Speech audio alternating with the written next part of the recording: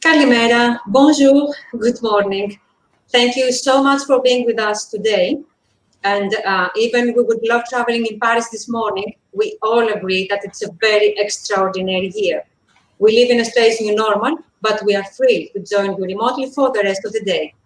Welcoming this live digital event, connecting with the French innovative ecosystem, a wonderful collaboration of the startup accelerator EGG Enter grOw and the Embassy of France in Greece. Since 2013, the EGG has been continuously helping the Greek startup ecosystem to improve competitiveness in a challenging global market under three main pillars: extroversion, financing, and business networking. This event aspires to connect the French and the Greek startup ecosystem, institutions, investors, and business accelerators, focusing the industry sectors of tourism, health sciences, energy, and environment. Before starting with welcome speeches, I'm giving microphone to Mr. Thibault, Mr. Ulrich, Economic Attaché at the Embassy of France in Greece, for a warm welcome.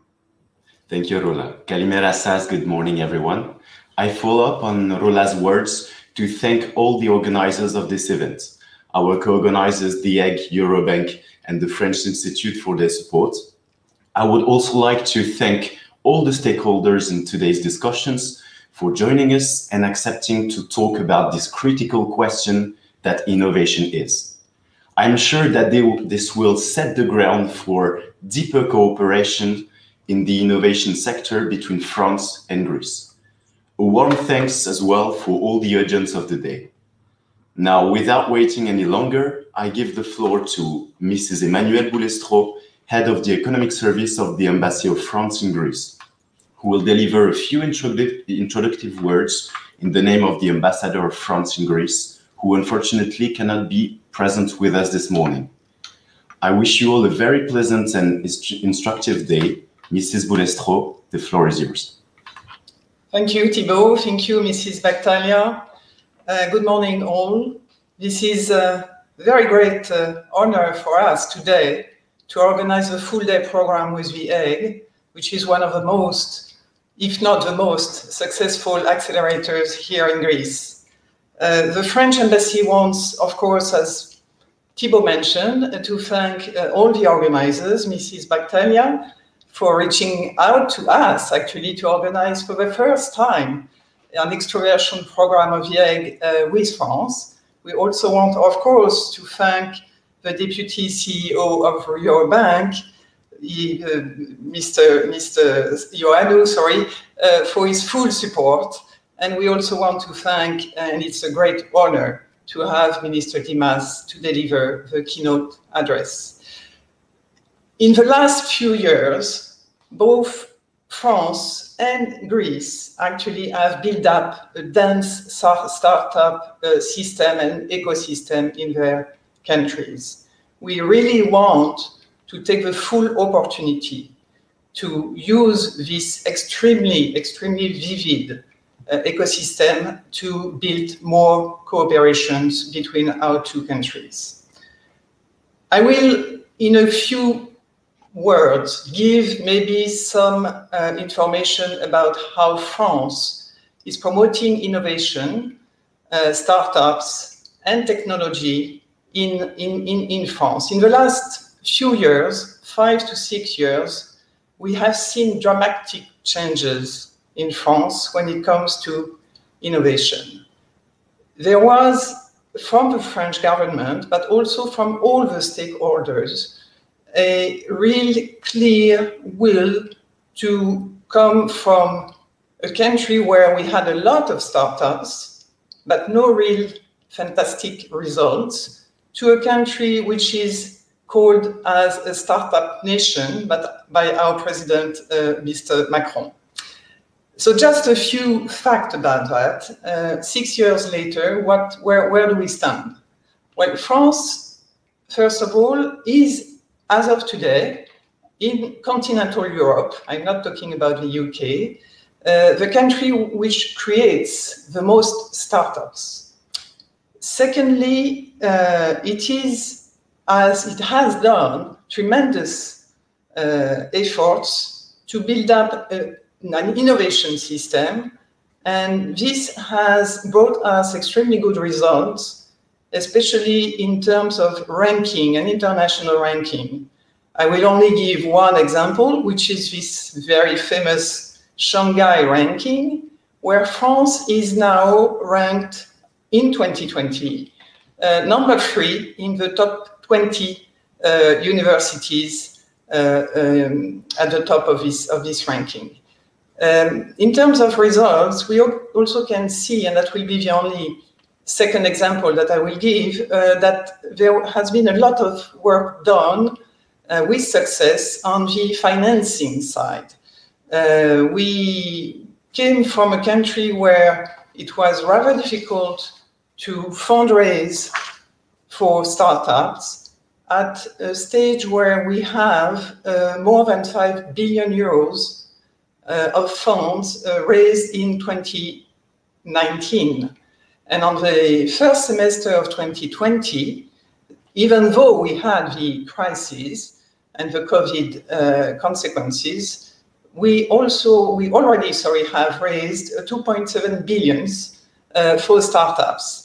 On this particular field, another illustration of the success of this policy of promotion of startups and innovation is that we have created in France 24 specialized funds which are unlisted in France in the last years, and 9 specialized listed funds. All this financing aspect of the thing is extremely important to support, of course, the growth of the startup ecosystem. To develop a startup nation, to come back to this particular goal that the president is giving us, we have put in place a number of initiatives which are put under the umbrella of what we call the French Tech. The French Tech has an approach which is manifold to once again grow this startup system and innovation. I will give a few examples very shortly. One of the instruments is called the Scale Up Tour. The Scale Up Tour is an annual event which is organized to authorize and put in the same room French startup and international financing organization. We have another tools which is dedicated especially to help and to assist 40 companies that have been selected, because we believe there will be the champions, the tech champions, the French tech champions of tomorrow.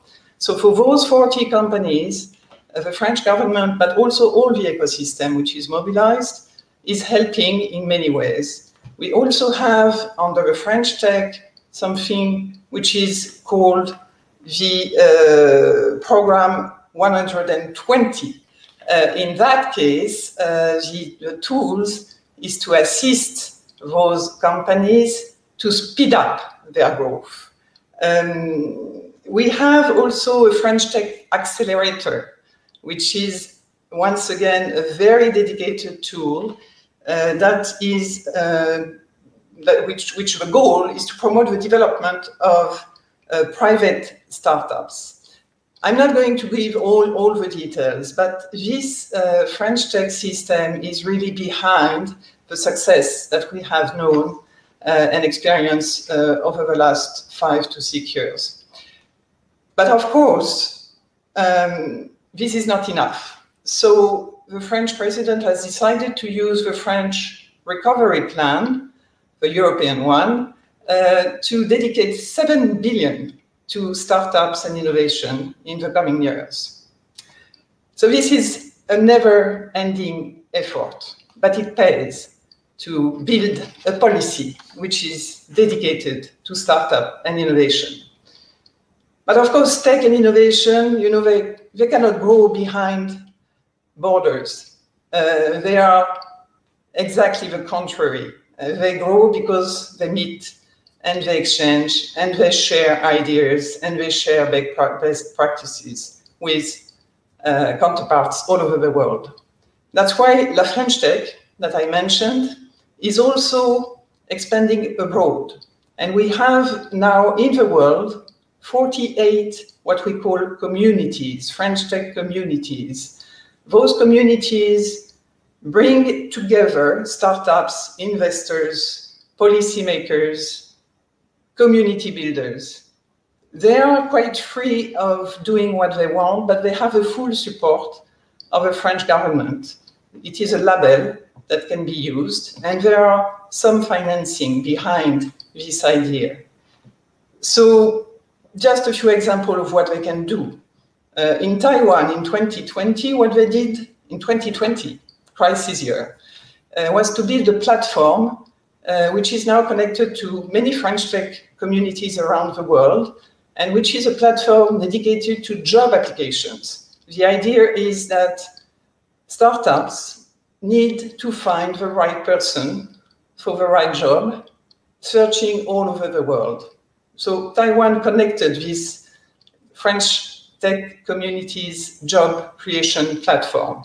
In Russia, they decide to build close connections between French startups and huge, big, innovative Russian corporations.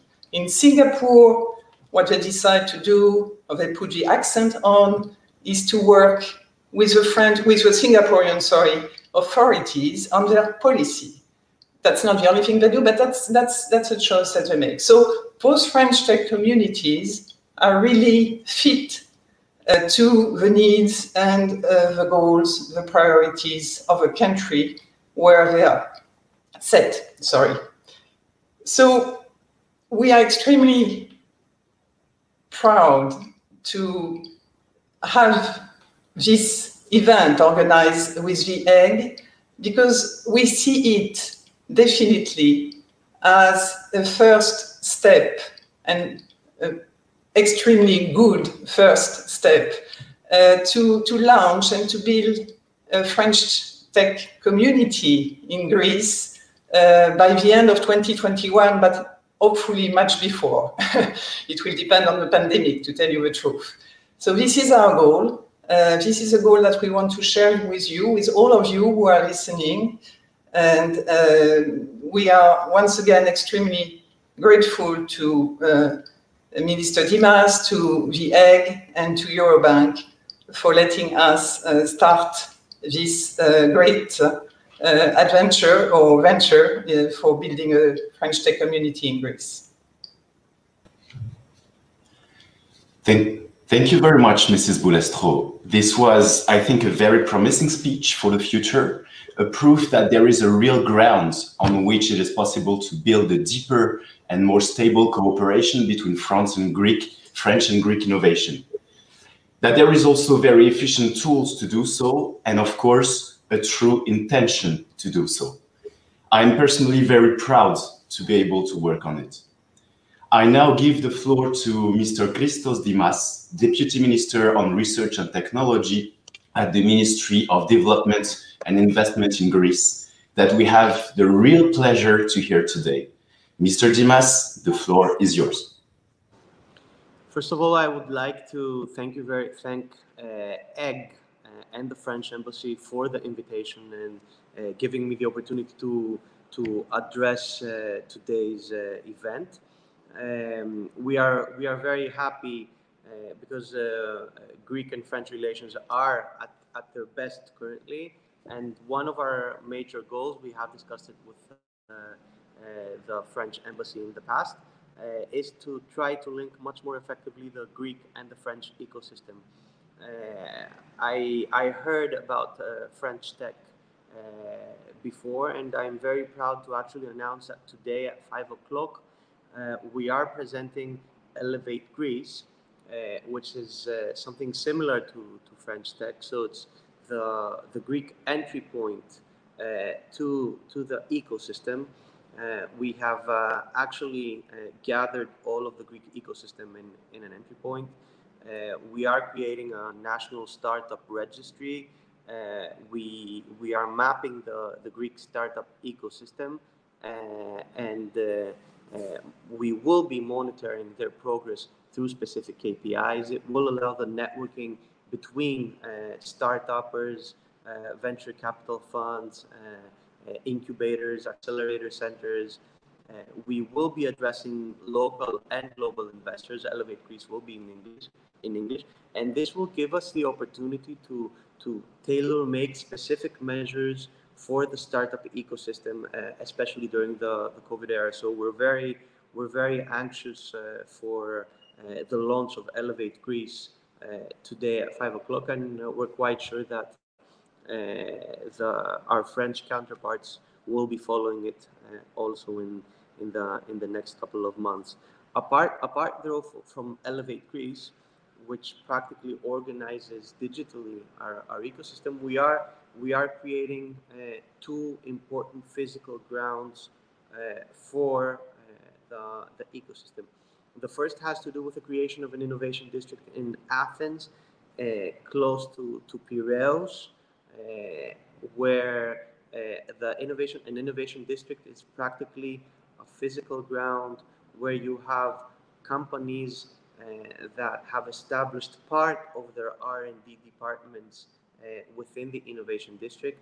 You have the start-uppers, the spin-offs, the spin-outs, and what you are trying to do is you're trying to create synergies for the production of innovative products, services, or processes. It's a matchmaking area, a matchmaking ground. It's proceeding quite quickly, actually, and we hope that within 2021 we will start building the innovation district. Apart though from the innovation district in Athens, we are creating a very optimistic project in Thessaloniki with the Thesin Tech, which is a fourth generation technological park. Practically, the concept is a bit different from the innovation district in Athens. We have research centers, companies that come and set up all of their research, their R&D centers within the Thesin Tech ground, and around the research centers, you start building an innovation ecosystem. So for the first time, we also legislated specific incentives for business angels in Greece. We are also proceeding with a second round of Equifund. Equifund was the fund of funds. It practically had more than 112 million euros and 150 investors that supported financially and evaluated the Greek ecosystem. We are proceeding with important changes for our research centers, giving them more flexibility. We are establishing technology transfer offices throughout the country. We are creating competence centers as well in order to be capable to create networks of scientists and young entrepreneurs to provide specific solutions that the market needs. And finally, we are also planning to make good use of the recovery fund in order to invest in research and innovation more heavily than we have done in the past. Allow me to add a final note. We recently changed the legislation, increasing the super deduction tax rates for the companies that invest in R&D in Greece. From 30%, we more than tripled it. We took it to 100%, therefore giving real incentives to companies to invest in R&D and also making Greece much more attractive for new investments in the specific area. So again, allow me to thank EGG and the French Embassy for the invitation.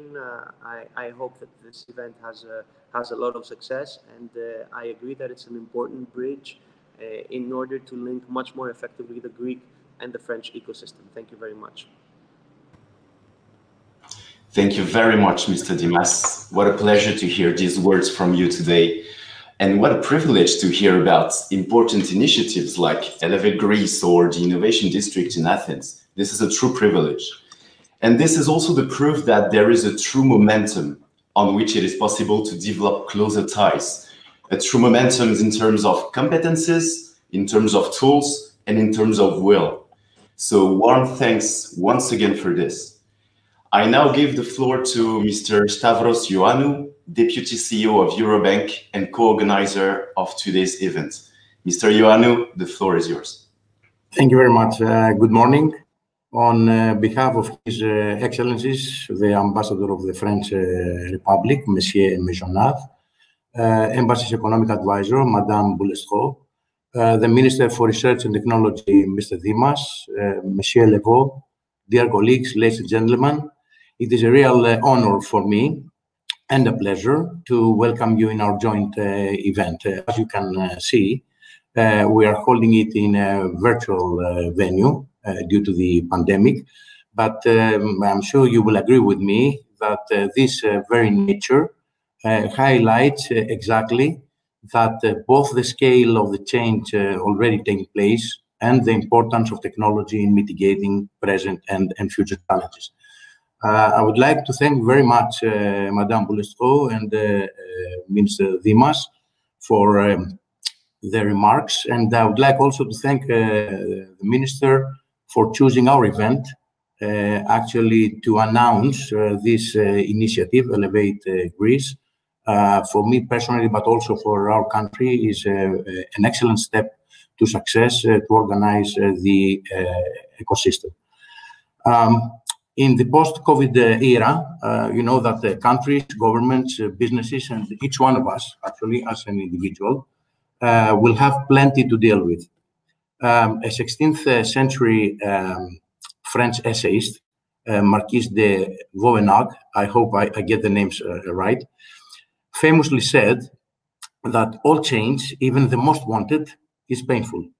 But you will allow me to approach our present situation as the Greek Stoics would, saying that ουδέν κακόν αμυγές καλού, which roughly translates as every cloud has a silver lining. It might sound commonplace to repeat that we can convert the challenges into opportunities, yet this kind of attitude lies in the heart of Eurobank's corporate culture and business strategy. 8 years ago, we did not have COVID, yet Greece was in the midst of the direst of crisis. It was in such a juncture that we took the strategic decision to create, in cooperation with Corallia, our strategic partner, EG. EG, which stands for Enter, Grow, Go, as you all know, is our incubator. It's a pioneer initiative at that time. And actually, I have to confess that it was a bet for us, in which we invested the money and human resources. And I personally consider it today as a bet that we have won. The success stories that came out of it are the main proof. But the bet, I have to tell you, that is still on, and we double on it. EG remains a very ambitious project that we currently support financially to allow its transition to a second phase, more demanding and more rewarding. The startup market has felt the consequences of the pandemic, and I think heavily, some sectors much more than others. The more affected, the more they need our immediate support. In every story of growth, there comes a moment that standalone is not enough. So EG, I have to say, that has reached this point, and it is a time to choose our partners. We would be thrilled to see partnerships from France for several reasons, and let me rank some of them. First, you will not be surprised to hear that as Greeks, we cherish the long-standing bonds between the two countries. Recent developments, you know them better than me, prove that this is not history, but rather it's a living present. I would like, with this opportunity, to thank Mr. Ambassador for the continued support and trust that France shows continuously to Greece. The second reason is the opportunity that European funds create for growth and investment in Greece. We are in a fast-forward mode, and France, as the standard bearer of the European idea, can have a very strong footprint. I recently read on the press that the French company accû Énergie International, leader in its field, is on course in discussions to implement a very ambitious business plan, which is around 1 billion euro, also in various projects in renewable energy sources around the country in the next 5 years. The amount is huge for our investment side. And third, I have to say that France is a European forerunner in creating and supporting innovation. I think Madame Boulestreau has portrayed that very efficiently and very successfully. If Europe is to withstand the pressure of international dynamics and retain its place as an equal to the US and China, it is imperative to have the same force in generating ideas and converting them into businesses. And for this, we need to create links that are European, that they are transnational, they are bilateral and multilateral, cooperated in every field, and most prominently in the area of startups, where young people are active and appreciate a European identity and the European playing field more, I must admit, than our older generations. Coming now to the Greek startup ecosystem, it is therefore critical to enhance support initiatives like today's digital event to connect with strong leading European startup ecosystems. One of those is the French ecosystem. Eurobank has been a strong supporter of innovation and extroversion through Enter grOw, and this is evident in the extroversion program that I believe has been a strong comparative advantage in its development all these years. We do have, for example, a long and lasting relationship with MIT, a very productive cooperation with Canada's Ryerson University and the DMZ Business Accelerator, while we have done major extroversion missions pre-COVID, I have to admit, among others to Israel, a country of reference for the global startup community. The French startup ecosystem is one, if not the most advanced system in Europe in terms of innovation. Our aim is to bring together institutional bodies, investors, innovative companies, and accelerators from France with the Greek reality that is much more promising than perhaps many of you would have thought. Our focus in EG has shifted towards sectors that we consider full of potential, like the ICT, the information and communication technology, this means, tech startups providing service across the industries, health tech and tourism tech, that is always an interesting field despite the difficult circumstances. Dear friends, as the great French diplomat and poet Saint-Jean Perse has put it, there are great winds at work among us. Innovation is the key word for successfully tackling them. Greece is doing its best to catch up after a decade of crisis in the frame of a global emergency, and the government, luckily, successfully and wisely, has put digitization and innovation at the top of the agenda. For Eurobank, supporting innovation is a top business priority. For EG, it is its raison d'être. Assisting Greek startups to establish strong links with French startups and counterparts and amalgamating the two respective ecosystems can be instrumental for our success and beneficial to both parties. Closing, I have to tell you that I'm looking forward to a fruitful discussion during the sessions to follow the thoughts of the participants, the challenges and the prospects that we have ahead of us for the industry and in a post-COVID era. Thank you very much for your attention. Thank you very much, Mr. Ioannou. Thank you once again for all those references to French literature. It was a true pleasure to hear these words from you. As you rightly said, the present situation we have all been experiencing is a difficult one. But it is also an opportunity to develop our relations on a cooperative spirit. And this is what the Embassy of France in Greece would like to achieve, benefiting from a very vibrant ecosystem in France.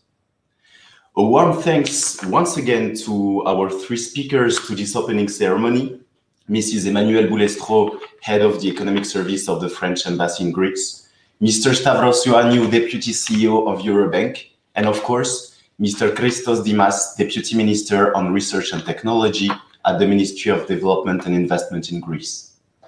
We will now meet at 11:30 to hear our selection of panelists who will discuss and debate about three topics linked with innovation. The first one, access to financing.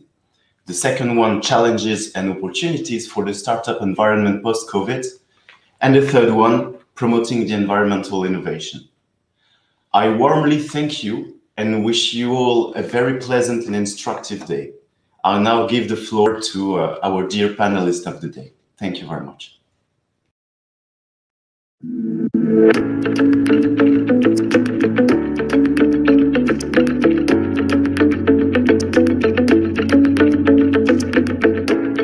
So I'm really happy to be here at the Hague today in Athens, and very thrilled at the collaboration that we are going to have with the Hague and Eurobank, with Ryerson University, and specifically with my school, the Chang School. It's a real privilege to be able to join my two countries, Canada and Greece, which I have tried to do all of my career. Ms. Ptouriani herself has given a lot of effort in creating this innovation, entrepreneurship, and academic triangle, and her presence here confirms that in the best possible way. They told me about their businesses. It's exactly the knowledge of how you distribute this information in a way that's entrepreneurial, but at the same time useful for society. And under this partnership, teams from the Hague will have the opportunity to travel to Toronto and learn from entrepreneurs at the DMZ while also gaining insight into the Canadian market. Για μας είναι πάρα πολύ σημαντικό να ερχόμαστε σε επαφή με παγκόσμιες προσωπικότητες και το ΕΚ μας βοηθάει πάρα πολύ σε αυτό. Είναι ίσως ο μοναδικός φορέας για μας που πραγματικά μας υποστηρίζει και μας βοηθάει στο να δούμε έξω και μακριά. I'm heartened when I see young people that want to stay, because you don't want a brain drain from Greece either. Η επιλογή να παραμείνουμε στην Ελλάδα είναι πάρα πολύ σημαντική. Αφενός στην Ελλάδα υπάρχει πάρα πολύ μεγάλο ταλέντο τεχνολογικό που μας επιτρέπει να βρίσκουμε πιο εύκολα κόσμο, και αφετέρου η ναυτιλιακή δύναμη της χώρας είναι τέτοια που το καθιστά σαν φυσικό χώρο να βρισκόμαστε. Η συμβολή του ΕΚ και της Eurobank σε αυτή την απόφαση είναι πάρα πολύ σημαντική. Λόγω ότι από εδώ ξεκινήσαμε σαν μια ομάδα με μια ιδέα και φτάσαμε να γίνουμε εταιρεία. Παράλληλα, με κάποια χρηματοδοτικά εργαλεία που μας δίνει το ΕΚ, σε βοηθούν στο να μείνεις στην Ελλάδα και να προσπαθήσεις. I mentor a lot of students and they say, give me some good advice. Study what you love, but keep your eye on the labor market and supplement whatever you're studying with those skills.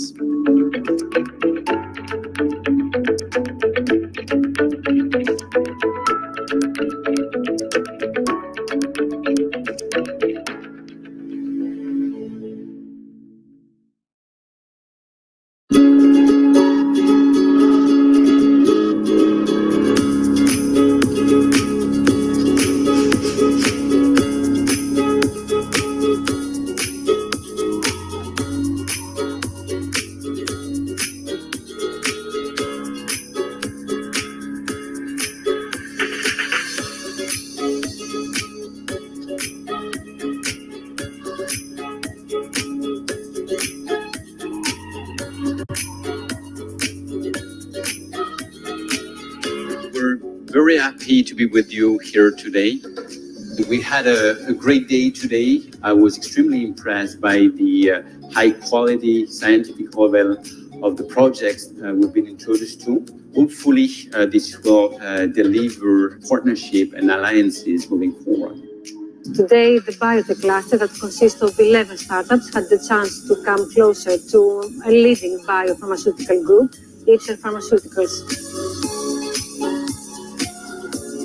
Ήρθαμε σε επαφή και γνωρίσαμε την Ipsen, μια φαρμακευτική την οποία ακούγαμε αλλά δεν γνωρίζαμε και μάλιστα σε υψηλότερο επίπεδο σαν στελέχη. Και μας έδωσε τη δυνατότητα να έρθουμε κοντά στο χώρο και στις λειτουργίες μιας τέτοιας εταιρείας, όπως την παρασκευή των φαρμάκων. Το ΕΚ μας έχει βοηθήσει αρκετά από την αρχή της σύστασης της εταιρείας το 2016. Ήμασταν σε αυτό το χώρο πριν καν συσταθεί η ίδια η εταιρεία. Ξεκινήσαμε μόνο με την ιδέα. Η ιδέα έγινε προϊόν.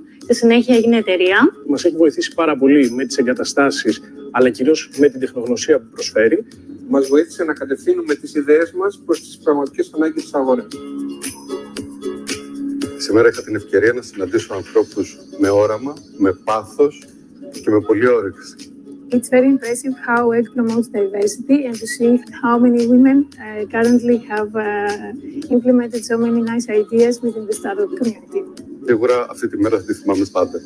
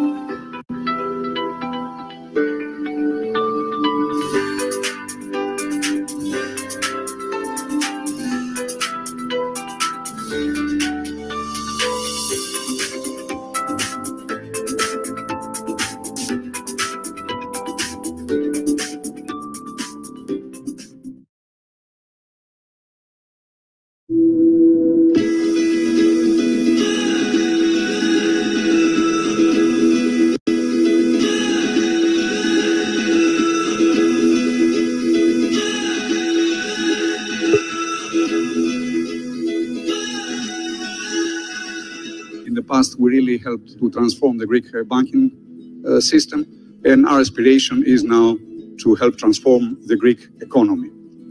We recently launched a scale-up platform for the more mature startups, mainly trying to connect them to connect the research, which we believe that is at high standards in Greece, to markets and investors. I believe that Greek academia is of really high standards. What we're trying to do is to connect these people, to connect these teams with the international opportunities. Our system, Grăw system, has accepted to be uploaded on the historical mission on Moon with Orion NASA's vehicle, one of the most grandiose projects of NASA. You've got to be in love with the idea. And if it's doing someone else's laundry or delivering their pizzas, screw it. It hasn't recently been the startup as much as the people.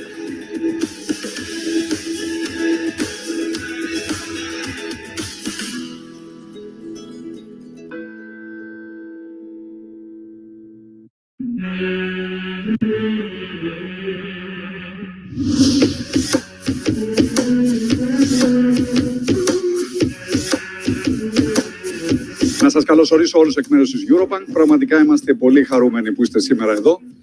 Η διασύνδεση των startups με την όριμη επιχειρηματικότητα είναι το ζητούμενο σε αυτή τη φάση στην Ελλάδα.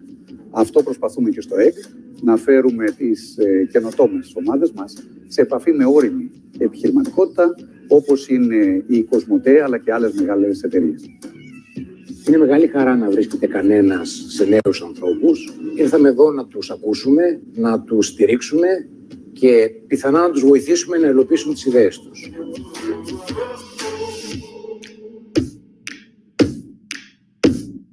Σήμερα έχουμε την ευκαιρία να γνωρίσουμε ανθρώπους που αγαπούν την καινοτομία και να ακούσουμε ιδέες που πραγματικά μπορούν να κάνουν τη διαφορά στην καθημερινότητα των πελατών. Ήταν μια πολύ ενδιαφέρουσα ημέρα σήμερα, γιατί πρακτικά είδαμε πολλές ιδέες από τα παιδιά που τις παρουσίασαν. Κάποιες από αυτές, μάλιστα, νομίζω ότι μπορούμε να τις χρησιμοποιήσουμε στην Κοσμοτέ. Σήμερα είχα την ευτυχή συγκυρία να συναντήσω ανθρώπους οι οποίοι έχουν έμπνευση, έχουν ταλέντο, έχουν όραμα, έχουν πάθος. Το ΕΚ μας έχει στηρίξει σημαντικά στην επιχειρηματική μας προσπάθεια. Έχει σταθεί δίπλα στην Eastwood από το πρώτο της βήματα. Και είναι πάντα μαζί μας. Ακόμα και τώρα μετά από τόσα χρόνια, μας δίνει ακόμα μια ευκαιρία να παρουσιάσουμε την εταιρεία μας. Να μιλήσουμε με πολλά στελέχη του ομίλου ΟΤΕ. Είναι κάτι δύσκολο να τους βρεις όλους μαζί. Τα οποία ήρθαν εδώ πέρα να μας περιγράψουν τι αναζητάει η Κοσμοτέ σε σχέση με την καινοτομία. Οπότε πλέον μπορούμε να συνεχίσουμε εμείς την επικοινωνία και καλώς χώρο των πραγμάτων να καταλήξουμε σε μια συνεργασία μαζί τους. Φάνηκε ξεκάθαρα ότι και οι 7 εταιρείες είχαν να δώσουν συγκεκριμένη λύση και πρόταση στον όμιλο ΟΤΕ Κοσμοτέ και φάνηκε επίσης πολύ καθαρά το ενδιαφέρον του ομίλου να συνεργαστεί με αυτές τις εταιρείες. Πιστεύω πως σύντομα θα ακούσουμε πάρα πολύ ωραία και ευχάριστα νέα συνεργασίας μεταξύ τους.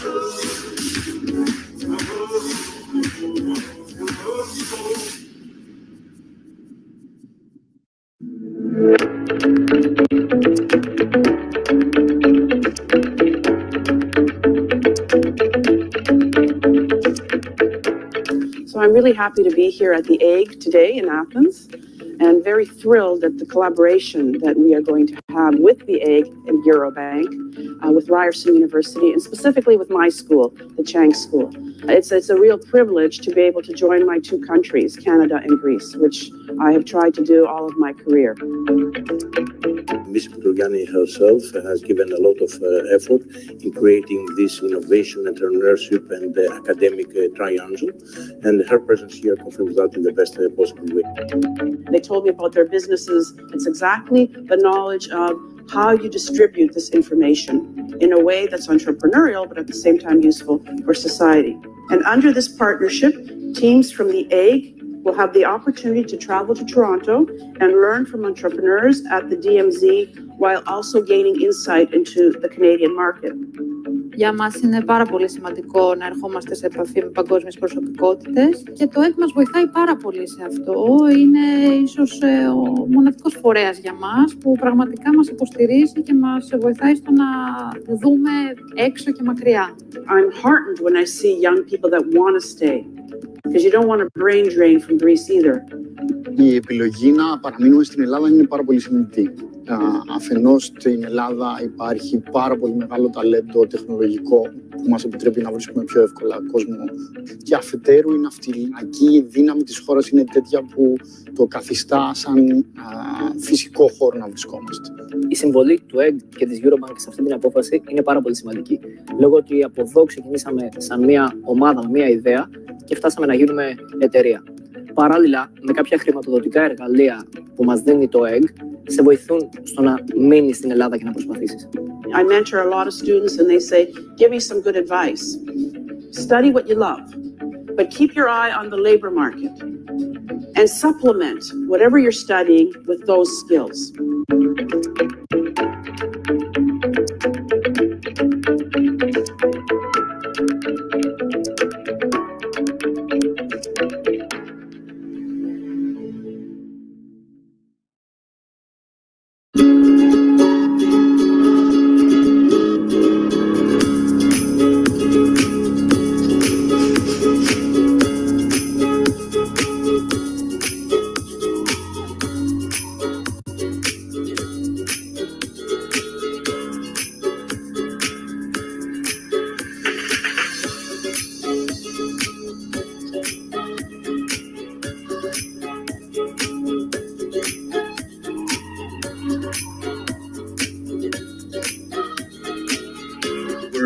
Very happy to be with you here today.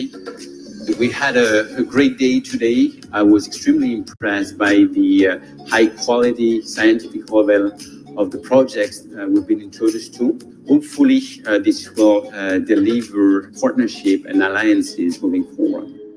Today, the biotech cluster that consists of 11 startups had the chance to come closer to a leading biopharmaceutical group, Ipsen Pharmaceuticals. Ήρθαμε σε επαφή και γνωρίσαμε την Ipsen, μια φαρμακευτική την οποία ακούγαμε αλλά δεν γνωρίζαμε και μάλιστα σε υψηλότερο επίπεδο σαν στελέχη. Και μας έδωσε τη δυνατότητα να έρθουμε κοντά στο χώρο και στις λειτουργίες μιας τέτοιας εταιρείας, όπως την παρασκευή των φαρμάκων.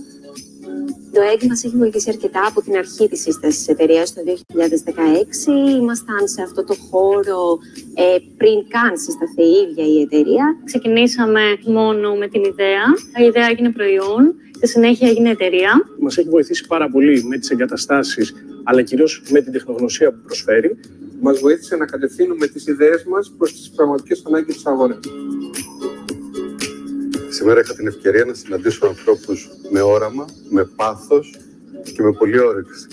It's very impressive how EG promotes diversity and to see how many women currently have implemented so many nice ideas within the startup community. Σίγουρα αυτή τη μέρα θα τη θυμάμαι πάντα.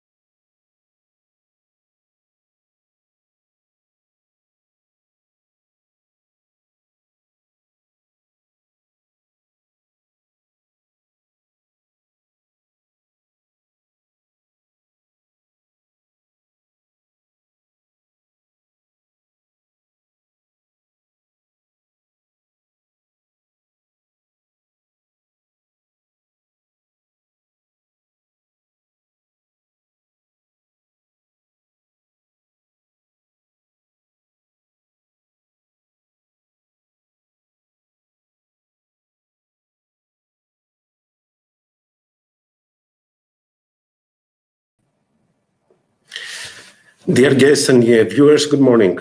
I would like to welcome you to the first panel of this great event organized by Eurobank, Egg Incubator, and the Embassy of France in Greece, with the theme Access to Financing. My name is George Krokoutas. I'm editor-in-chief of Startupper Mag and Startupper.gr.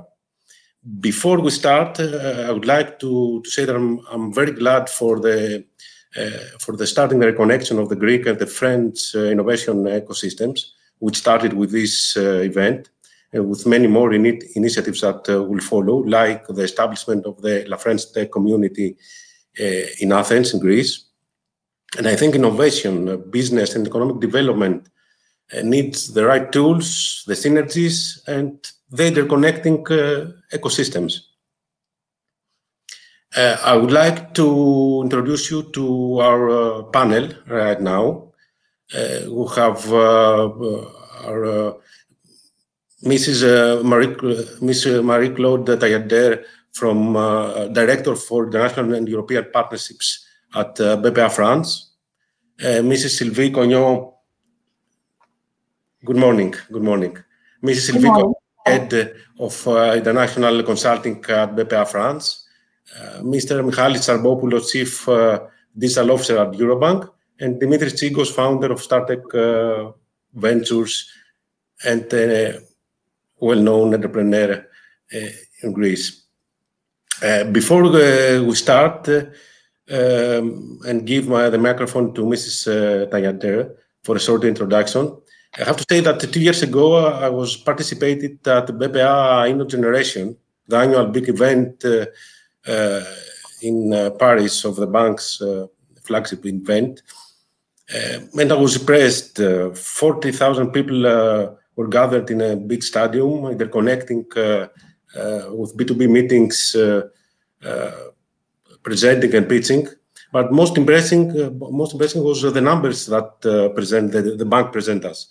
BPA France is one of the biggest investment funds in the world right now.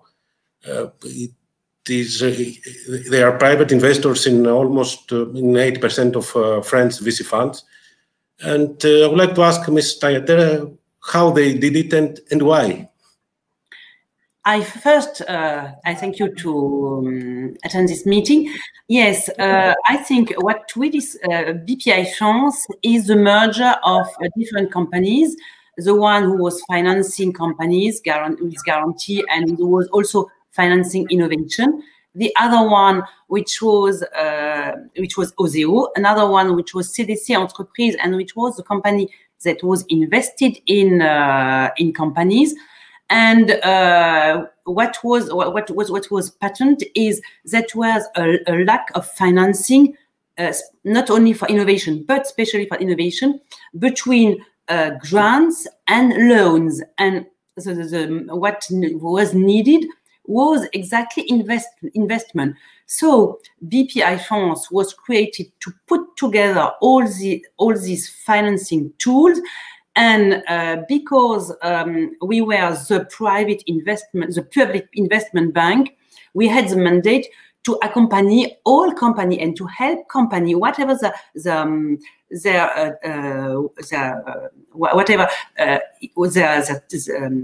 growth level is, small, big, to grow and to try to be able to go in new market. And so we use our sales force, which is we are maybe one of the, it's not very useful, but we are a public bank, a development bank, which has a network, and then we meet all the company we invest in and we finance.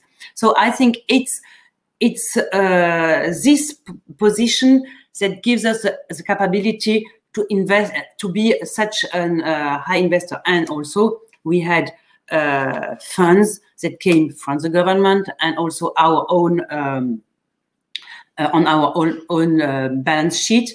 Our mandate is really to develop French economy, to develop French companies, and insofar to use all the tools we have. We are in the middle of this economic environment and to stimulate all the actors of this economic environment. Great. Also, I don't know if you have some presentation for us. Also, I'm very interested in how you are connecting startups with big companies. I know you have developed local incubators in all over France in your branches. Yeah. How's this working? We have, as I told you, we are in the middle of this French ecosystem. We know because we invest in big companies, because we finance and we invest in and we accompany these big companies when they want to export. I think companies can't develop without having once a contact with BPI France.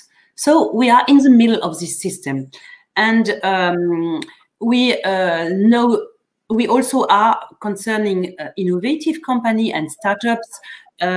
We know them very well because we are at the beginning of their story.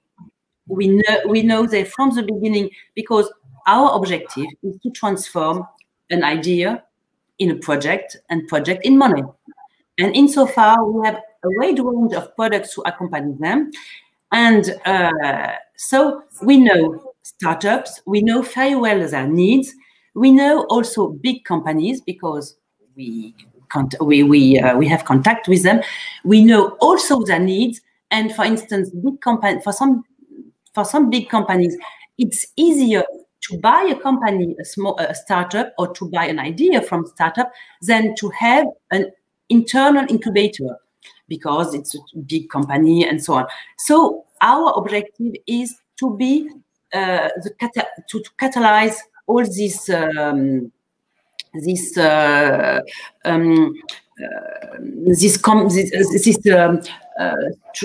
strengths and to permit to big company to be able to find in this innovative ecosystem the relevant company they need to go further.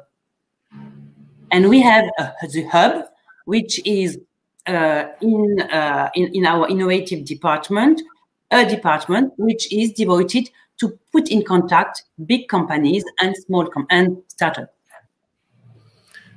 I see. And you have a similar service for connecting startups with investors? Also? Of course. As we are an investor, we invest in startups. We invest directly and indirectly through funds.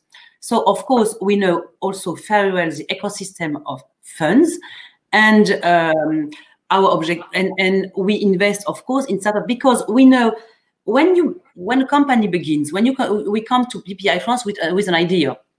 The first thing that we can provide you is grants, because, of course, and counsel. Because we believe in your idea and you think it's something, but you need money. Nobody would invest in your idea at the first time. The only thing that you could have is grant. So you begin with your grant, then your idea go further and further. And then you need more money. Your idea is a little bit more consistent. We see the products that you can do. If we believe in your product, and if we see, because you have made analysis, and we too, that there is a market for your product, you still need money to go further. Then maybe we finance some advances. You will have loans without interest, but also you need money. So we will invest in your company because we think that your product is relevant. Your company is a good company. And as we are also a minority investor, we have to embed on the other investors in order to permit to your company to have a financial structure which is resistant and to grow. Then you go further with the first grants, with the first investment, and you continue to develop your product. And when your product is near to the market, then we can go further, okay, with investment maybe, but also with loans, because we know that your product, you will sell your product, and we have special loans because we have loans that are patient loans. That means loans of 7 years, and with a grace period of 2 years that permit you to send your product, to have turnover, to have profit, and with this profit, you will be able to reimburse the loan. And that is all the products that we have to help you. Of course, we have other products that we can put alongside this one, which are the guarantee. When you will send to products, maybe you will need more money. At this stage, banks will be able to grant loans, but it's still risky. So they will ask BPI to give them a guarantee, and then we will offer to the bank a guarantee. And because the range is very large, but there was a lack of one product, it was non-financial support, because entrepreneurs, when they grow, they need to be accompanied with non-financial support. We put in place since 5 years non-financial support for any kind of companies in order to help them to have a strong and durable growth. I see. Great. I would like to go to Mr. Tsarbopoulos now. Good morning. Kalimera. As we see, banks can be major supporter of business innovation ecosystem, and not only for offering money and financing, but money is important also, as we know. How Eurobank approaches the subject? Okay, thank you for the question. And first of all, I'd like to thank the economical advisor of the French Embassy in Athens, Ms. Emmanuelle Boulestreau, for honoring today's event, along with the Deputy CEO of Eurobank, Mr. Stavros Ioannou, and the Deputy Minister of Research and Technology, Mr. Christos Dimas. Let me say that I'm very happy and excited because it seems that both we and the French state, we share the same vision, which is to strengthen the technological and startup communities in both our countries. I will come to your question, but first of all, I'd like to share a few things about Eurobank and the things that we have been doing over the course of the last, let's say, decade, more or less, in supporting both Greek businesses and the startup ecosystem more specifically. I think, Eurobank has proven time and again that it is a pillar of stability and growth for the Greek economy, and it has done so even in very difficult times. As a matter of fact, in the beginning of this year, we had the bad luck that we had the outbreak of COVID-19 pandemic coinciding with the final stages of implementation of Eurobank's corporate restructuring. And as you can imagine, we had to undertake a colossal task and cope with both challenges at the same time. But the good news is that we managed to do it in a very successful way.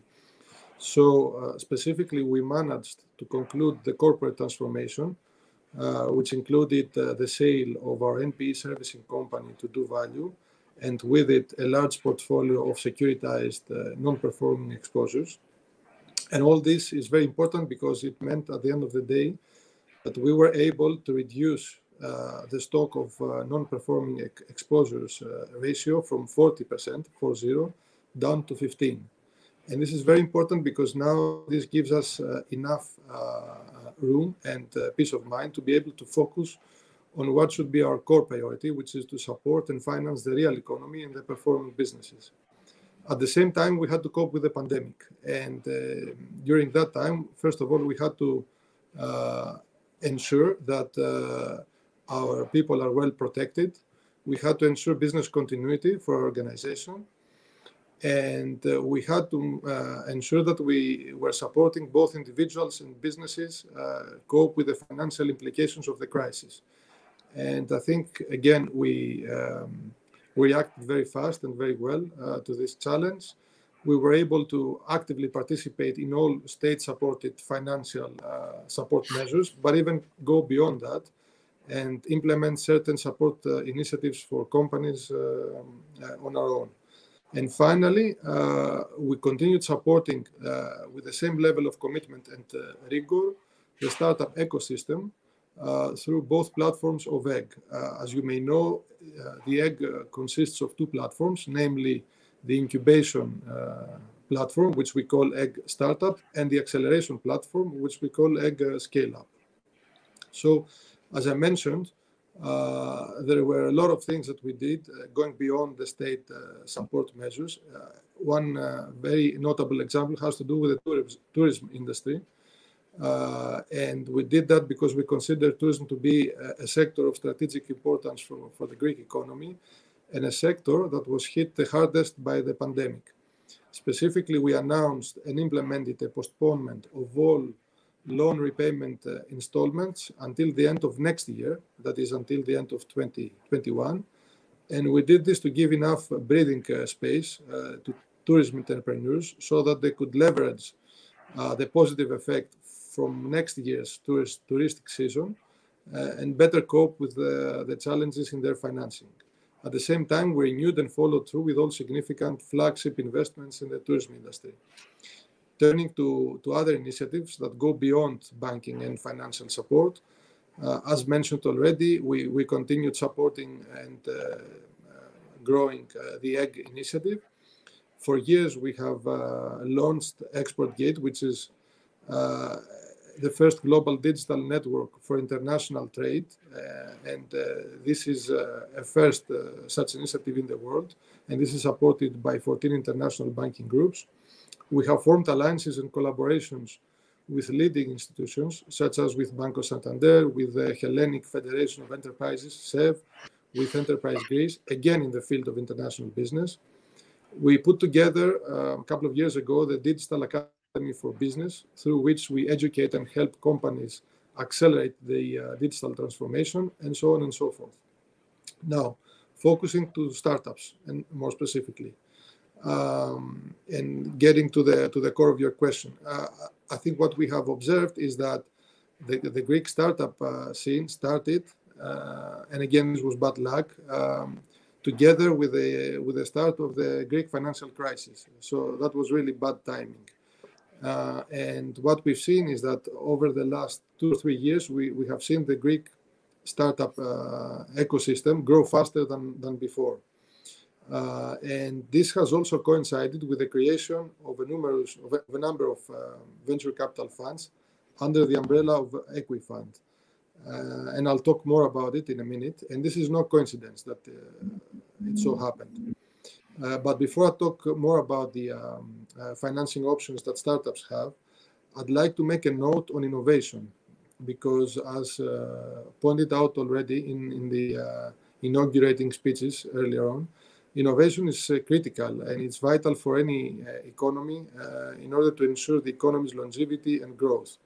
And there's a European Innovation Scoreboard, which basically measures in a very constructive way and ranks countries according to innovation, and does that by measuring specific factors along 8 dimensions. Those dimensions are human resources, attractive research systems, innovation-friendly environment, firm investments, innovators, linkages, intellectual assets, and employment impacts. Now, according to this innovation ranking, Greece is ranked as a moderate innovator. Now, someone may say that's not very good news. I'd say this is excellent news, given the situation in our economy, given the size of our economy, and given the fact that we've gone through a 10-year period of continued financial crisis. Just to give you a little bit of more flavor on that, other countries that are considered moderate innovators are Croatia, Cyprus, the Czech Republic, Hungary and Italy, Latvia, Lithuania, Malta, Poland, Slovakia, Slovenia, and Spain. Now, if we take a closer look at Greece,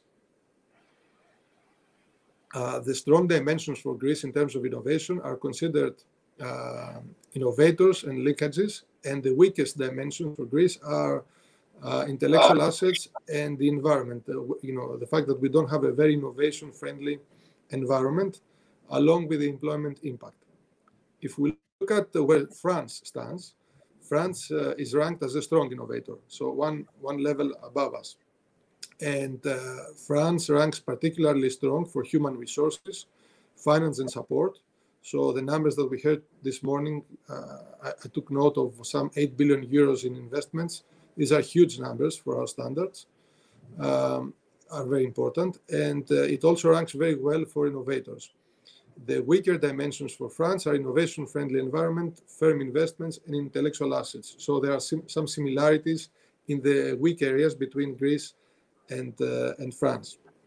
So turning to the financing options. As I said earlier, finance and financing options are vital for the growth of the startup ecosystem. In Greece, we used to have the Jeremy Funds program, which ended in 2013. And following that program, the EquiFund program was set up, making good use of EIF funds, so funds from the European Investment Fund, and funds from national resources. All in all, it is expected that approximately 400 million euros will be invested in the Greek startup ecosystem in the coming years. Just to give you some figures for the last couple of years, according to pieces of information that have been collected left and right, we approximate that more than 150 million euros were invested in Greek startups in 2019. This is an amount larger than the amount that was invested in 2018. And what's even more important is that the number of investments that were made in 2019 are bigger, are larger than the amount of investments made in 2018. So we had both a bigger investment amount and a bigger number of startups that enjoyed investments by VCs.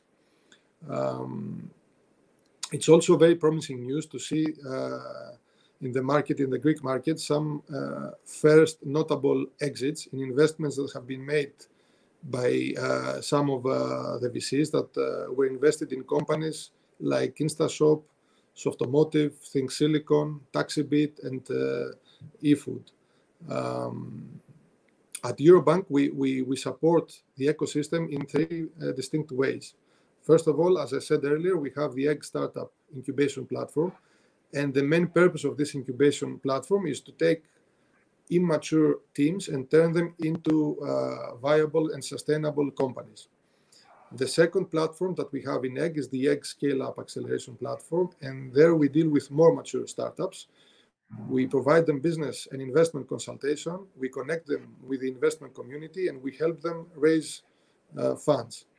And the third thing that we do, and this is an indirect support from Eurobank to the ecosystem, is we participate with equity in some of the VCs of the Greek market. Just to give you a few facts about the Egg initiative, over the course of the last, out of all these people, we ended up with 128 companies, legal entities.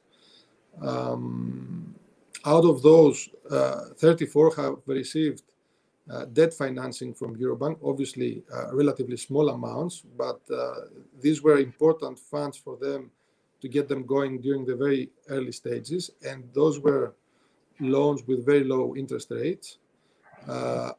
30 Egg startup companies have managed to raise more than 10 million euros in equity from various sources. And the third thing that we do is that we are very active in connecting startups with either corporates or other participants of the economy. So, for example, we have already hosted several investor days whereby we connect startups with the investment community, angel investors, VCs, and so on and so forth. We have done several business days where we bring to the egg premises some large corporates to connect them with relevant startups, relevant in terms of product. And we have done several business trips to some of the world's leading startup ecosystems, where we connect our startups from egg with leading ecosystems of the world. So, by way of concluding, I'd like to emphasize the importance of building collaborative ecosystems and support networks. And I think today's event is very important in this sense, because I think, France is way ahead of Greece, and Greece has a lot to get and to learn from the French ecosystem. And therefore, I'd like to thank both the French Embassy and the Greek Ministry of Development for their endorsement and support for this initiative. Thank you, Michalis. I will go now to Mr. Tsingos for the next question. Okay. Καλημέρα. In some of your videocasts some time ago, you said that VC funding is not panacea, and founders should be very careful considering that financing option. Why is that? What are the other options, especially in Greece? And how do you approach it, the subject in a startup venture? Absolutely. Thanks, George. First of all, this assessment that most of the entrepreneurs think that the #1 problem they are facing is the lack of financing. However, reality and evidence does not support that. And actually, we can see that in markets where we have an abundance of venture capital financing, the results are not always very healthy companies. The reality is that the real problem for a new company, for a founder, for a team of founders, is really to find the right business model and to find the right methodology to approach this objective. So at the end of the day, very clearly, myself and my colleagues in Startup Ventures, we believe it's predominantly a number of finding the right problem to solve and creating the right team, assembling the right team, which can really tackle the challenges of this specific problem. If a team follows the lean startup methodology, which is considered like the dominant methodology today in the startup world, the lean startup methodology is calling for agile project management, and agile, basically the fundamental concept is the barely sufficient. You need exactly as much as the minimum necessary, the barely sufficient. So from a Greek point of view, it's like laconica startups. We need to think of ancient Sparta, not of ancient Athena, and really with the minimum possible resources, get the maximum result. So what we tell founders is that, first of all, you need to have skin in the game. No, before that, never, when you see a single founder startup, just go away. Okay? The journey of entrepreneurship can never be a lonely one. So first, you need to sell the idea to a co-founder. After that, co-founders need to put a lot of their own skin in the game. That means their own resources and friends and family. After that, ideally, somebody must find some business angels, something that does not really exist in Greece, with very few exceptions. You know, George, that I've been championing myself the business angel concept since 2009 as a member of the EBAN, the European Business Angel Network. But unfortunately, the ugly truth is that there is not a single working in real angel network in Greece, none. So there are angel investments happening casually between friends, which is very reasonable. But if we had a couple or three of really well-organized angel groups, that could help a lot. And after that is venture capital financing. And if a small minority of companies really need venture capital financing, you know that I'm involved in a couple or three actually of companies that made it very, very well, none of them had raised any venture capital financing. A couple of them did raise growth equity after they were profitable and after they were big enough. So the venture capital, idea actually is under a lot of criticism in its own birthplace in the US, because it often leads, to the WeWorks of our era, to the Uber of our era. So, I am in this business, but I would like to say that, they say that if you hold like a hammer, everything looks like a nail. It's not like a medicine for everything. So venture capital is good, but because I understand that today with our great co-panelists, we are talking about the ecosystem in general. It's very important to focus on all of the links of the chain. You need to make sure that founders have resources to invest of their own. They have access to friends and family financing. They have access to angel groups, venture capital, growth equity, private equity, and public markets. So coming back to, because today we have this great event with the Embassy of France, let me take a minute. I would like to share a story which I think will be very interesting to the audience. In June 11th, 2014, I was lucky enough to be invited in the France Digital Day 2 in Paris. And there is a group on the Greek internet on Facebook, Open Coffee. Many of us must know that. When I came back from Paris, I was really excited. And I wrote a post saying, guys, look at the French. They are doing something big there. It was 2014. And basically, I remember I received like 50 comments saying, come on, France is all about public sector. What does France has to do with startups? My response is that you guys are wrong. These guys got it very, very seriously. So I'm extremely happy and proud to see now France being the champion, the true champion of the European startup ecosystem. And they made a great investment in everything: education, financing, culture, political commitment. The former president of France, President Hollande, was not really well known for his entrepreneurial spirit. However, I remember that at that event, he invited us all to Palais de l'Élysée, and he gave a great speech together with Minister Axel Lemaire, who was the Minister for Digital Affairs. And it was clear that the French state, regardless of the current executive, they had made a strategic decision to go into the digital economy and into entrepreneurship. And I'm extremely happy and proud and optimistic to see that now this strategic effort has really delivered, and French people must be very proud of that. Now, why is that important for us? This is extremely important for Greece, because it is historical truth that the modern Greek state was created as a copy-paste of the French state.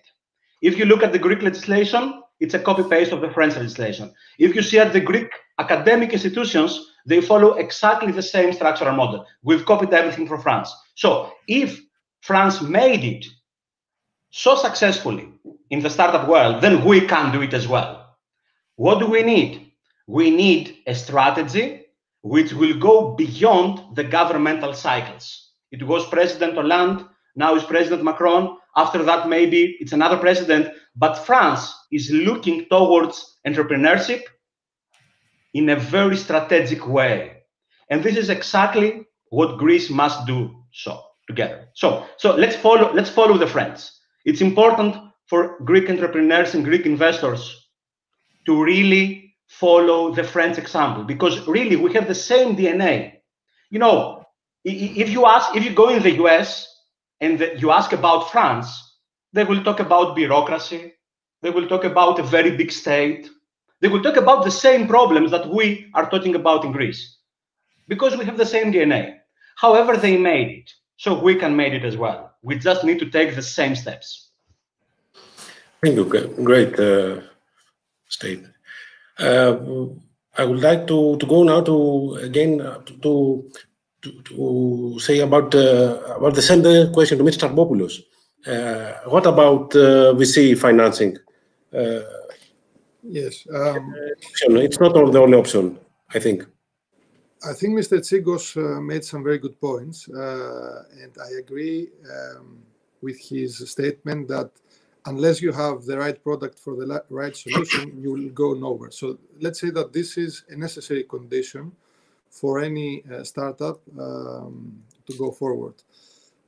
However, I think that financing, and especially equity financing, is of utmost importance. It's a sufficient condition. So although having the right product and the right team and being in a relatively open environment, all these are necessary conditions, they are not sufficient. The Greek economy and the overall ecosystem in Greece has some structural challenges, and mainly these have to do with size. And size, the fact that the size of the Greek economy is small has a lot of negatives, but also has one positive. I'll start with the negatives. The fact that it's a small market means that in line with that, you have shallow pockets of investors. So it's very hard to find, as Mr. Tsingos mentioned, the right amount of angel investors to put money in the very early stages of a startup.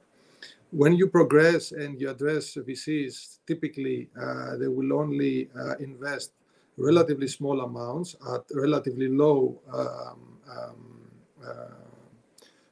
valuations. And all these are factors that constrain the growth and the pace of growth for any startup.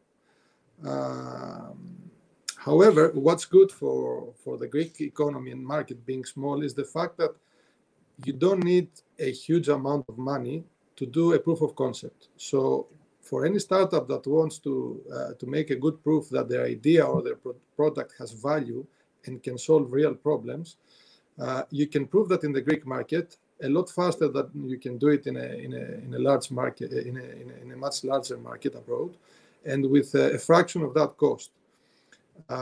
So that's good to start, and assuming that you have a solution and a product that can be replicated and exported to other markets, larger markets, Greece is a good place to start. You can find also very good personnel with high expertise, developers in Greece, and these are all a good starting point. However, if you need to grow and go beyond the horizon of the Greek market, then any startup needs to create connections with the global or international investment community, because I think the clout that Greek venture capital funds have is going to be a constraint, and therefore activities like today's, events like today's, in other words, bringing to the attention of international ecosystems, investment communities and ecosystems like the French one, bringing to their attention some of the leading startups of Greece is a very helpful initiative. And this is what the Greek startups should aim for. They should aim to get in touch with foreign investment communities as fast as they can. Thank you, Michalis. Now I would like to give the speech to Mrs. grοw. I think it's here with us. Yes. Good morning, and welcome. Good morning, George. I'm sorry I had some connection problems, but I think that my colleague Marie-Claude was with you beginning the video presentation. Is she still there? I think we're okay now. Okay, so did my colleague Marie-Claude Taillandier from BPI France presented you the support, the innovation funding support by BPI France already? Yes. Yes, I did it, but I didn't use the our presentation because I don't have the opportunity to present it. But Sylvie, I think what we could present, I propose, is just to complete my presentation is concerning. I just go on. It will be. I'll do it now. Okay. Yes, I think it will be our support this slide. This slide, and then Sylvie, if you want, I would like that I would complete the presentation with the iLab French competition and with the deep tech, because I think that, as I told before, of course, BPI France is the central actor of the French innovative ecosystem, and thanks to the creation of BPI France, we could provide this wide range of products that are completely adapted to the needs of any companies that we know, because, as I told before, we know every company that we finance, that we support by financing or non-financing support. That's the first thing.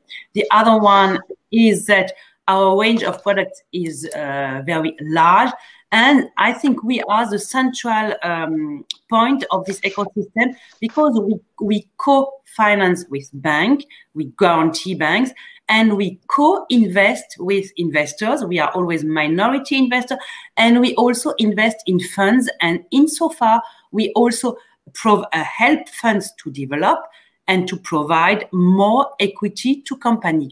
If we have some time, Sylvie, I think it could be relevant also to speak about, we spoke about non-financial support, but also I would like to add, if we have the time after the presentation you will do with the iLab competition and the deep tech, a small word about our EuroQuity platform. So I let the floor to Sylvie. Okay, thank you, Marie-Claude. So I will comment quite quickly the two or talking about, and the first one is this one is a range of support products for innovative firms and for innovation projects. You can see on each bullet point there is an important stage of the progress of the project, beginning in the phase and the stage of the proof of concept and the proof of feasibility, the validation of the feasibility of the project.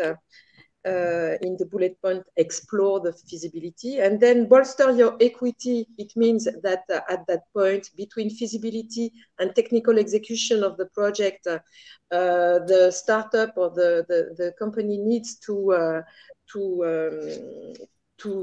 raise money. And so we have some products like seed loans to help and to support this period, very hard period for the startup to raise money, and then implement your projects.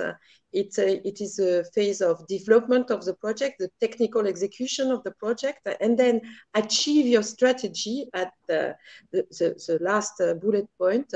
It means that you are the startup is launching on the market the results of the project of innovation. So from the beginning, the transformation of the idea, from the idea to the launching of the results of the project on the market, we have for each specific and important stage of the project, we have specific instruments to finance the expenses and the project to progress.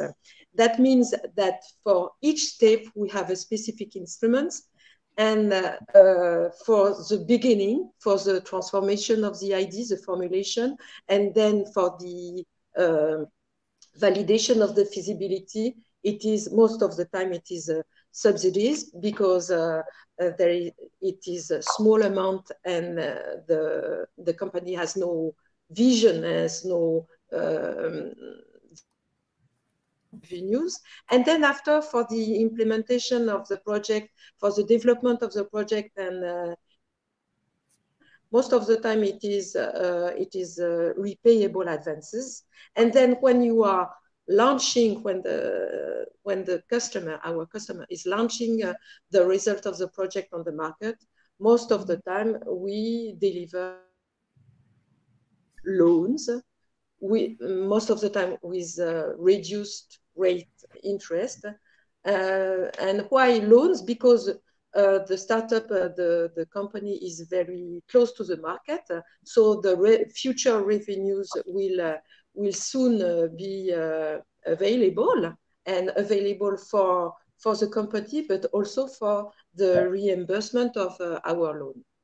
So, Marie-Claude, can you put the next slide? Yes, just wanted to complete, if you mind, Sylvie, to say that BPI France is the central actor of the French innovative, but not only innovative ecosystem.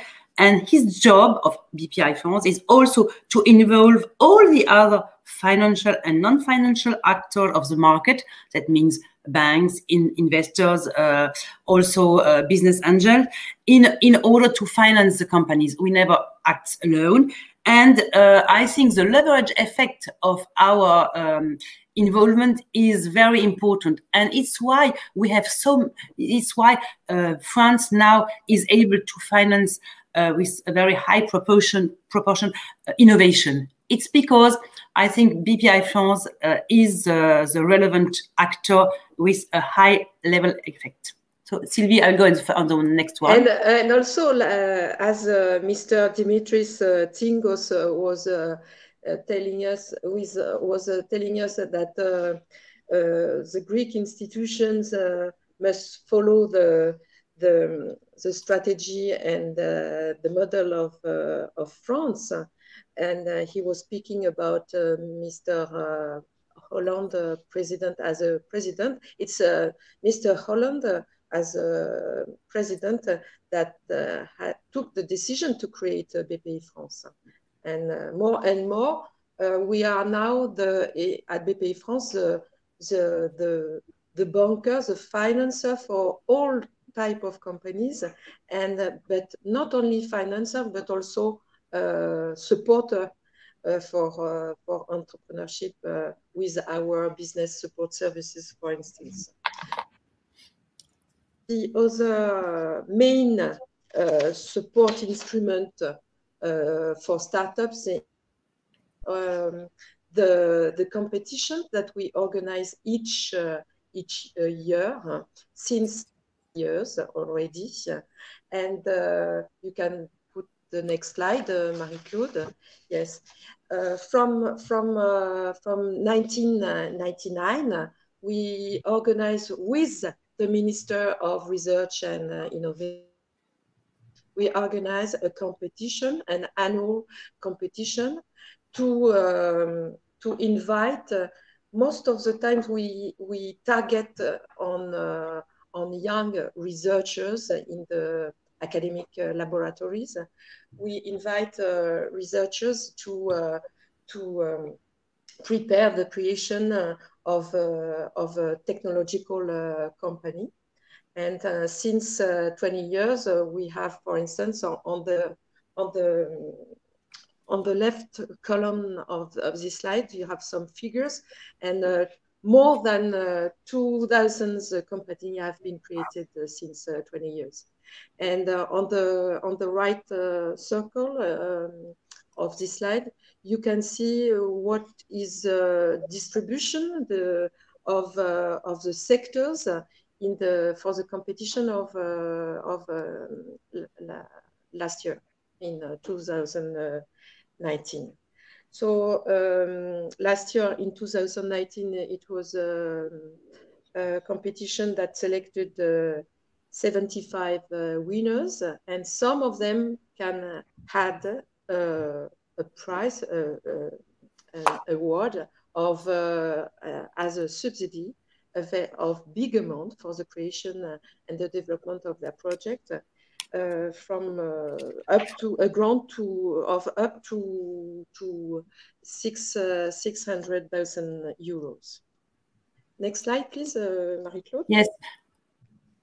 Yes. Another point is to complete the central activity of BPI France is that the government wants to make France a deep tech nation, and insofar BPI France is highly involved in this plan.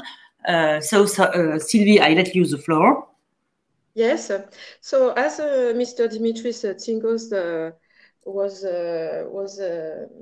comparing the evolution in France and in Greece,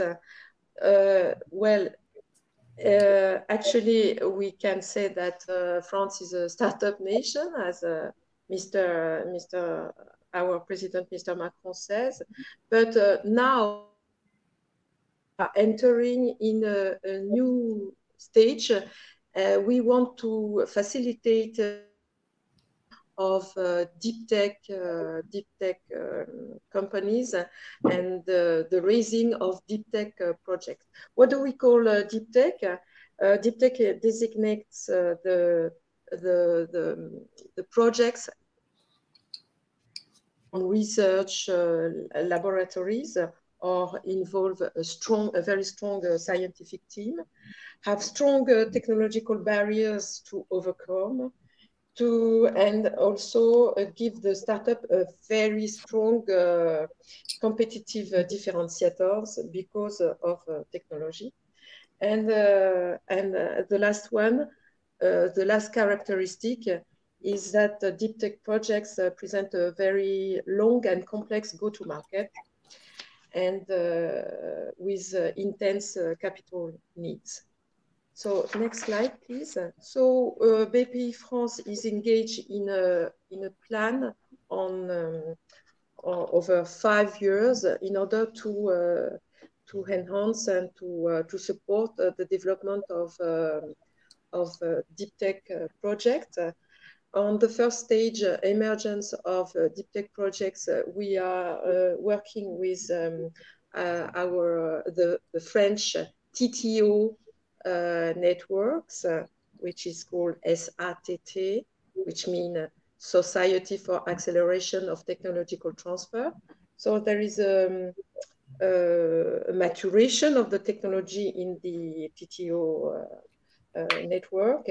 And then in the middle, the bullet point of the middle is acceleration of deep tech startup. This is our main job in BPI France, is to finance those deep tech startups through both grants and subsidies and also with loan. And then, of course, growth of deep tech scale-ups with equity investment. I give you the floor now, Marie-Claude, in order to conclude, if you like. Yeah, thank you, Sylvie. And just maybe a small word about Euroquity, which is the French, which is BPI France platform, which put together investors and startups. The objective is to permit to startups to find the relevant financing. So, and to be more efficient, this platform is not a simple platform that put together investors and startups, but it creates community in order to be able to choose which kind of startups you want to finance, and also in order to give more visibility to startups. And on the other hand, you have the community of business angels, the community of VCs, and it permits to find the adequate financing for the startups. That's all the range of products that BPI France has, and of course, this range of products maybe will develop in the future in order to be a good answer to the needs of the innovative needs of the companies. So I think that BPI France is still a young development bank, but still an efficient one, because we had, I think, the chance to put together all the tools that are needed by companies to grow, in France and abroad in order to be to concentrate all these means, public means, and to facilitate the development of investors, of other financial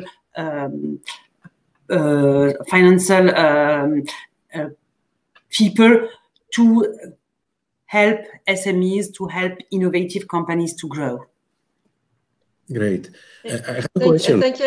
Thank you, Marie-Claude. Just one word to add. Yes. I thank you very much, your organization, for this video conference, and thank you also to the French Embassy, of course, to organize such event, which is very interesting. And for sure, we are, Marie-Claude and myself, we are very proud to participate to this video event, and we want to ensure the participants that we can be their correspondent in France at BPI France. Thank you very much.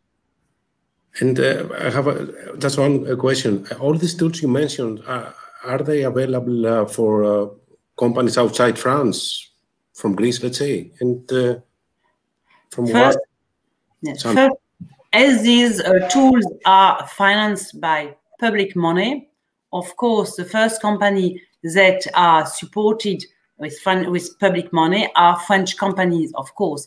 But I think all these tools permit to finance companies that are in relation with French companies. For instance, we finance collaborative programs with other countries, which permits to a French company, French innovative company, for instance, with Greek innovative company, to put together their means to create a new product, and then each country finance the companies, but then there is a new product with a double market, which is the Greek market and the French market, and even more, because the company are used to work together, and so they are keen to go abroad in other markets. I see. Great. Now I would like to, we're entering at the closing remarks, and I would like to give the microphone to Michalis and Dimitris for some. Michalis? Please, Dimitri. Yes, of course. So thank you very much. I'll be very brief. I would like to thank everybody. It's a great honor to be with you in this panel. So I would like to give 4 specific ideas of cooperation between the French and the Greek ecosystem. So the first and very simple one is about the Francophonie. So Greek startups are limited to the Greek-speaking internet, to the English-speaking internet. So I have a lot of experience in that. We do a lot of content marketing in English. It's great. It's the largest language on the internet right now. However, after a point, you need to go to new markets. And the French-speaking internet is a really big market, both for France and Canada, which is mature markets, but huge emerging markets coming to the future. So I would like to advise Greek startups to invest in French language learning and do content marketing in French. That will open the door to a big new market. The second is about the common interest of France and Greece in the Eastern Mediterranean. And I'm not talking geopolitics here. I'm talking about access to talent. So there are hubs like Beirut, like Cairo, like Tunisia, with great talent. The Greek market, the Greek talent pool is of very high quality, but let's be honest, it's not unlimited, okay? It's a relatively shallow market. So it makes a lot of sense to join efforts in trying to picking up the best talent from these hubs, which people who would find it very easy to migrate to a nearby country like Greece and have a partnership somehow with France. So that's a second, coordinated effort to access to top talent from East Mediterranean. One more idea, very specific, is about the public markets. We need to be honest that small European stock exchanges, like the one in Athens, there is a stock exchange in Athens, one in Bulgaria, one in Cyprus. I find this completely insane. It's no secret that I'm a passionate federalist for Europe, but anyway, in Europe now, even in Greece, you can find a lot of venture capital financing. From other European countries, you can find a lot of growth equity. The thing where Europe still lags significantly behind the US is the opportunities for going public. So I would welcome very much a coordinated effort, why not in the Paris Stock Exchange, to have opportunities for top-level companies to go public in a European stock exchange instead of looking to the other side of the Atlantic. And last but not least, in both countries, you can find spin-offs of university institutions developing extremely high-quality technological products. And I would like to invite scale-ups, bigger companies, both from Greece and France, to try to look at those countries to find complementary tech products that could be a good complement to a digital service, for example. I have some personal experience with excellent GPS devices for cars that were developed in France and were using around the world in a software as a service platform made here in Greece. And I'm pretty sure in the medical and other spaces, there can be high-end results, commercialized results of research, which could be explored by other companies. That's all from me. Thank you so much. I really believe that the fact that France made such an incredible progress only in 6 to 7 years, that must give a lot of optimism to Greece, because we have the same structure and the same DNA in many ways, but we can really make the same progress. Thank you very much. Enjoy a great day. Thank you. So, Thank you. If I had to give one advice to Greek startuppers, this would be for them to focus more on the business orientation of their companies. From my experience, and I'll pick one of the last statements made by Dimitri a minute ago. In Greece, we have excellent scientists, we have excellent engineers, we have great spin-offs from universities. Where I think we lag a little bit behind is in the connection between those initiatives and ventures, if you like, and the business orientation. So I've seen through my years at the Egg, I've seen many great teams with great product or technology ideas, but they were lacking a very clear business orientation and a good business case. So I think, and this is also evidenced by the fact that if you look at the funds that have been raised by Greek venture capital funds, not all of these funds have been yet placed. So we've been 2 or 3 years down the road, and I think approximately 50% of the money raised have been placed. And all these funds are making dozens of meetings every other week with startups. So there are not that many startups in Greece that combine both a great technological solution with an excellent business case and a business orientation. So if I had to give one piece of advice to young and talented people is take advantage of any incubation or acceleration mechanism. It is available in the country, like, for example, Egg Scale-Up or Egg Startup, but there are also other incubators and accelerators in the market. Try to get in touch with people that are more mature and more experienced in the field of startup investments and startup growth in order to get a better sense of where to go business-wise with their product. And once they do that, then as a first stage, they need to leverage the investment opportunities that exist in the Greek market. And once they do that and they prove their case, then they need to think very carefully in which markets to expand.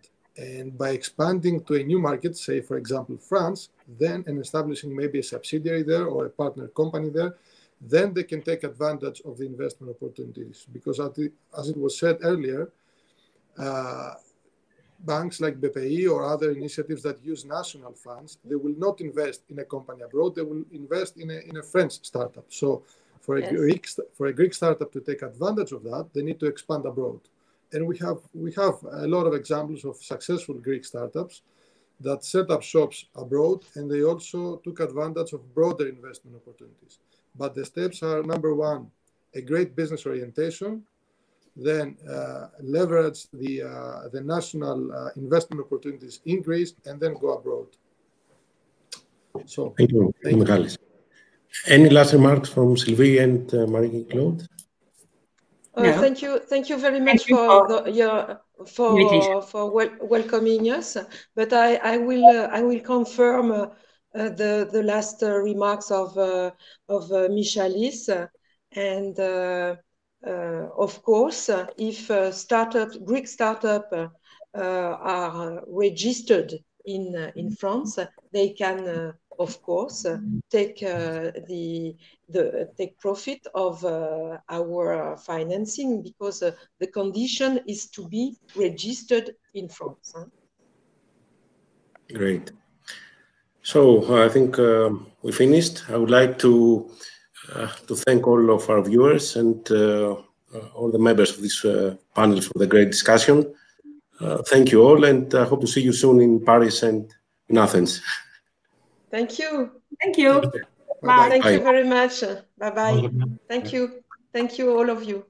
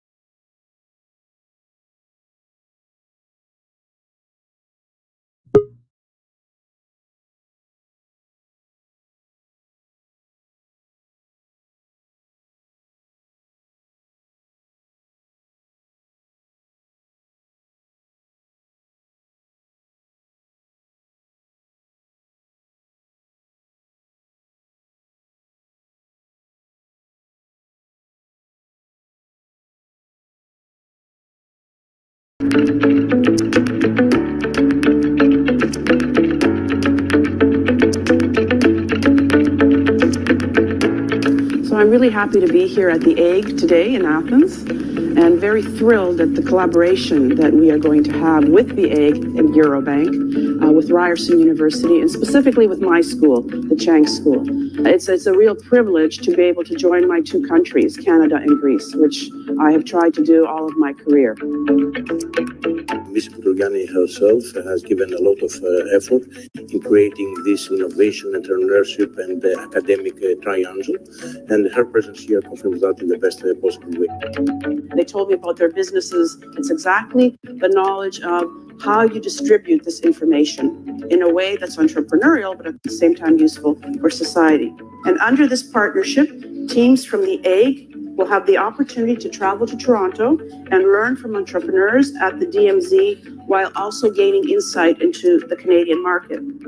Για μας είναι πάρα πολύ σημαντικό να ερχόμαστε σε επαφή με παγκόσμιες προσωπικότητες και το ΕΚ μας βοηθάει πάρα πολύ σε αυτό. Είναι ίσως ο μοναδικός φορέας για μας που πραγματικά μας υποστηρίζει και μας βοηθάει στο να δούμε έξω και μακριά. I'm heartened when I see young people that want to stay, because you don't want a brain drain from Greece either. Η επιλογή να παραμείνουμε στην Ελλάδα είναι πάρα πολύ συνειδητή. Αφενός στην Ελλάδα υπάρχει πάρα πολύ μεγάλο ταλέντο τεχνολογικό που μας επιτρέπει να βρίσκουμε πιο εύκολα κόσμο, και αφετέρου η ναυτιλιακή δύναμη της χώρας είναι τέτοια που το καθιστά σαν φυσικό βρισκόμαστε. Η συμβολή του ΕΚ και της Eurobank σε αυτή την απόφαση είναι πάρα πολύ σημαντική. Από εδώ ξεκινήσαμε σαν μια ομάδα με μια ιδέα και φτάσαμε να γίνουμε εταιρεία. Και το που μας δίνει το ΕΚ σε βοηθούν στο να... Give me some good advice. Study what you love, but keep your eye on the labor market and supplement whatever you're studying with those skills.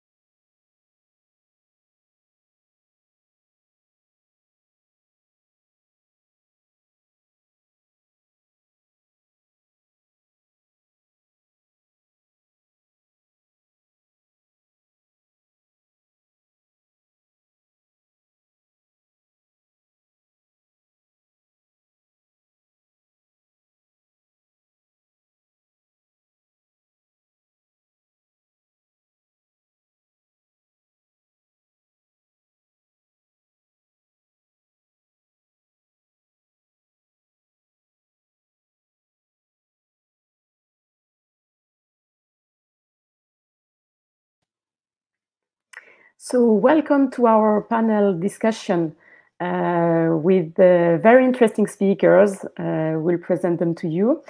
So we will speak about the challenges and the opportunities for the startup environment post-coronavirus. So we have today Stéphane Billon with us, which is CEO of SB Technologies, and is also the founder of Dr. Button, which is the company I'm working for, as I'm a COO for Dr. Button. So we know each other very well. Stéphane, would you like to share with us how you saw opportunities generated by this whole crisis situation on our lives and on the business generated by the coronavirus emergence? And perhaps also the challenges that some startups have to face and how they can tackle that. Yes, thank you. Thank you for inviting me. First of all, it's an honor to be with you today. Yes, what's the challenge and opportunities of COVID-19? There is two things. Obviously, an opportunities with a lot of digital things to develop. But first of all, I think it's more difficult for a startup during this crisis period, because the challenge is very more difficult. But during this coronavirus 19 period, startups have continued to play a critical role for economies. Some innovative young firms have reacted fast and flexibly to the pandemic. I've been critical in helping many countries shift toward fully digital work, education, and health services. I've provided innovation in medical goods and services. So we have a few and a lot of opportunity, but the challenge is more for me. I think it's more difficult. However, startups are more vulnerable than older incumbents to be shock brought by COVID-19. Tend to engage in high-risk activity compared with a classic company. Face constraints in accessing traditional funding. It's more difficult for startup because the risk is very, very high, and had time marked by significant economic crisis. Startups are even more financially fragile than SME, country policy response target, in particular SME, and not in the target, not for the startup. So what's its very a big challenge too in this period? It's the creation of a company. It is not only a challenge for existing startup, but also for the creation of a new one. And we know, because I'm economist, we know that without with a down of creation of economics, it's very difficult to remain to get up after that. So what's the relevant opportunity for startup in a time of crisis? Of course, recession are often times of heightened restructuring. That period of crisis provide new opportunities. Startup can help address the constraints created by difficult health or economic condition. There are opportunity for startup that introduce radical innovation that can be used in the short run. I insist on it in a short run. And time to do and time to market is very important in this period. And I think it is the most difficulties and the most different between an entrepreneurial company and state regulatory. Of course, what sort of short run could we do? Telemedicine, remote personal care, medical equipment, home delivery, contact tracing, food processing, teleworking, online education, of course, as you saw. So consumer habits or needs that could uncover valuable business opportunity for startup. So what's the state political action? The policy intervention should aim providing right condition and incentive for innovative startup in potential entrepreneurs, boost their potential and capabilities to grasp them, reducing barrier to entrepreneurship. Urgently establishes a legal framework whose absence can considerably slow down or even stop innovation. Ensuring that funding remains available, boosting entrepreneurial potential. The legal framework is very important things, because without legal framework, just an example to see, in France, in the beginning of the coronavirus crisis, the French government make an ordinance, make new rules, quickly rules, to introduce telemedicine in France. Without rules, without constraints, a lot. Okay, just for the period of crisis, but it's very important to see that in other countries, like in Greece, there is no rules, there is no legal framework, and it's very difficult to work on it.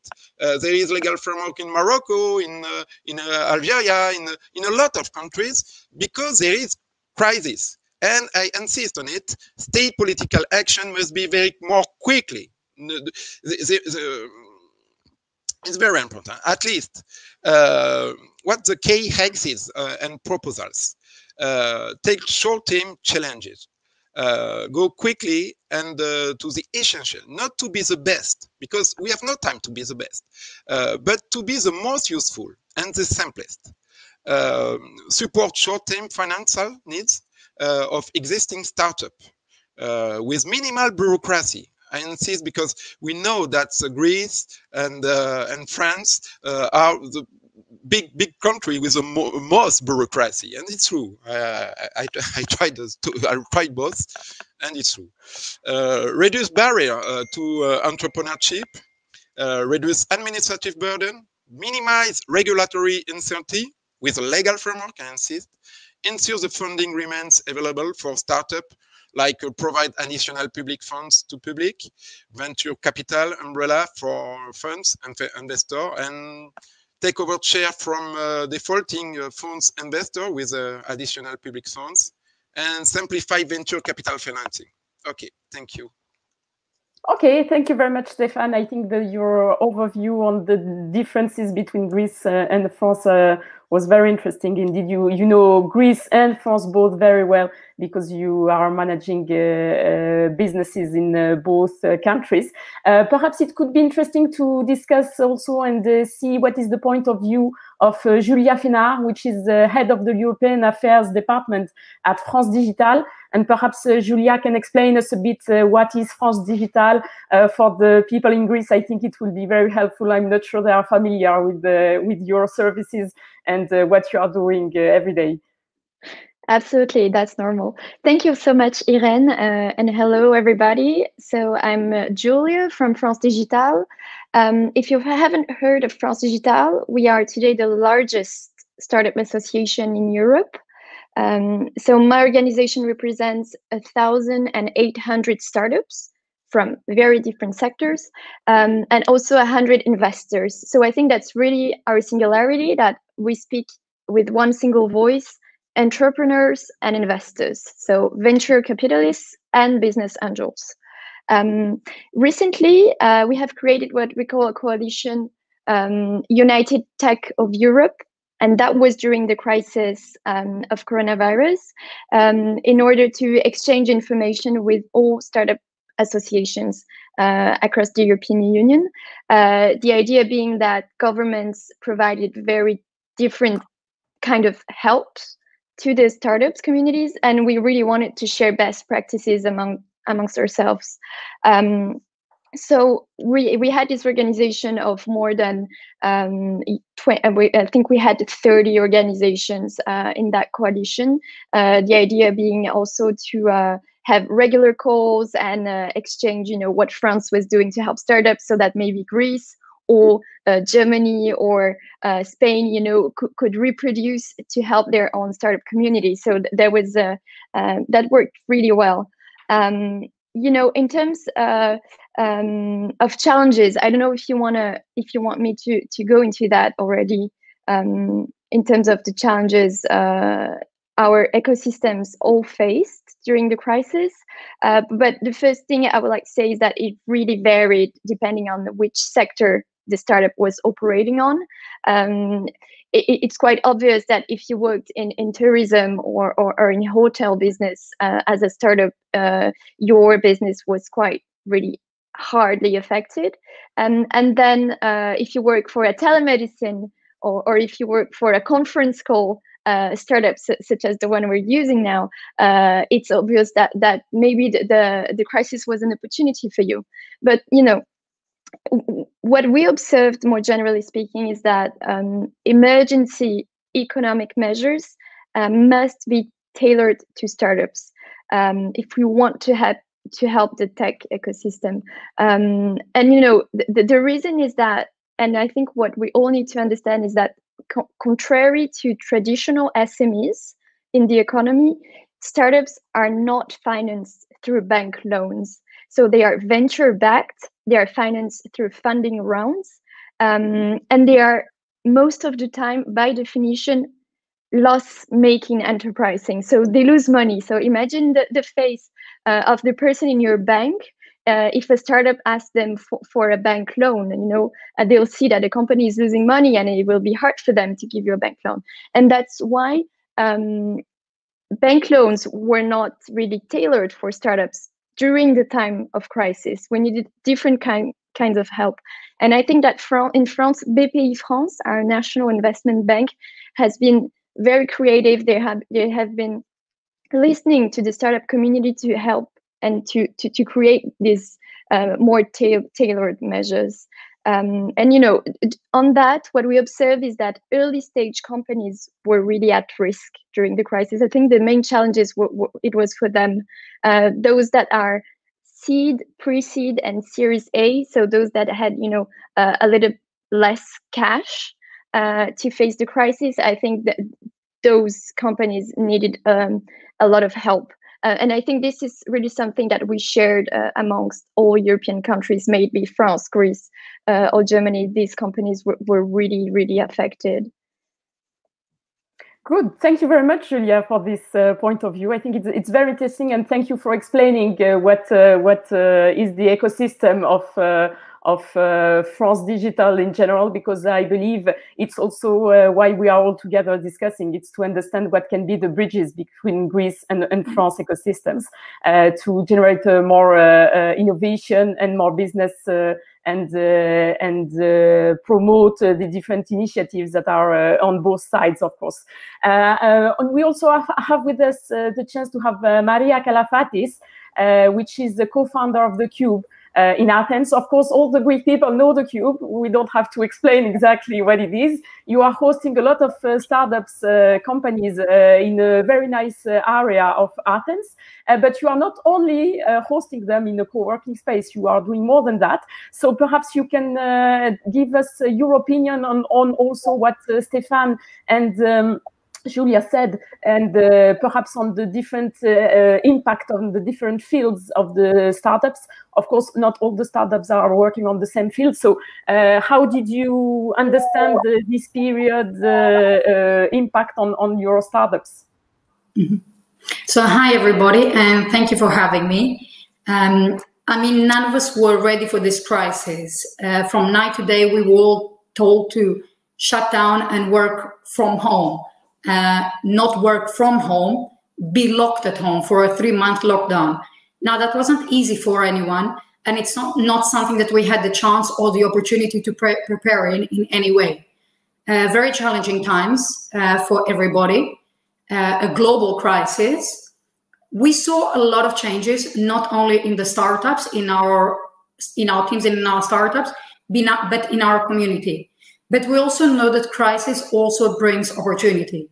I mean, one way that the startups have been affected, I can speak for the startups in Athens and at the Cube, is suddenly everybody shifted their work to home, which is a crisis and a challenge of its own, trying to tackle and to battle with home and work and challenging times. And even now, when people are trying to get back to a normality, whatever normality that might be or look like, things are not yet steady. I mean, everybody's trying to test the waters, understand, seek for opportunities.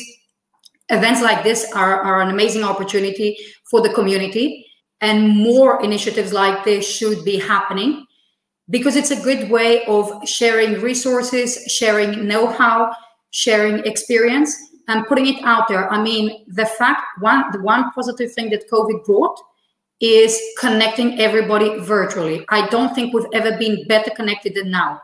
With a push of a button, we can just connect anywhere in the world, have access to resources everywhere again. And it's a great, I guess these last couple of months, people have also had the chance to sit back, understand what the challenges are, understand what the opportunities are, understand what they want to do next, what are the next steps they would like to take, and at the same time prepare their tool case a lot better than beforehand. We see and we hear of this quite often. We were running around to meetings trying to fit everything into one day. We're working differently. And we have the opportunity to see this even with our community at the Cube. I mean, we have a huge community of freelancers and digital nomads that working remote is something that has been proven, it's working, and it runs well. So I guess it will take, I mean, Greece is a country that needs more baby steps into a new change. But I guess it will just need a bit of adjustment to get there. Now, we're also very well aware that Greece has got, Greeks are entrepreneurs, it's in their culture. They thrive, they think better, and they act better in times of crisis when pushed on to a corner. So I'm really looking forward to seeing outcomes and seeing what will come out of this crisis.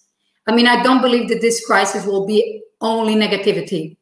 I mean, a couple of examples of companies that were established in periods of crisis are Dropbox, Uber, Airbnb, WhatsApp, Groupon, and Pinterest, who all founded during or after the global financial crisis. And Alibaba's Taobao, that was founded during the SARS outbreak in China 2013.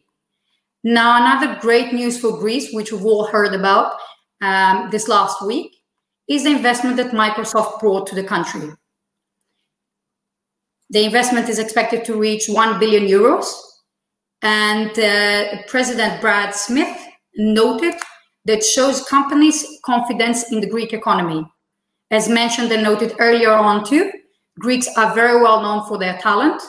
Greece is a country with amazing culture and it's a country that attracts businesses, not only the start of a business, as mentioned also earlier on. When somebody starts a business, we see a lot of brain drain because when a Greek goes to establish a business, bureaucracy makes it more difficult, the system, the laws, the process. This is something where the policymakers can help and can encourage and can influence, again, with their resources, with their know-how, to make the process a lot easier. So this way we won't be facing again the brain drain. Another great news for Greece is in January 21 to 20, everybody knows again, the TeamViewer opened in Ioannina, starting its first hub. So we see a lot of very cool initiatives. We see there's a lot of capacity and a lot to look forward for. I would say use the resources well, reach out to the right players, reach out to the community that's active, and of course, follow events like this. And for sure, you know, enjoy the ride. Being an entrepreneur is about the roller coaster, but at the same time, it's about enjoying it. Thank you very much for having me. Thank you very much, Maria, for this nice talk and also this very positive conclusion. I think we also have Emilios with us, Emilios Helamandaris. So Emilios, you are head of R&D at Samsung Electronics Greece. When we see your title, we could think of, okay, Emilios will perhaps explain us, not the startup environment, but what are the very big organizations doing in this situation, and how they did adapt to the challenges on opportunities. But I think you will discuss perhaps something a bit different than what we could expect with your title. Yeah. Well, first of all, thank you very much for having me. It's a great honor to be in this panel with this very fantastic people. Just to give you background information about myself and the team that I'm leading in Samsung, Greece. I used to be a startupper in Greece. So for 10 years, I used to be the CEO of Innoetics that was acquired in 2017. It was a deep tech. It was a text-to-speech technology startup. And since 2017, we are the main, let's say, team for the entire group of Samsung for the text-to-speech technology all over the world. So that means that from startup, we entered the corporate environment, and now we are working still as a startup, but we still have all these, let's say, duties to attend. And I can give you an insight about our work and the challenges and the opportunities that we are facing as a team. And also I can give you a small, let's say, glimpse of what I feel to get, what kind of feelings I get, you know, from the startup ecosystem here in Greece, because I also have a good relationship with startuppers, the ecosystem, and also as an investor as well for startups. I second all the arguments that everybody has said already. I mean, during the pandemic and during the lockdown, startups faced different challenges for sure. And even though that maybe some startups could be, you know, at the same level of financing, seed level, pre-seed level, or even growing level, there wasn't a one-size-fits-all solution for all the startups. I mean, for example, you could have a seed-level startup that has a very low burn rate, and with a small amount of money could get a decent runway to get away of this hurdle of the pandemic. Whereas big startups, even Airbnb, we saw that they had to go to very big cutouts of their staff in order to survive. So in my opinion, every startup has a different challenge, even if they are in the same field.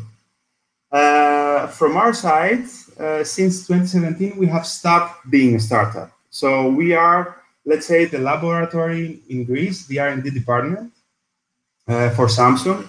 And but we still try to function as a startup because we are still a deep tech team.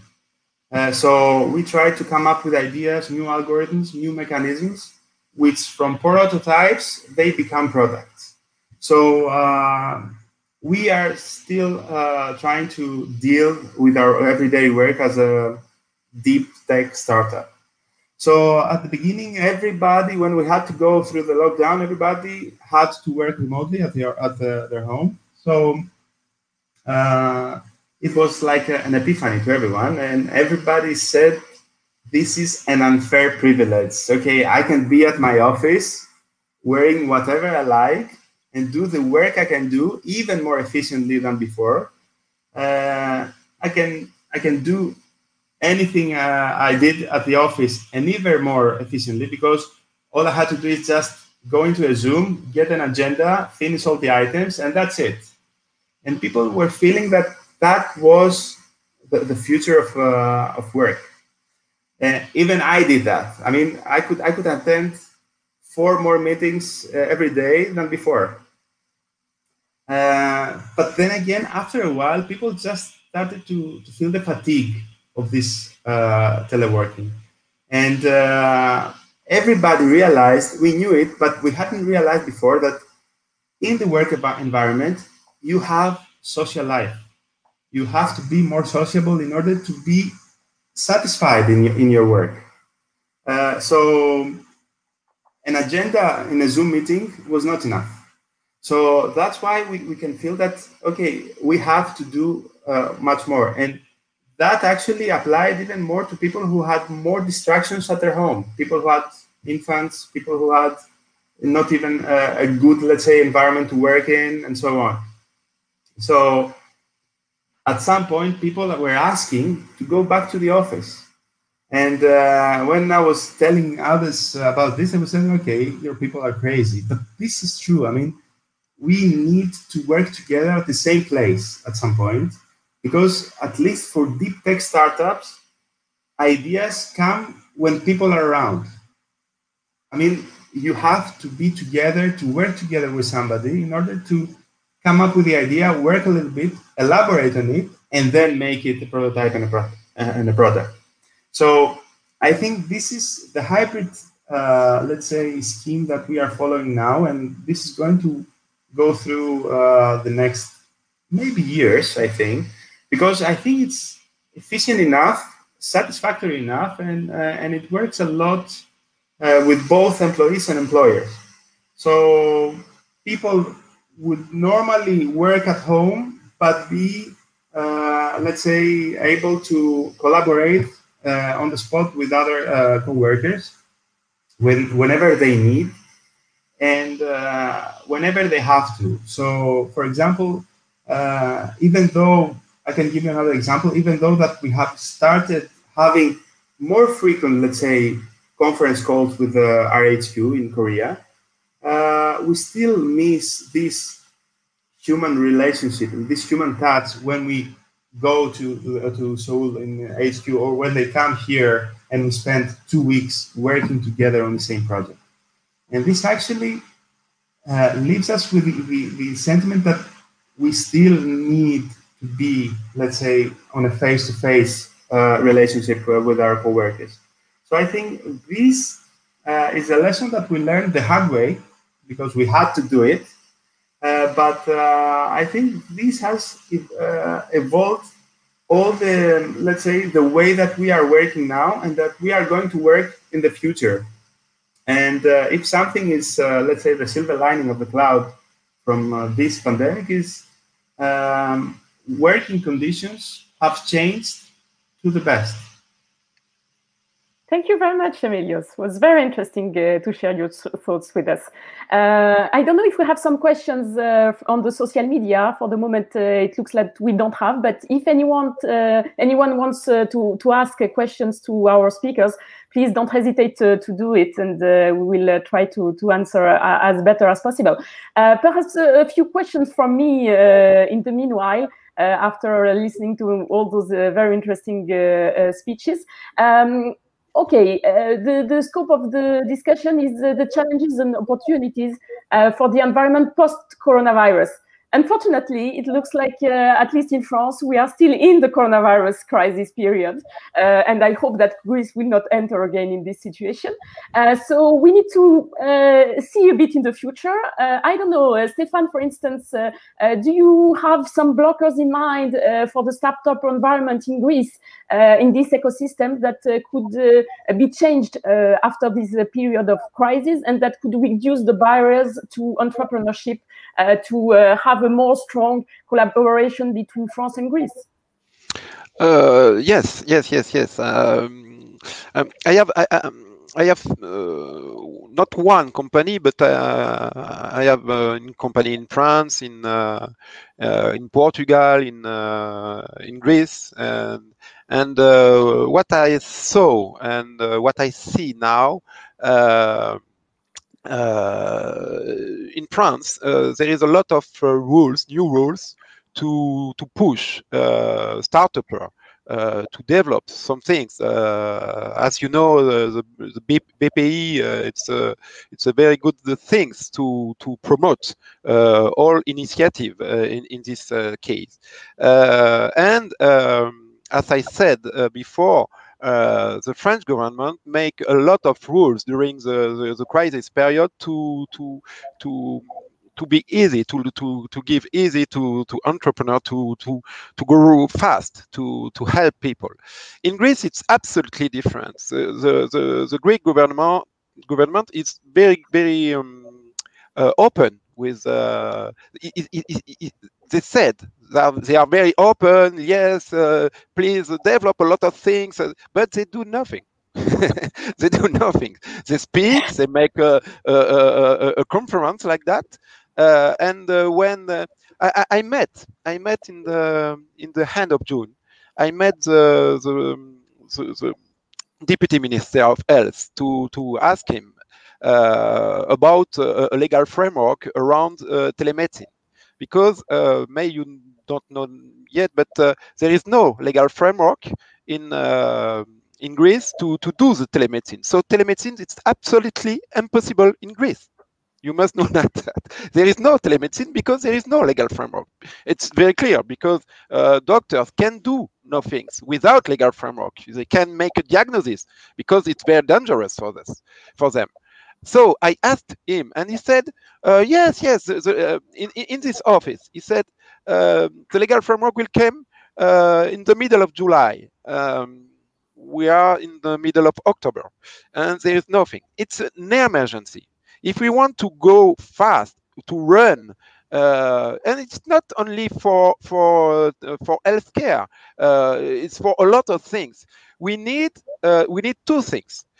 First of all, we need that government must go more quickly to produce rules and a lot of things. And second, we need to simplify all the funding, all things around the funding.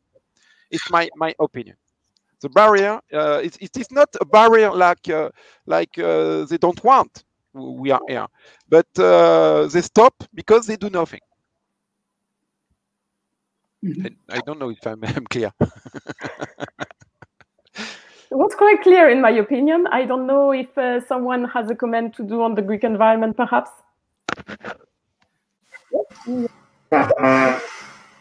I can give you my feeling about the Greek environment for the startups. I mean, I saw that a lot of startups had to struggle about the runways and so on, and a lot of them were in the tourist field, so they had to even hibernate or get into a survival mode in order to be able to get ready when the pandemic finishes. I always tend to see, let's say, the bright side of things. And I can see that during the pandemic, at least, a lot of things have happened in Greece that will actually put, let's say, a jumping start after the pandemic for the startups and, let's say, in general, the digital companies. We have seen during the pandemic a digital transformation of Greek government data and services like never before. Things that were planned for years and decades and so on, they have been, materialized within months. And now I understand that there is a ground for the startups and these kind of companies to provide services and products on top of these. So I think it's a good opportunity for the startups to get the best, let's say, pole position after the pandemic, to realize what kind of changes have been materialized during this period, and be ready to provide services, products, or even enhance their vision after the pandemic. Thank you very much, Emilios. I think it was interesting to have your point of view also from your side. I don't know, Julia, you have an overview on all the European territory. So I don't know what you are thinking about that. I understand the frustration of Stefan, of course, regarding the bureaucracy. What do you think, Julia?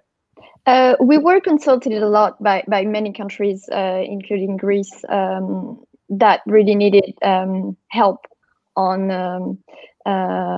having more suitable economic measures for startups during the crisis. And I know that many countries looked at what France was doing because we were one of the first to actually pass a bill in the parliament, and then it was really used as an inspiration, which was great.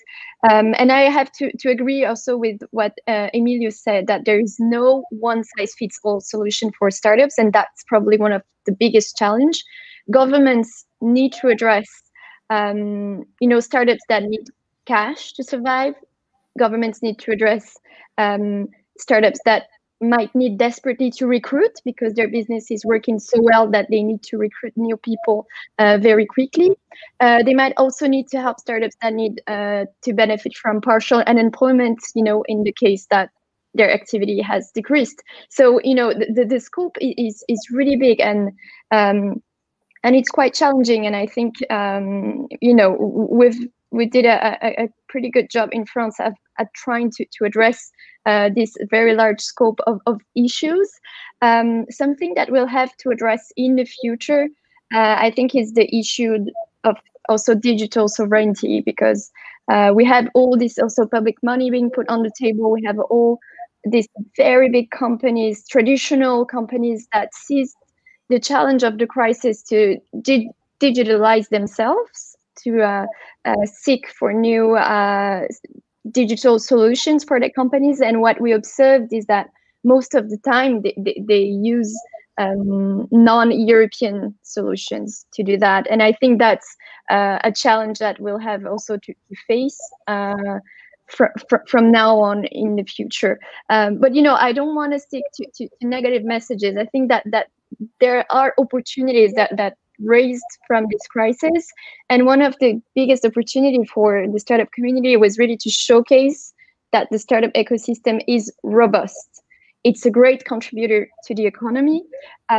For example, that's the case for France, but I know it's the case for many other countries in Europe. Startups continued to recruit during the crisis.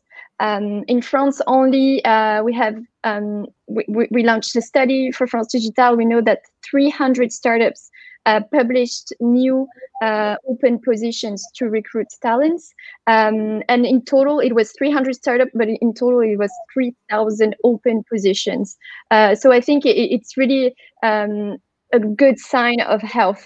At least during the crisis, it was, a rainbow in the sky, I think. And also, startups continue to raise funds during the crisis. And this is something that we were really worried about in the very beginning in March. We knew that VCs were they were waiting, like wait and see. And, after a few weeks, we realized that, digitalization of the economy became obvious for everyone, for all economic actors. And then VCs actually followed the trend. An example of that is the company with a very significant name called Miracle that raised 300 million in France 1 month ago. And I think that's also, once again, a great sign of health for the startup community.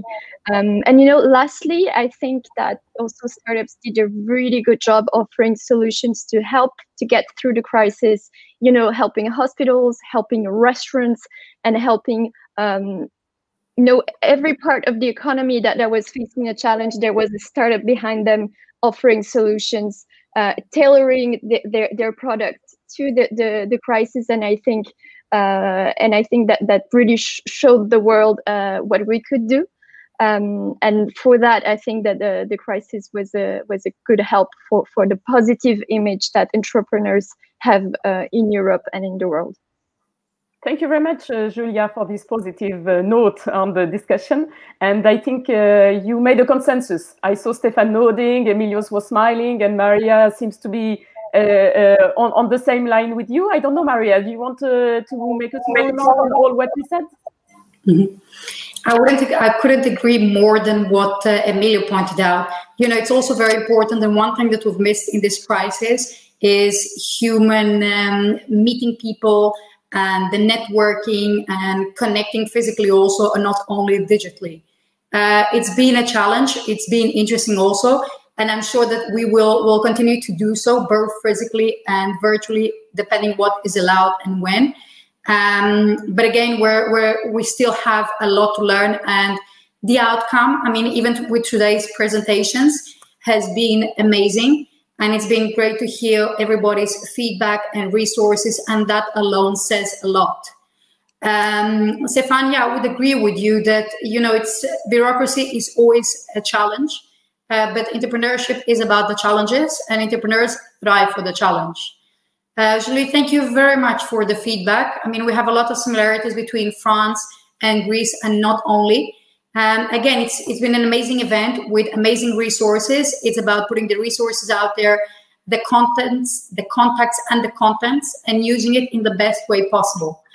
Thank you very much, everybody. Thank you very much, Maria, Emilio, Stefan, Julia, for your time. I know that you are all very busy, so it was very nice to have you today, and thank you so much for your time. I'm looking forward to meet you physically soon, I hope, or even remotely, to discuss further all that, and perhaps to connect each other, because all of us have a lot of things to do together, I believe, and we know a lot about our different environment. Thank you so much, and I think we will pass the ball to the next panel discussion. Thank you so much, everybody. Thank you, everybody.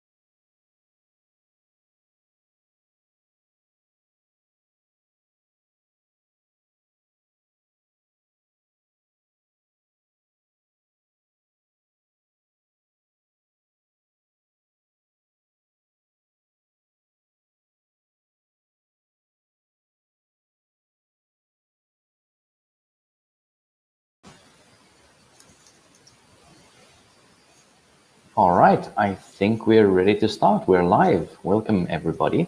It's wonderful to be here. I want to thank the team from EGG and the French Embassy for putting this wonderful event together. It's always a privilege to be involved, and we have with us today an esteemed panel of speakers, and our subject today is promoting innovation in environment. So it's always good. I don't like these virtual events. I wish we could meet physically. You know, it's always nice when we can get to the embassy and enjoy the company of people in a physical space and enjoy the canapes and cocktails afterwards. But this time we'll be sans canapes, and we'll have our guests. Let's go straight into introducing our panel. Let's welcome Phoebe Konduri from Climate Kick Athens. Welcome, Phoebe. Hello. Nice to be here with you, and thank you for the invitation. Thanks to EGG and the French Embassy for putting this together. Well, thank you very much for joining us, and I'd love to hear more about Kick Athens and the Climate Kick Athens. And you guys have been around for a couple of years now, quite active. Do tell us more. Thank you very much. Can you see my screen? Not yet. Yes, I can see your screen now. Go ahead. Okay, lovely.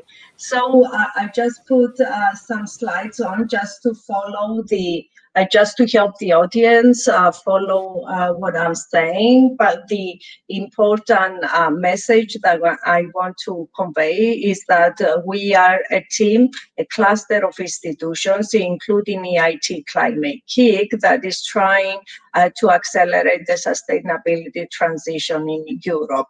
We all know that at the moment we are facing three big crises: the pandemic crisis, and the health effects, and the cost in terms of humans' life. We are facing an economic crisis due to the pandemic, and we are facing an umbrella crisis, a climate crisis that is truly affecting our lives in terms of extreme weather events and the resulting economic cost, but also cost in terms of loss in human lives. The European Commission has committed to 2050 neutrality. Not just the European Commissions, we have other countries that are committing to that as well. And what is needed now is a systemic approach towards the sustainability transition and climate neutrality. And in order to be achieved, you really need to transform research and innovation into climate action. This is what we do as a cluster of institutions. The first is EIT Climate Kick, which is the bigger partnership in Europe that aims at accelerating innovation relevant to climate action and resilient environment in the market, and showcasing the systems innovation approach for transforming the ecosystem in a region, in a whole country, in order to be able to make an inclusive and just transition to sustainability. The other institutions are UN SDSN, the United Nations Sustainable Development Solutions Network. I co-chair the National Hub, and I am involved in the global work on sustainability transition that it does there. It's under the auspices of the General Secretary of the United Nations, and it aims to communicate technological and policy solutions from academia and the research ecosystem to the other stakeholders: business, policymakers, politicians, NGO, the civil society. And of course, I run a research laboratory at the Athens University of Economics and Business, where I have my chair, And we have projects among these three institutions on many environmental issues, marine coastal management, water, food and exit issues, renewable energy, climate change, and so on.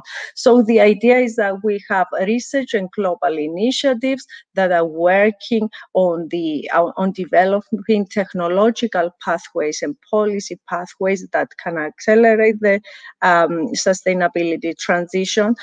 We also have under the Climate Kick deep demonstration projects that is actual case studies that we go in the field and engage all the relevant stakeholders, create a common vision, and then co-create with them pathways, technological pathways, policy pathways, and financial portfolios that can help the problem owner. It could be a port, it could be a region in a country, it could be the whole country. It helps the whole country make the sustainability transition. Within the EIT Climate Kick, we accelerate many startups. At the moment, we have accelerated 11 very successful startups in Greece, and on the whole, we have accelerated more than 1,000 startups, creating more than 250 and 2,500 jobs. So we also focus on education and training, education at university level. There is an amazing SDG platform where you can find education courses, open access education courses on all the sustainable development development goals of UN Agenda 2030. We have master courses at the Athens University of Economics and Business, and we have professional training courses again at the same university. In terms of projects, we have many projects on circular economy, most of them under EIT Climate Kick, and we focus on circular economy in the country, but also in terms of the different economic sectors, and we have a big focus on marine circular economy transition with regards to plastic. And the idea there is that we intervene at the first stage where we introduce circular economy practices so that we don't need to collect or stop the plastic use afterwards, because whatever is produced is circular. And we even have a circular learning hub to educate entrepreneurs and businessmen in dealing with the circularity and investing in circularity. We have many projects on blue growth. One flagship project is the deep demonstration project at the port of Piraeus, where with the port, with the Hellenic Investment Fund, with the municipality, with the ship owners and the technology providers, we are trying to co-design pathways for a 2050 sustainable port of Piraeus. And in this particular project, we are also collaborating with the Port of Alessia, with the Port of Cyprus, and many other ports around Europe. In total, more than 40 ports. We also have many projects on sustainable water, food, energy nexus, and smart agriculture, which is crucial for our country in terms of precision agriculture, but also creating capacity building for a more digital and sustainable agriculture, a more sustainable land use space, and more sustainable practices and ways to identify the best way of producing food that is good for the health of people, but also good for the environment, in line with European Green Deal and the specific policy from FARC to FORC. As I told you before, we have accelerated many startups. Here are the last 2 years, 11 startups in the last 2 years. Many of them have moved on and have attracted funding from equity funds, and some others have already signed big contracts with big multinational companies. And in closing this short presentation, I would like to say that what we try to do is to integrate the Agenda 2030 and the 17 Sustainable Development Goals, the climate agreement, the Paris Climate Agreement, the European Green Deal, and the EU Next Generation Recovery Fund. Integrate all these policies that are quite consistent. You must know, of course, that 37% of the recovery fund must be climate and digital mainstream. And through this integration, identify technological and policy pathways together with the funding sources in order to help all the sectors of the economy move towards sustainable practices, achieve the sustainability transition through the explicit and practical implementation of the European Green Deal policies, using the Recovery Fund money, using the enhanced MFF money, and using the Agenda 2030 and the Climate Paris Agreement as our blueprint. And thank you, Phoebe. So I wonder, can you share with us some startups that Climate Kick has helped? Some of the ones that we can talk of. Yes, for example, Enalia is a startup that is collecting plastic from the Greek seas and now upscaling to the Mediterranean. But how does it do that? It's educating and training the fishermen instead of focusing on fish catch to focus on plastic, and then recycle this plastic, sell what they catch in terms of plastic, sell this plastic for creating other products. This is a startup that has been quite successful and now is upscaling to the whole of Europe.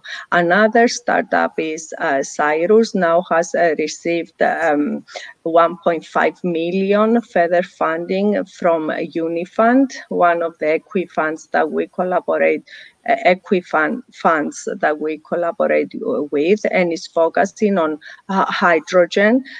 This is hydrogen production and use. This is crucial because one of the flagships of the growth strategy of the European Commission is the transition to a hydrogen economy, where we expect the structural break to happen at 2030. Then is, for example, CityPos, which focuses on sustainable waste management at the local level, and it's using mobile waste management pins in order to do that, and it has been doing that successfully now in many Balkan countries, including Greece as well. That sounds great. That sounds great. Yeah. Well, thank you so much for those wonderful examples. Let's welcome Philippe Zaouti from Mirova to the panel. Philippe, welcome. Thank you very much for joining us, and we'll have Phoebe back on in a few minutes after we welcome you and Konstantinos. So you guys, Mirova, you manage a multi-billion euro fund based on sustainability themes. Tell us more. Absolutely. I mean, so Mirova is a subsidiary of Natixis, a French bank, and this is a company that we created 8 years ago in 2012. And with the objective to focus only on investing in sustainability. So today we manage a little bit more than 15 billion euros in different asset classes. Of course, listed equities, but also bonds, green bonds, but also direct investments into infrastructure and what we call natural capital, that means sustainable land use, forest and ocean conservation. So we are 120 people based in Paris, Boston, and Latin America today. Well, that's fantastic, and it sounds like you guys are building something very impressive over there and very impactful. I wish we in Greece could replicate that somehow, and we've gone through some quite significant challenges over the last 15 years, which makes investor appetite a special type of appetite where they expect fast returns, and that's quite different to how impact investment work, which is a much slower return, if you like, right? Would you agree? There are very different things. I mean, during 4 years, I've been asked whether responsible investing was giving a lower return than traditional investing. Today, this is a question that I don't hear a lot, because we are just proving the contrary. And the reason why is that clearly we are seeing a real shift in the economy, and this year is particularly important, of course, for this. It's not. It's of course because of the crisis, of the sanitary crisis. So that's not a good news on one hand, but on the other hand, what we see since the beginning of the year is that all the responsible investments, ESG investments, are outperforming traditional investments and indices by far, and it's not because there is an ethical thing in the market. It's just because the economy is shifting, and all the very carbon-intensive assets like oil, gas, but also aviation, mass tourism, and so on. So there are a lot of very carbon-intensive market companies which are suffering a lot. All these sectors are struggling. And on the other hand, all the companies which are developing new services, new solutions in favor of climate, in favor of sustainable development, are booming. And the market is now assessing this, is seeing this, and also the fact that, and we just had this example, from Climate Kick.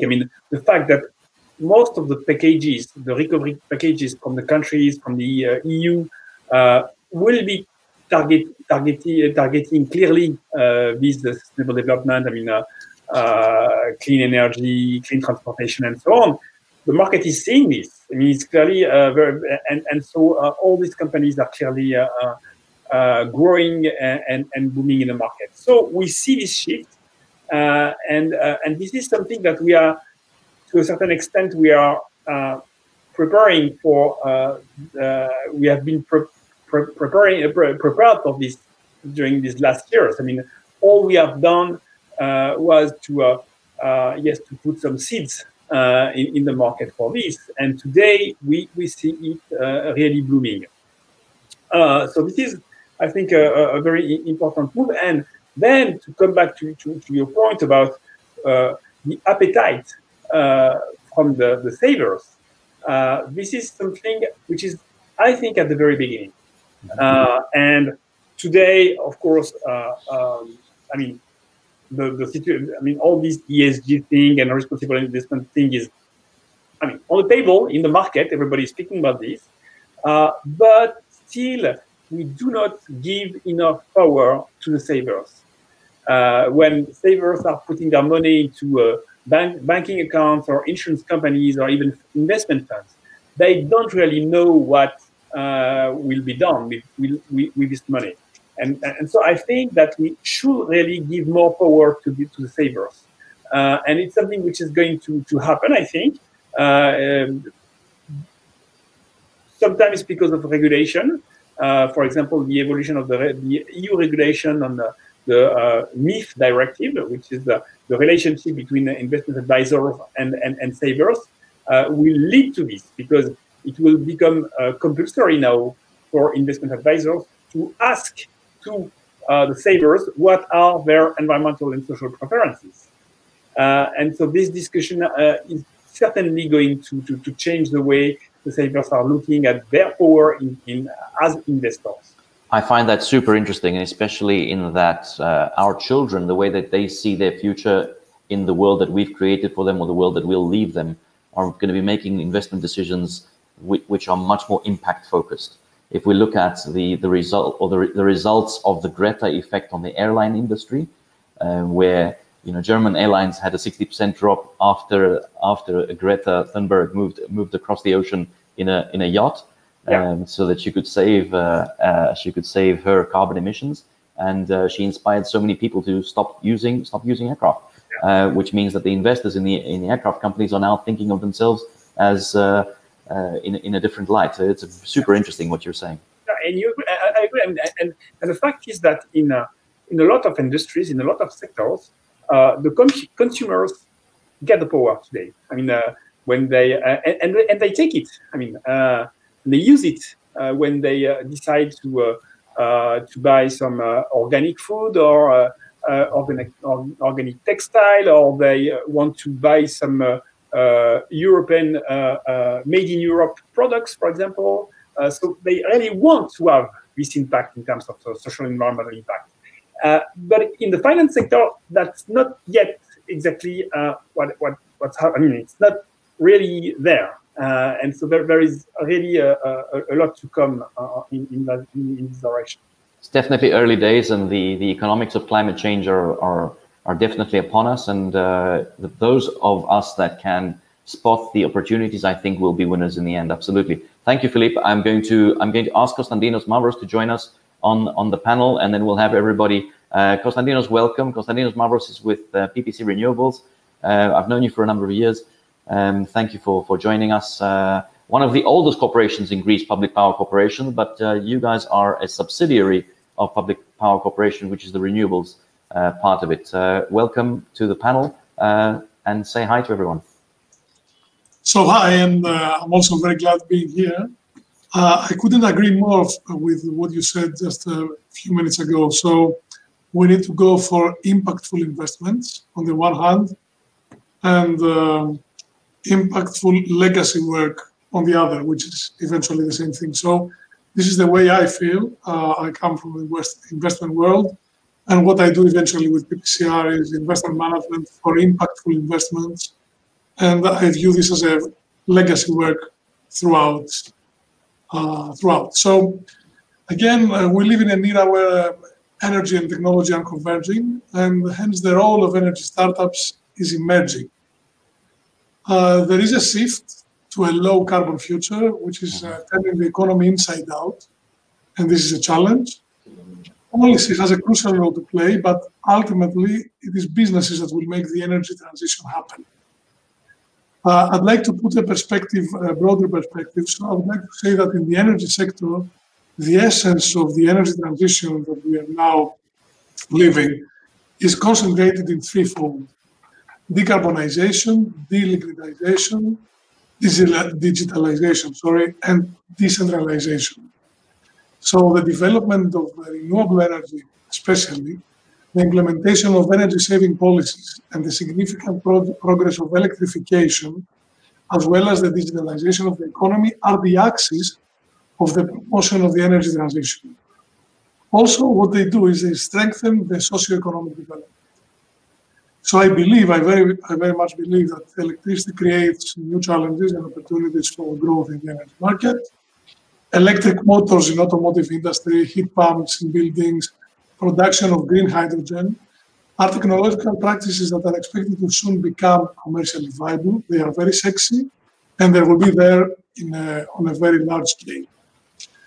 So this ongoing energy transition, combined with a further implementation of electricity in energy systems, is expected to be the main driver of investment for the next day on the energy or in the renewable projects.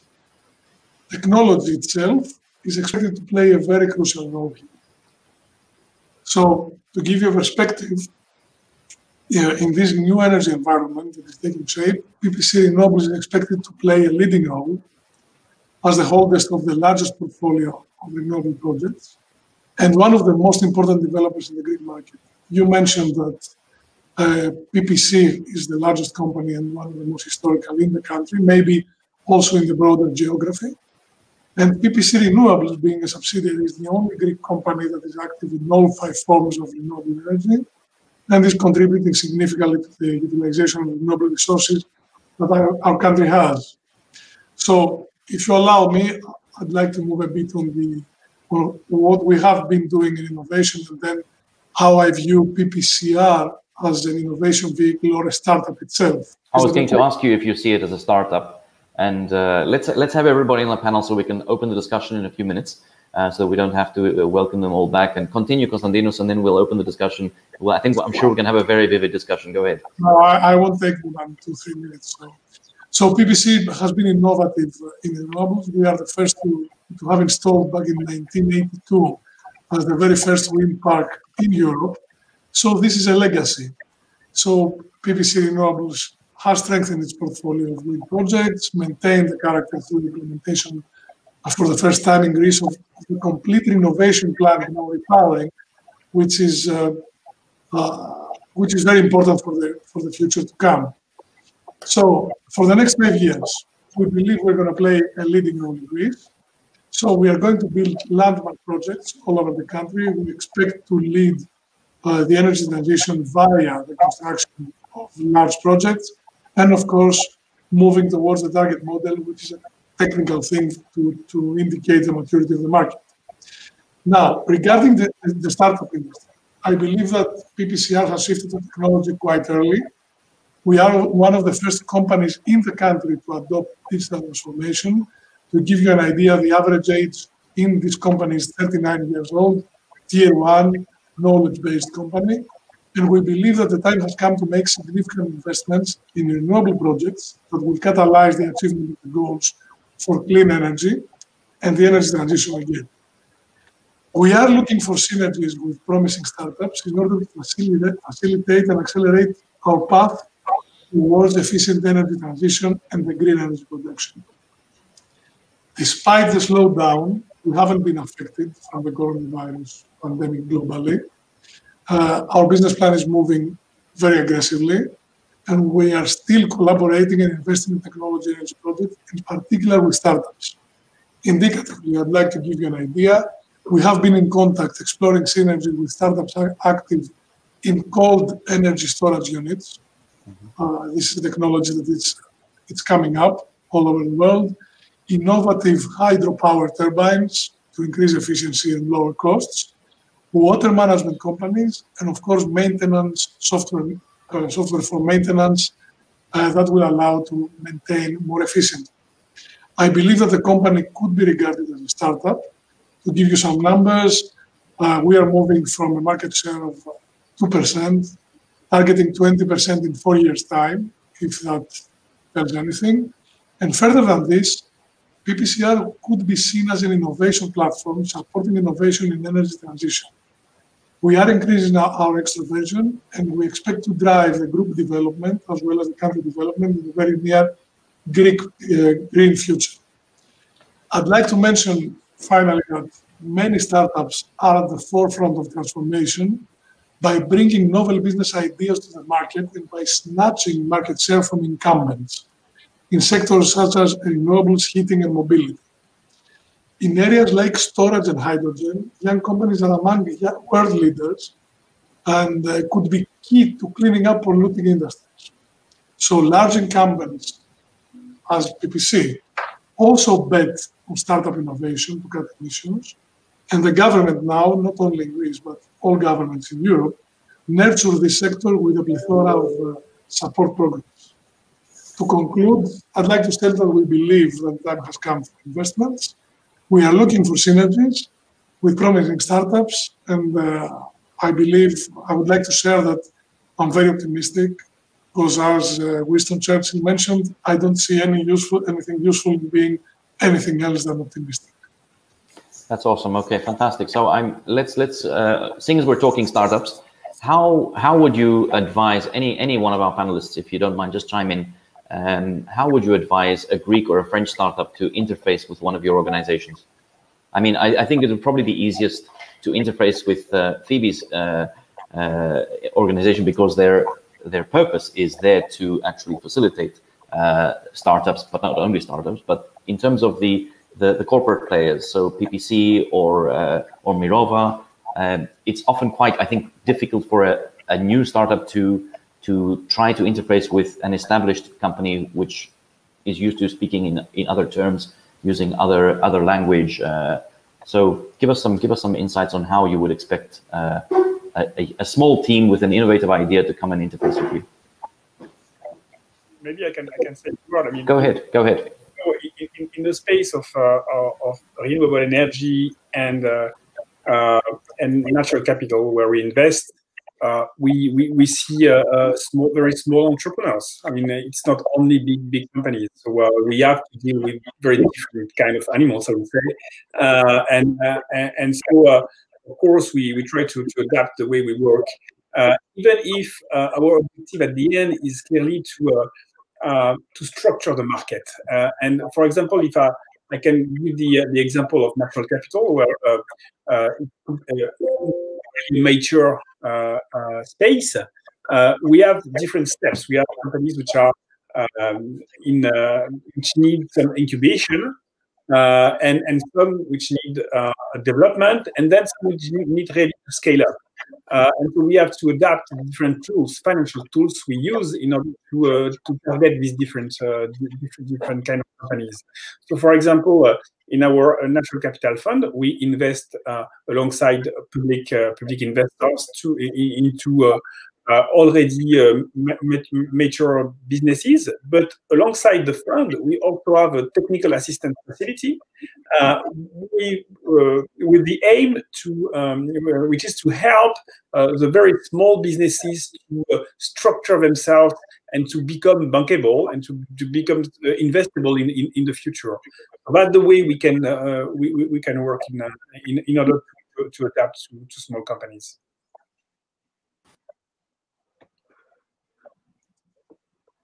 We can't hear you. You're on mute. That's me. I think I'm back. So, Konstantinos or Fidi, any comment? I can take that quickly. So I believe. Well, please. No, go ahead. I can have the final comment. All right. So the way I view it is that there is an interaction here. Can you hear me? There is a dynamic dialogue here between the industry, so PPCs with industry, and the startup community via all the venture capitalists.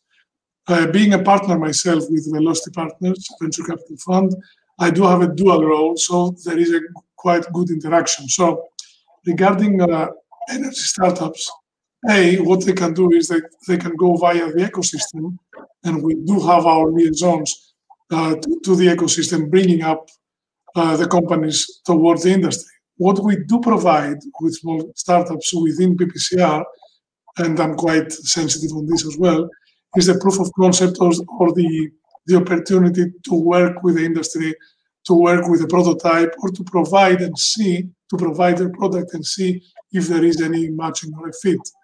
So I believe the ecosystem is there. Venture capitalists are out there, and we are very open. Digitalization and technology is in our priorities, and this is the way we do it. Yeah, I think what is important to understand now is that we don't only have the pre-pandemic scene. We have the pandemic scene joining with the need for this sustainability transition, which I agree is green and digital.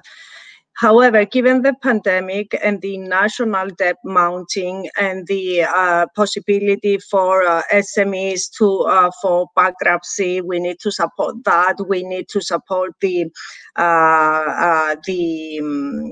non-performing loans, and all this will be supported by national debt. It is important to understand how we should use the EU Next Generation and the Recovery Fund. And my understanding is that the government has to come in with big infrastructure projects that are needed for the sustainability transition. And I will mention the grid. so that the renewables can really be used for electrification. I will mention e-mobility. We need big infrastructure projects there. I will mention climate adaptation projects which have a triple dividend, so flood defense and fire defense and stuff like that. All of these projects entail innovation, entail relevant startups. And once the public sector comes in with investments from the recovery fund and the situation in the economy becomes a bit better, then it is time for public-private partnerships, and then is time for this to be further accelerated. We mentor a lot of startups with accelerating. We accelerate them. We have close relationships, and I'm in the board of many many VCs that are earmarked on green and digital technologies. Now, even the Greek Bank for Development and Investment has issued a new call for circular economy and environmental earmarking. So what is important is both aspects of the economy to work. The public sector to come in strong with infrastructural projects that are green and digital. They have an explicit mainstreaming in green and digital. And then the private sector coming in with a bit more robust environment in the economy to invest. And nowadays, what we see is that there is a lot of money out there, but no investment in the real economy, and this derives from the no investment, very low investment in the real economy worldwide, and this derives from the huge uncertainty that we are facing. In Greece, the startup ecosystem is new, but it's dynamic, it's prolific, it needs a lot of mentoring to become robust, to become interesting, but there are many sectors in Greece that can get a lot from these startups, and I've seen it happening, and I'm sure you all did. One major issue for me will be training, because at the moment we want to accelerate this digital and green transition. However, our education system, and I can tell you that with confidence because I'm a university professor, is not aligned with the jobs that we will need in the future. So we are accelerating an economy which needs training in order to have a true transition, because you need the workforce to be able to be employed in the new circular economy, in the new digital, in the new renewable energy sources. So training and alignment of the education system is crucial for our country. If you see the European semester process recommendation from the European Commission for our country, one of the big issues is the misalignment of what we produce from what our education system produces and what the labor force needs. So this industrial revolution needs to be backed up with a serious effort to mainstream our education and training system towards digital and green projects. Thank you very much, Dr. Koundouri. So just before I think we have 4 or 5 minutes left. I want to ask one final question, and then we can wrap up. So Greece, France, what can we do together as individuals, but also as organizations? I mean, of course, the embassy is playing a major role in terms of convening meetings like this. Incubators like the Egg are playing a major role. But as individuals, what do you think that we could individually do as organizations or as individuals? Perhaps we can actually, yes, sure, please. Go ahead. Oh, different things. First of all, I was saying that I think we have a bit of a lag. Oh, go ahead, sorry. Philippe. I think different things. I think first of all, of course, investing. I mean, we can invest in Greece. We have not yet. Are you looking to Philippe? Do you have any plans for Greece? We have invested in a lot of different European countries in renewable energy, Italy, for example, in Poland, in Croatia, and Bulgaria. And so we, of course, we are looking at projects everywhere in Europe.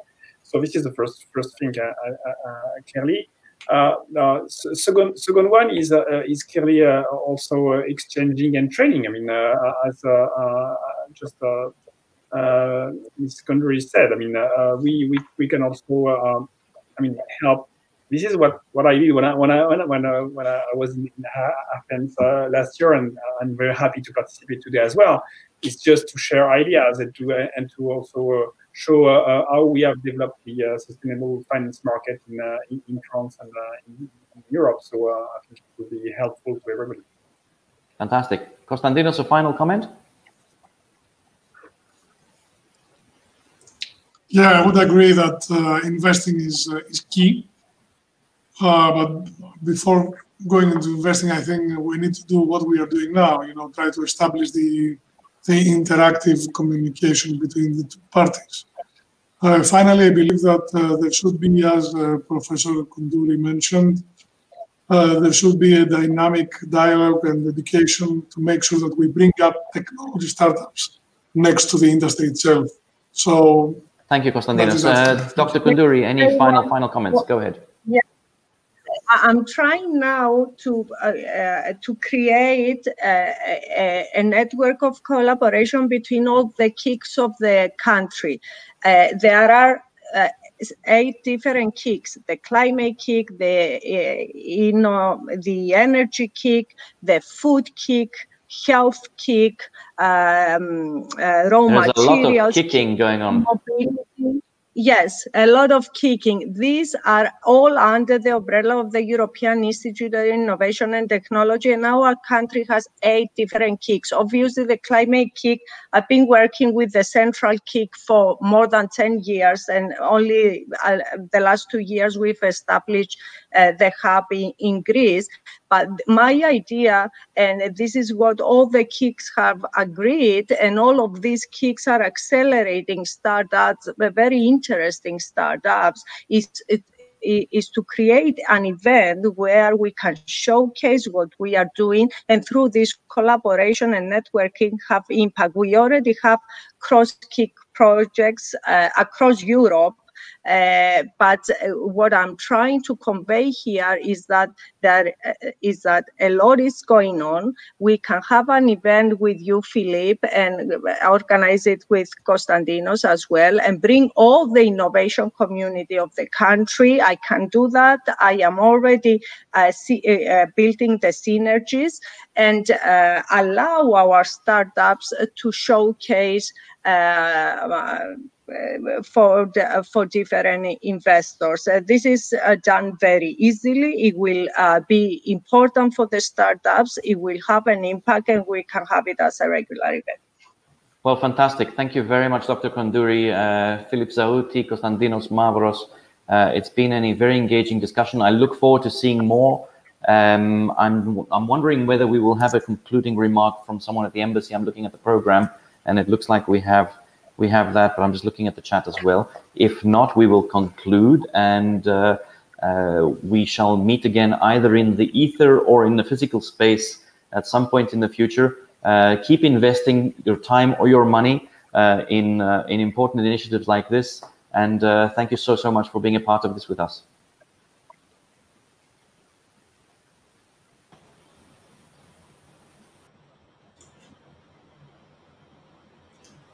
Well, thank you very much, everyone. What a fruitful day, I would say, in terms of discussions and information exchanged. As it is now time to give a conclusion to this series of panel discussions, I would like to say it had been a privilege to follow these passionate discussions. First of all, thanks to a very wide range of speakers present, representatives from government organizations, professors, researchers, head of private and public banks, entrepreneurs, incubators, financing institutions, and journalists. And I would like, first of all, to thank all of them for accepting to connect with us this morning. Second, because of the great variety of topics that have been tackled, and that very much represents what innovation's philosophy is. meaning a transversal process between all the operating forces willing to achieve common goals. Well, there were a few important words and ideas that have been pronounced throughout these three panels, but among all of them, I would like to keep only one, which is the concept of ecosystem. An ecosystem could be defined as all the living things in an area and the way they affect each other and the environment. I believe that this is only by connecting ourselves together and discussing about critical topics in order to set the ground for concrete actions like we just did, that we could have a positive effect on each other and eventually on the whole environment itself. And this is what the Embassy of France in Greece is committed to do in the innovative sector with a simple motto, better together. And for this purpose, I would like to thank all our partners, and among them, first of all, the EGG and Eurobank and the French Institute. Therefore, I would like to give a warm and final thank to all the stakeholders involved. We will now meet in dozens of minutes to hear our selection of panelists and entrepreneurs who will discuss and debate about three topics linked with innovation. First, tourism digitalization, then health and biotechnologies, and finally, energy and environment. I warmly thank you all, and I'm very looking forward for the rest of this event. Thank you very much.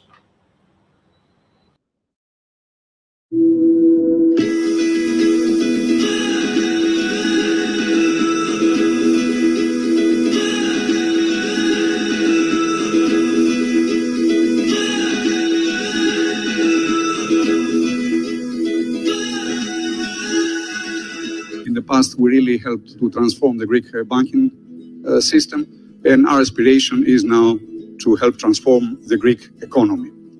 We recently launched a scale-up platform for the more mature startups, mainly trying to connect them to connect the research, which we believe that is at high standards in Greece, to markets and investors. I believe that Greek academia is of really high standards. What we're trying to do is to connect these people, to connect these teams with the international opportunities. Our system, Grăw system, has accepted to be uploaded on the historical mission on Moon with Orion NASA's vehicle, one of the most grandiose projects of NASA. You've got to be in love with the idea. And if it's doing someone else's laundry or delivering their pizzas, screw it. It hasn't recently been the startup as much as the people.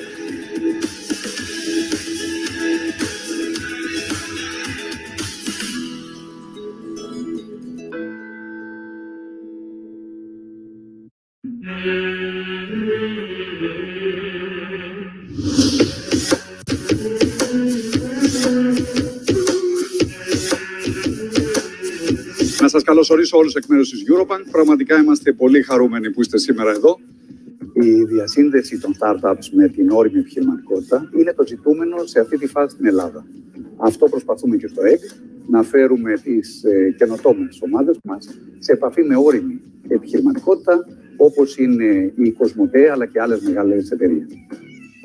Είναι μεγάλη χαρά να βρίσκεται κανένας σε νέους ανθρώπους. Ήρθαμε εδώ να τους ακούσουμε, να τους στηρίξουμε και πιθανά να τους βοηθήσουμε να υλοποιήσουν τις ιδέες τους.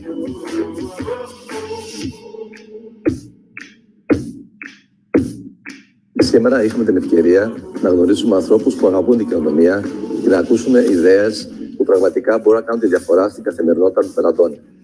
Ήταν μια πολύ ενδιαφέρουσα ημέρα σήμερα, γιατί πρακτικά είδαμε πολλές ιδέες από τα παιδιά που τις παρουσίασαν. Κάποιες από αυτές, μάλιστα, νομίζω ότι μπορούμε να τις χρησιμοποιήσουμε στην Κοσμοτέ.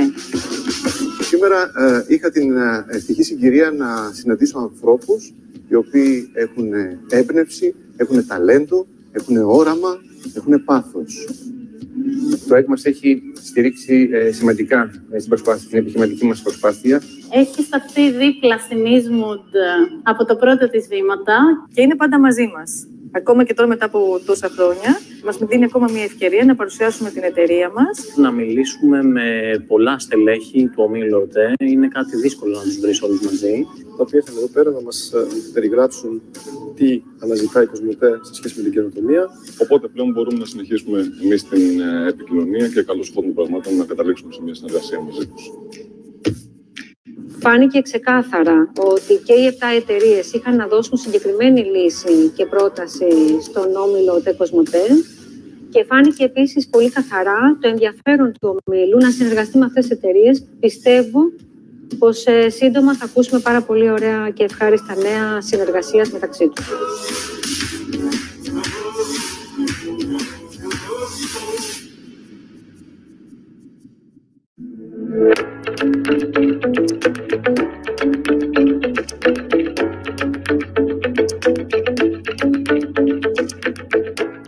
So I'm really happy to be here at the AIG today in Athens and very thrilled at the collaboration that we are going to have with the AIG and Eurobank, with Ryerson University, and specifically with my school, the Chang School.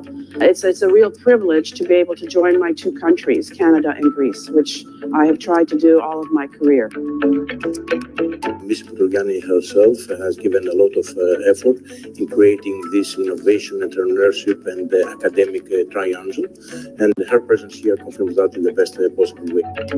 They told me about their businesses. It's exactly the knowledge of how you distribute this information in a way that's entrepreneurial, but at the same time useful for society.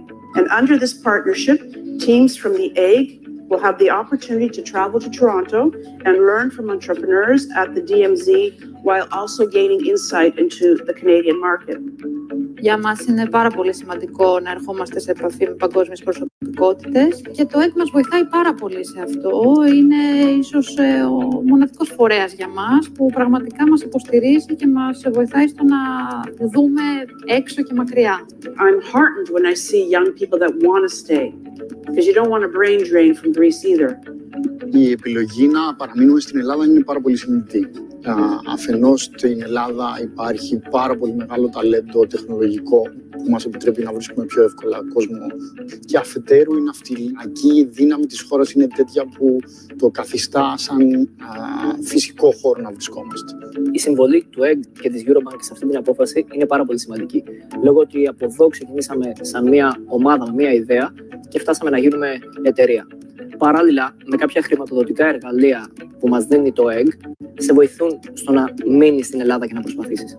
I mentor a lot of students and they say, give me some good advice. Study what you love, but keep your eye on the labor market and supplement whatever you're studying with those skills.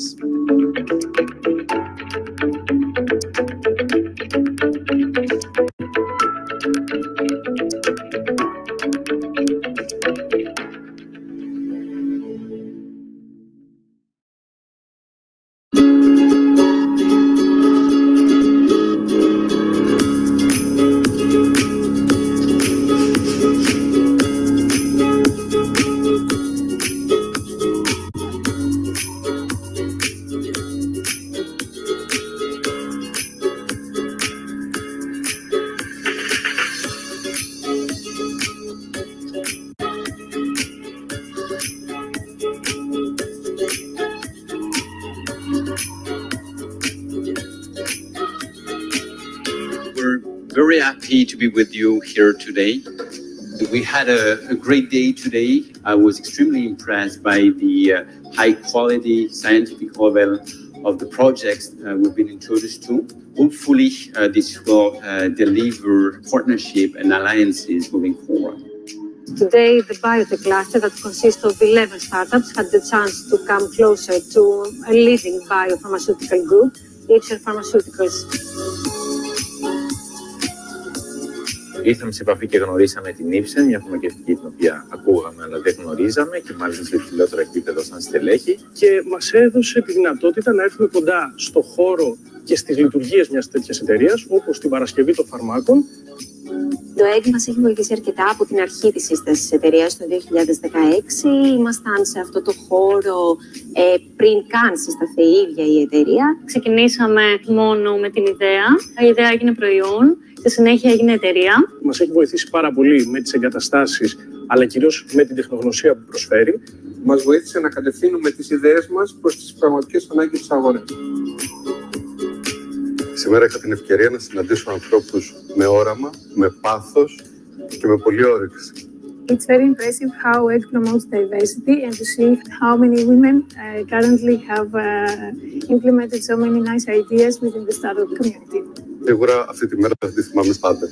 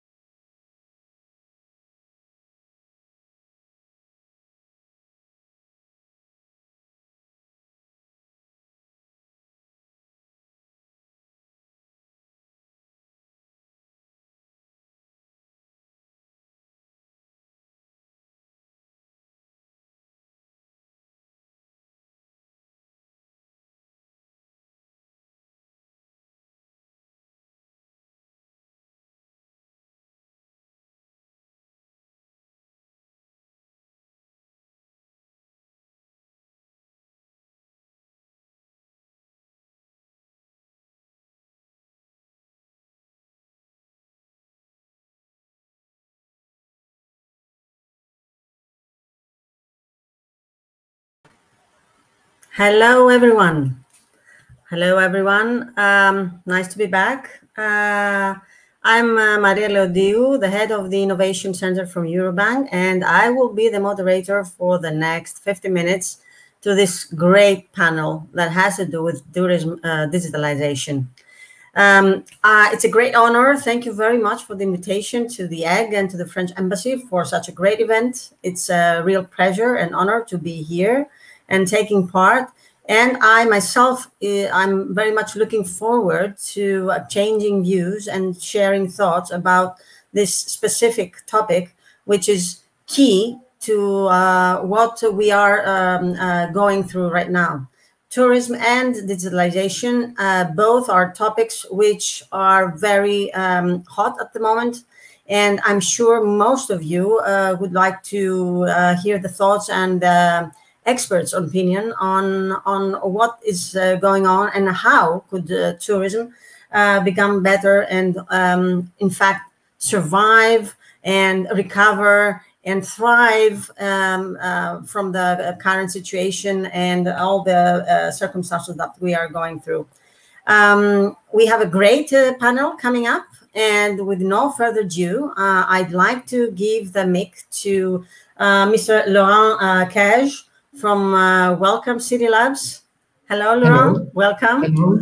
Nice to meet you. We are all very eager to hear your thoughts and your views and learn more about Welcome City Labs and the great job you're doing in Paris and in France. The stage is yours. We'd like to listen to what you have to say. Okay, thank you very much. So I'm very honored to be invited for this conference. Thank you very much. So my name is Laurent Cage. I am the director of Welcome City Lab. Welcome City Lab is the first tourism travel tech startup incubator that was created in the world. It was created in Paris 7 years ago. So my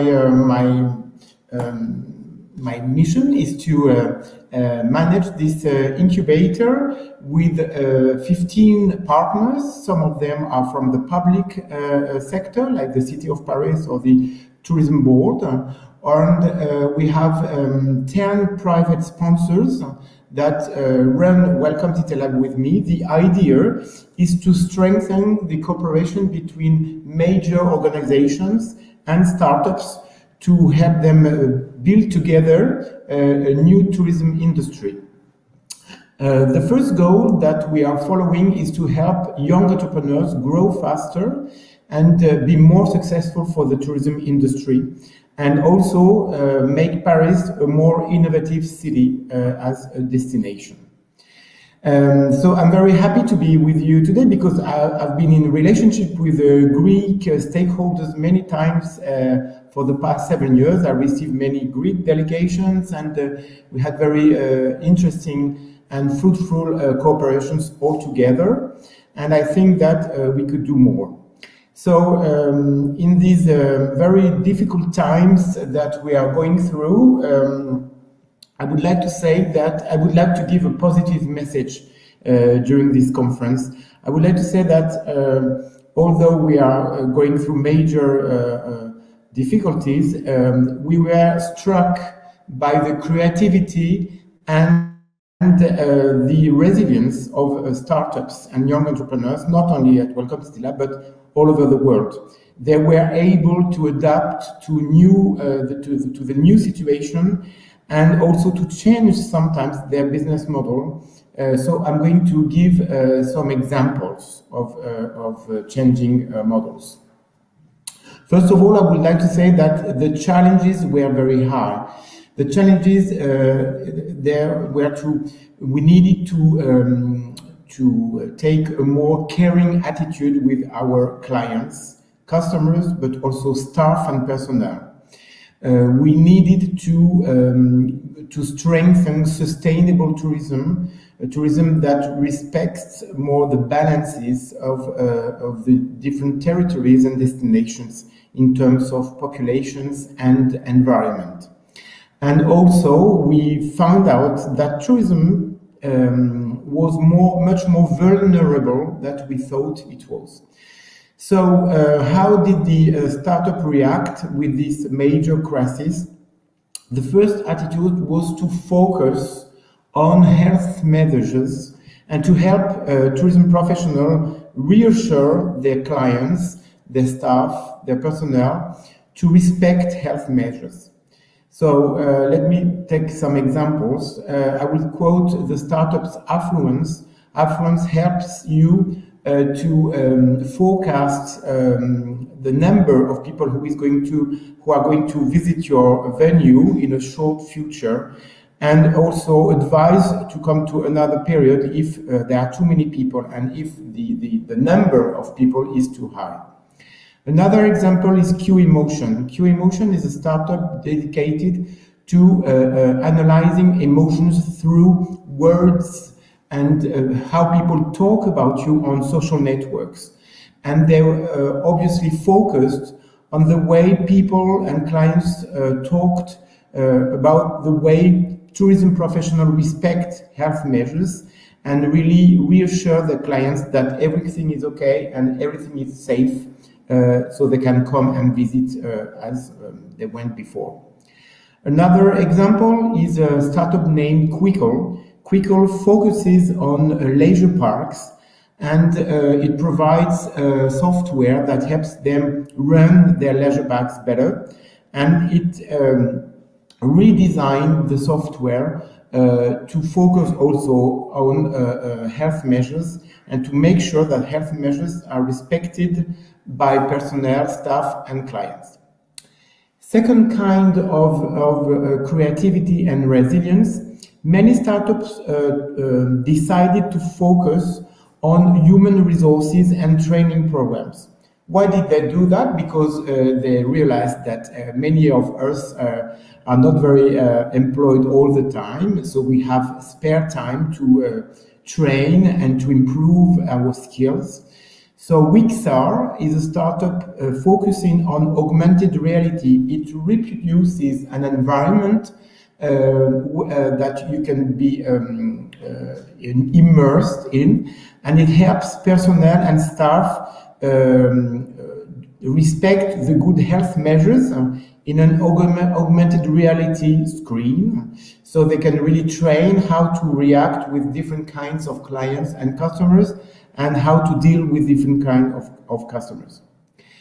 And the third kind of evolution we saw is that some startups try to diversify their services, not only focusing on tourism, but also diversifying on other economic sectors.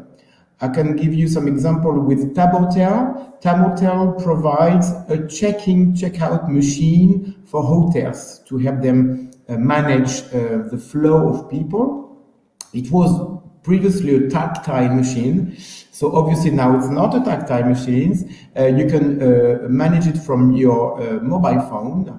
And Tabhotel also thought that it was good to focus and to target other sectors like the health industry, hospital, to deal with the flow of people going to hospital or places receiving audience, a major audience. So it marketed its machine to other kinds of industry. And the last example I would give is qwell. qwell helps you get some merchandise from abroad. It used to ask tourists to carry merchandise for someone else and to pay them for that. And now that obviously the flow of tourists is much lower, it focuses on exporting goods and services abroad. So it relies on specialized and professional organizations. So as a conclusion, I would say that we are going through very uncertain times now. And at Welcome City Lab, we also decided not only to be an incubator for startups, but also to produce and write a trend book every year, as we receive around 300 applications every year, which is big, from all over the world. We became like a barometer of innovation in tourism in the world. And we tried to synthesize the major data we had, because usually we can testimony that the same kind of idea pops up in different countries and different continents in the world at the same time, or at 3 or 4 months of intervals. So that means that a global trend is emerging. And so we recently released the 5th trend book of Welcome City Lab that you can find online on our website, welcomecitylab.parisandco.paris.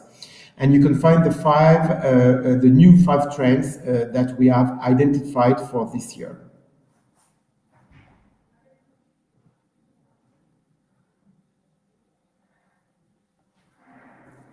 Sorry, thank you. And what I really appreciate about what you already said is that you had specific examples of startups that actually made the difference and either pivoted or changed their, their plans or business model or what they did in order to be able to cope. So how many years exactly is the Welcome City Labs working? 7 years. 7 years.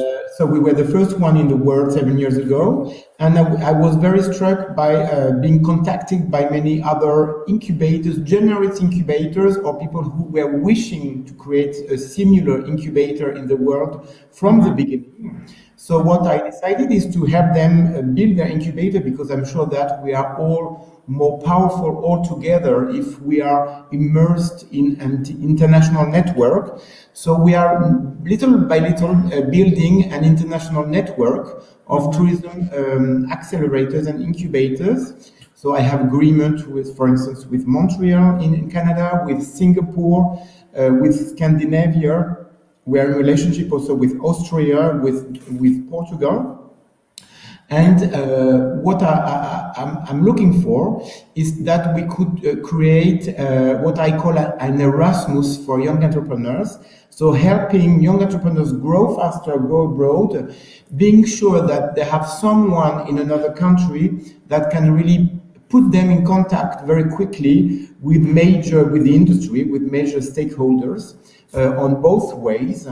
And I think that would be a very good idea to strengthen the emergence of our European startups. Yeah. I'm sure you're now speaking to the hearts of all startups, because the networking effect and creating the Erasmus for entrepreneurs, as you mentioned, I think that's a great idea. But we'll have the opportunity to discuss further in our discussion later on. So for now, let me also welcome Mrs. Maria Gatsou from the Greek Tourism Confederation. Welcome. Okay, Mrs. Maria Gatsou. It wasn't me. Okay. No, it wasn't. Hi. Maria, welcome. We'd love to hear your thoughts and to discuss further on the topic. Thank you. Thanks a lot. It's a privilege to participate in such an interesting event aiming to connecting ecosystems. So what I will hopefully do here today is briefly take you through what we do at SETE, the Greek Tourism Confederation, our institute in SETE and Marketing Greece, discuss a bit on the framework of digitalization in tourism and touch upon its role in the startup ecosystem and the challenges ahead, aiming to adding some thoughts and grounds on the conversations that will follow later with the rest of the panelists. So SETE, as a social partner, among others, intervenes towards the creation of a business-friendly financial environment. And it was almost 3 years ago when we at SETE first opened the discussion in the tourism sector during our annual conference on how innovation, digital skills and new tools will transform the way we travel in the age of digital economy. Through our umbrella role in the private sector, we keep on highlighting the importance of digitalization in tourism through related policy recommendations. And additional to that, our institute, INSETE, diffuses related studies and implements capacity building programs, aiming always to reinforce both businesses and employees' digital skill sets. And I'm almost sure that most of our audience here is familiar with the work of our own market in Greece that revolves around the implementation of innovative and targeted promotional campaigns that highlight Greek destinations and visitor experiences, mainly through digital strategies and activities. Today's business world is digital, and this transition has become a prerequisite for the development of companies and destinations as well. And due to the outbreak of COVID-19, we all saw that the need for smart digital transformation strategies is no longer a, let's say, just nice to have feature. Instead, it's becoming essential. Why is it essential for tourism? Well, as we see, digitalization primarily addresses two key parameters. First, operations and infrastructures management, where it helps in resolving problems and issues, improving the operation of businesses and making it more efficient. And second, tourists who are inevitably expecting it as part of their own experience. For tourists, the travel experience begins from the moment they actually start for their next vacation, their next destination. Their search is already being carried out online, so they would most likely expect their experience at the destination to include at least some digital features as well. So in other words, travel and hospitality organizations should aim to digitally engage travelers across every link in the chain and within every stage in a traveler's journey. Besides, recent World Travel and Tourism Council report showed that COVID-19 is proving to be an excellent and unexpected catalyst in the sector's quest for innovation and integration of new technologies. I know Laurent mentioned a few paradigms just before. And among others, travelers consider it as a basic prerequisite for safe and seamless travel experience. For example, almost 45% of passengers are ready to discard even their paper passports and use biometric identification instead. So, is it easy, one may ask? Well, the greatest challenge in digital transformation is that it's largely dependent on the transformation of operations as well as habits. And in this respect, companies and destinations will need additional assets in order to overcome challenges and barriers in the ever-changing environment that it's actually becoming a new normal now. I think agility and resilience are the two basic elements that will strengthen their immune system. And recent history has proven that agile entities are even better equipped to adapt immediately and efficiently to any kind of disruption. And in order to meet these challenges, we would need, among others, to firstly understand that digitalization is a strategic business and national decision and not just an IT matter. We should invest in infrastructure, digital highways, cloud services, 5Gs, you name it. Train people who work in the industry to adapt to new market trends and technologies.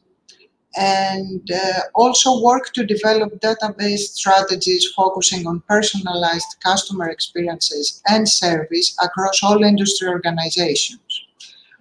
Computing power and big data techniques offer totally new possibilities for mining information to assist in decision-making processes. And coming now to the way that the startup ecosystem fits in all this process. The role of startups is paramount as it enables society to benefit from new advantages in a shorter period of time. However, in order to facilitate this process, the entire ecosystem should move towards that direction, both at a national and local level. On the one hand, the state should establish the context, the framework, carry out funding or tax relief plans, and moreover, it should provide businesses in the industry with financial incentives in order to encourage them to investigate and adopt digital solutions in their operations. And in terms of destinations, it should also prioritize the funding of such solutions for promotion and destination management purposes.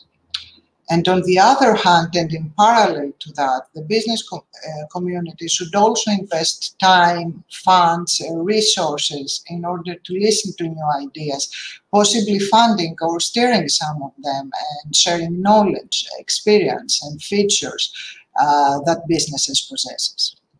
And there is no doubt that an insightful interaction between the startup ecosystems and companies working towards common goals shall generate mutual benefits, especially nowadays that there is a need for introducing state-of-the-art technologies in almost all tourism-related recovery plans. So coming to an end, so we can have some time later for a fruitful discussion with the rest of the companies.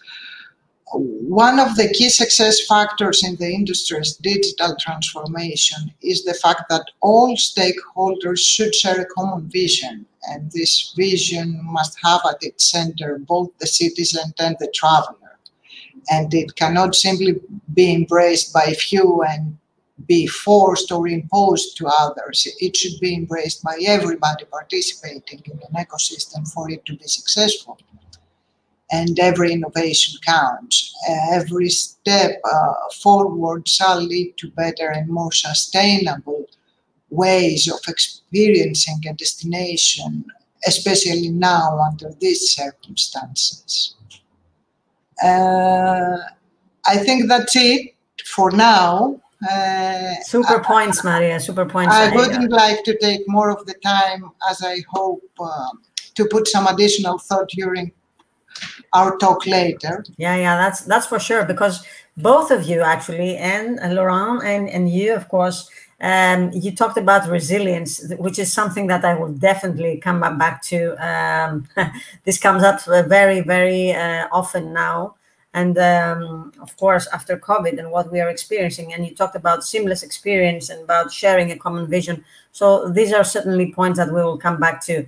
Thank you very much, Maria. And now I would like to welcome Mrs. Anastasia Griva from BSpot, an egg startup. Anastasia, the stage is yours.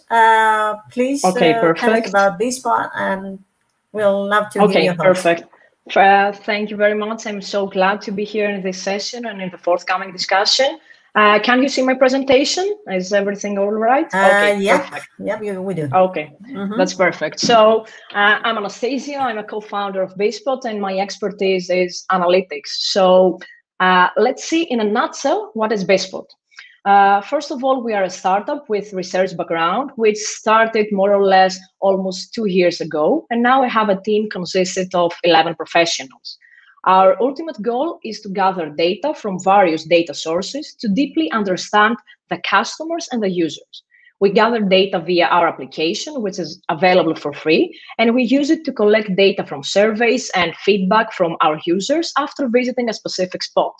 We also gather indoor and outdoor data from third-party applications, IoT devices, various retailers and their retail stores, and many other stores. And our goal is to analyze all this data in order to understand the various customer and offer location analytics insights to our B2B customers via our business analytics platform.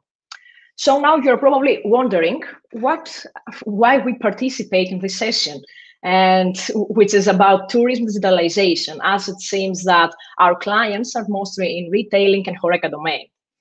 So the answer is due to the fact that our solution also aids companies, such as companies that operate in the tourism industry, to extend their applications and unlock IoT and location capabilities. In more detail, apart from gathering location data on our own, we also offer location proximity services to third-party applications via an SDK we have developed. Via this SDK, via this solution, let's say, and using IoT technologies such as beacons, we are able to accurately determine the position of a user in a space, for example, in a museum, in a hotel, in a restaurant, in an outdoor area, and so on. And at the same time, we can enable location-based content, such as promos or simple information about a specific indoor or outdoor spot. And then we can extract insights, such as moving patterns of the various users. This way, a business owner can deeply understand its customers, and at the same time, a third-party application, which might be something regarding tourism, it can become IoT-enabled. Closing, we have also developed a retail analytics platform that analyzes customer and transactional data, and currently we are expanding this platform to other sectors such as tourism in order to analyze tourism data and extract travel personas with a view to offer personalized services, which is something that we currently do in the retail sector. So from my point of view, I would like to say that the future of tourism will be based on IoT-enabled navigation, tours and content, on analytics and personalization, which is something that as a startup we are currently working on.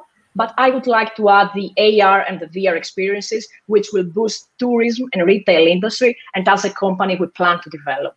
Thank you, Anastasia. Great presentation, and we'll come back to the data part of it, the discussion, because data will definitely play a crucial role. So next speaker, I'd like to also welcome Yannis Papas from Mentor. Yannis, welcome. Hello. Hello. Thank you for having me. The stage is yours. Yeah, thank you very much. Mentor, the company I'm representing, has been also proud and thankful of being a member of the Egg, the magic box, as I used to call it back in the day. So in brief, Mentor is active in a couple of fields. The first one is cultural management and academic tourism, also known as more simply study abroad. Regarding cultural management, our mission is to contribute to the sustainable development of small local communities through the capitalization of their tangible and non-tangible cultural assets, as well as the contemporary artistic creation. We are currently implementing 3 exciting research projects in partnership with Athena Research Center and University of Athens and the Ministry of Culture. The first one is a digital eco-museum, including a digital app with digital routes for the visitors of cities around Greece. The second one is an innovative system of enhancing the archaeological sites within Greece through digital technologies such as VR, AR, storytelling, games, etc. And third one is a platform, a really innovative one, which tries to inspire electronic music producers and digital artists by key social issues faced by local communities. Also, we are also developing experiential routes regarding cultural tourism, which are run by academics, artists, etc. Regarding study abroad, the second field of business you are active in, you offer a comprehensive curriculum of designed to enable international students to experience the history, culture, and the contemporary artistic scene of Greece. We're doing so in partnership with international from USA, Europe, Australia. So it's obvious in our case that the industry hit hardest is tourism, since very briefly, students cannot travel nowadays. So also most of the US universities at least do not work right now currently. So thankfully we were a clever or lucky one wants to be involved in a couple of industries, not just tourism specifically, in order to be able to be standing right now, to survive. So in brief, that was Mentor. Yeah, if you want to find out more, just visit us at mentoringculture.com. That's all. Thank you, Yannis. That was a very good one. And the thing about pivoting and actually being involved in other areas as well is something that many startups, as Laurent also mentioned, did. So I guess this is part of the way to move forward. So I'd also like now to welcome Michalis Kokinos from Moptil. Hello. Hello, Michalis, welcome. Hello. We'd love to hear your thoughts. Hi. Hello. Can I have my presentation, please? Thank you very much. It's now visible. Okay, thank you very much. I would like to give many thanks to the organizers and congratulations. And especially thanks to the EGG program of Eurobank that had helped us a lot in our way. So the company is called Moptil, and it's Mobile Optical Illusions. We are a technology company dedicated in augmented and virtual reality, especially in heritage culture. Could we please move to the next slide?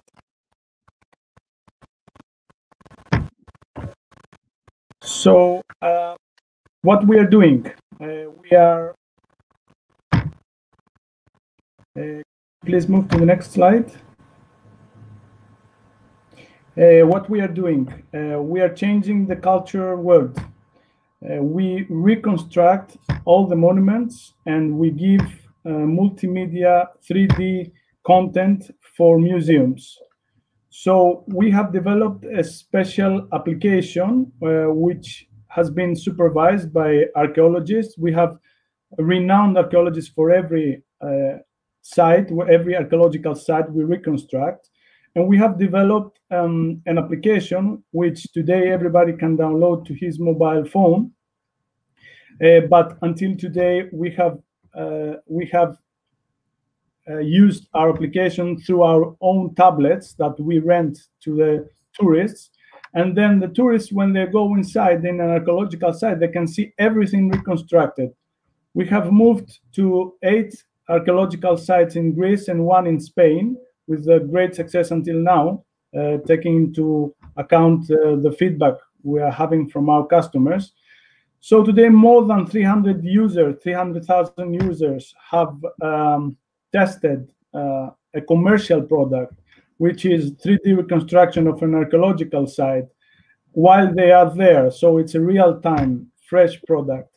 So what happens is that we are trying to bring new generation closer to heritage culture. And there are multiple ways to do this, but we are using a new technology, which is augmented and virtual reality, in order to succeed this. Can we please move to the next slide? Then I can give you a picture of all our products. So we have reconstructed Acropolis, Olympia, Knossos, Delphi. These are the 8 archaeological sites that we have reconstructed, and we give them through our application. But also we have a very good collaboration with the Museum of Acropolis officially, directly, and as well as with the public sector in Spain, where we give our services with our application and tablets together with the application in an archaeological and a Roman forum of Cartagena. And so our business model until now was a B2B model. We are having contracts with tour operators and travel agents. Most of the tour operators in Greece and some in Spain, they have included our service into their excursions. And also we have this first good collaboration with the Spanish public sector, which looks to work really well. It's more than good in private sector. Things are moving really fast. So the next step we are going to have is to go to retail. COVID has helped us a lot. COVID has pushed us a lot. We have been certified with a COVID-proof certificate by TÜV, so all our procedures are really protected counter COVID. And also, we have developed much faster than expected our applications, and we have most of them ready in the App Store and Play Store. And this new step has pushed us to go to the future application of ours, which is going to be totally dependent on augmented reality tools, and it will have an extremely new interface, and will combine as well artificial intelligence. So we can move to the next slide, and I think that's it more or less. This is what we are doing, and I'm open here to see and to give some answers. Thank you very much.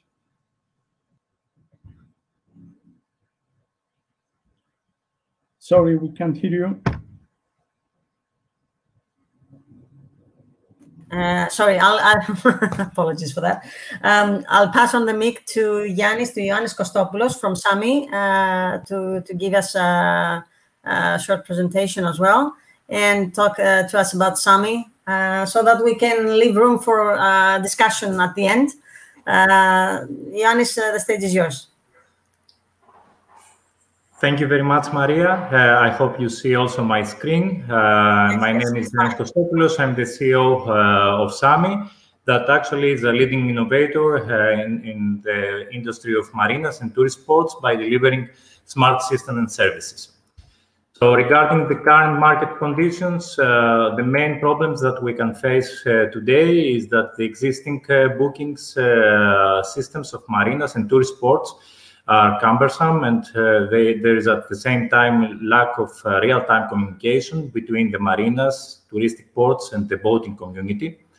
The second important problem is that there is a limited range of added value services that are offered to the boating community when the boats are hosted in the marinas. That results to a poor travel experience for the boaters. And the third one is that the population itself is getting to the younger ages, and so there is an untapped need to address the digital age consumer demands in a high-end market segments. So what we have delivered to the market is a holistic approach, a holistic product suite that is composed by a mobile application that acts as a trip planning tool for the boating community.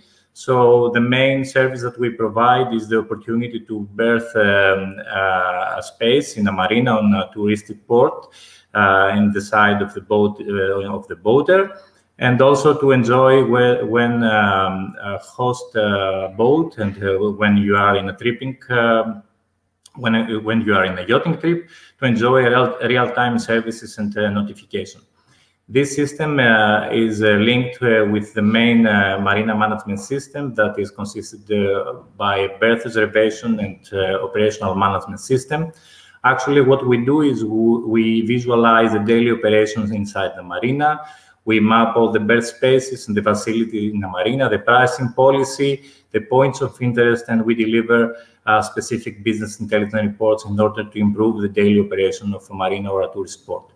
The innovation that we provide to the market is that we interconnect this software as a service with a Marina 4.0, as we say, infrastructure that is consisted by different types of sensors and cameras and AI algorithms that actually monitor in real time the conditions inside the marina or a tourist port and provide valuable information to the marina administrators and to the clients. Of course, as a typical digital company, we adapted our services due to the COVID-19 outbreak, and now we support also the remote management and check-in of the yachts inside the marina, automation of processes, and of course, paperless transaction of documents. Regarding the competition, there are several competitors in different areas like web platforms, marina management systems, and marina infrastructure. But since we combine the sailing experience with smart marina services towards the Marina 4.0 area, we are among the leading innovators in terms of digital transformation of marinas and tourist sports today.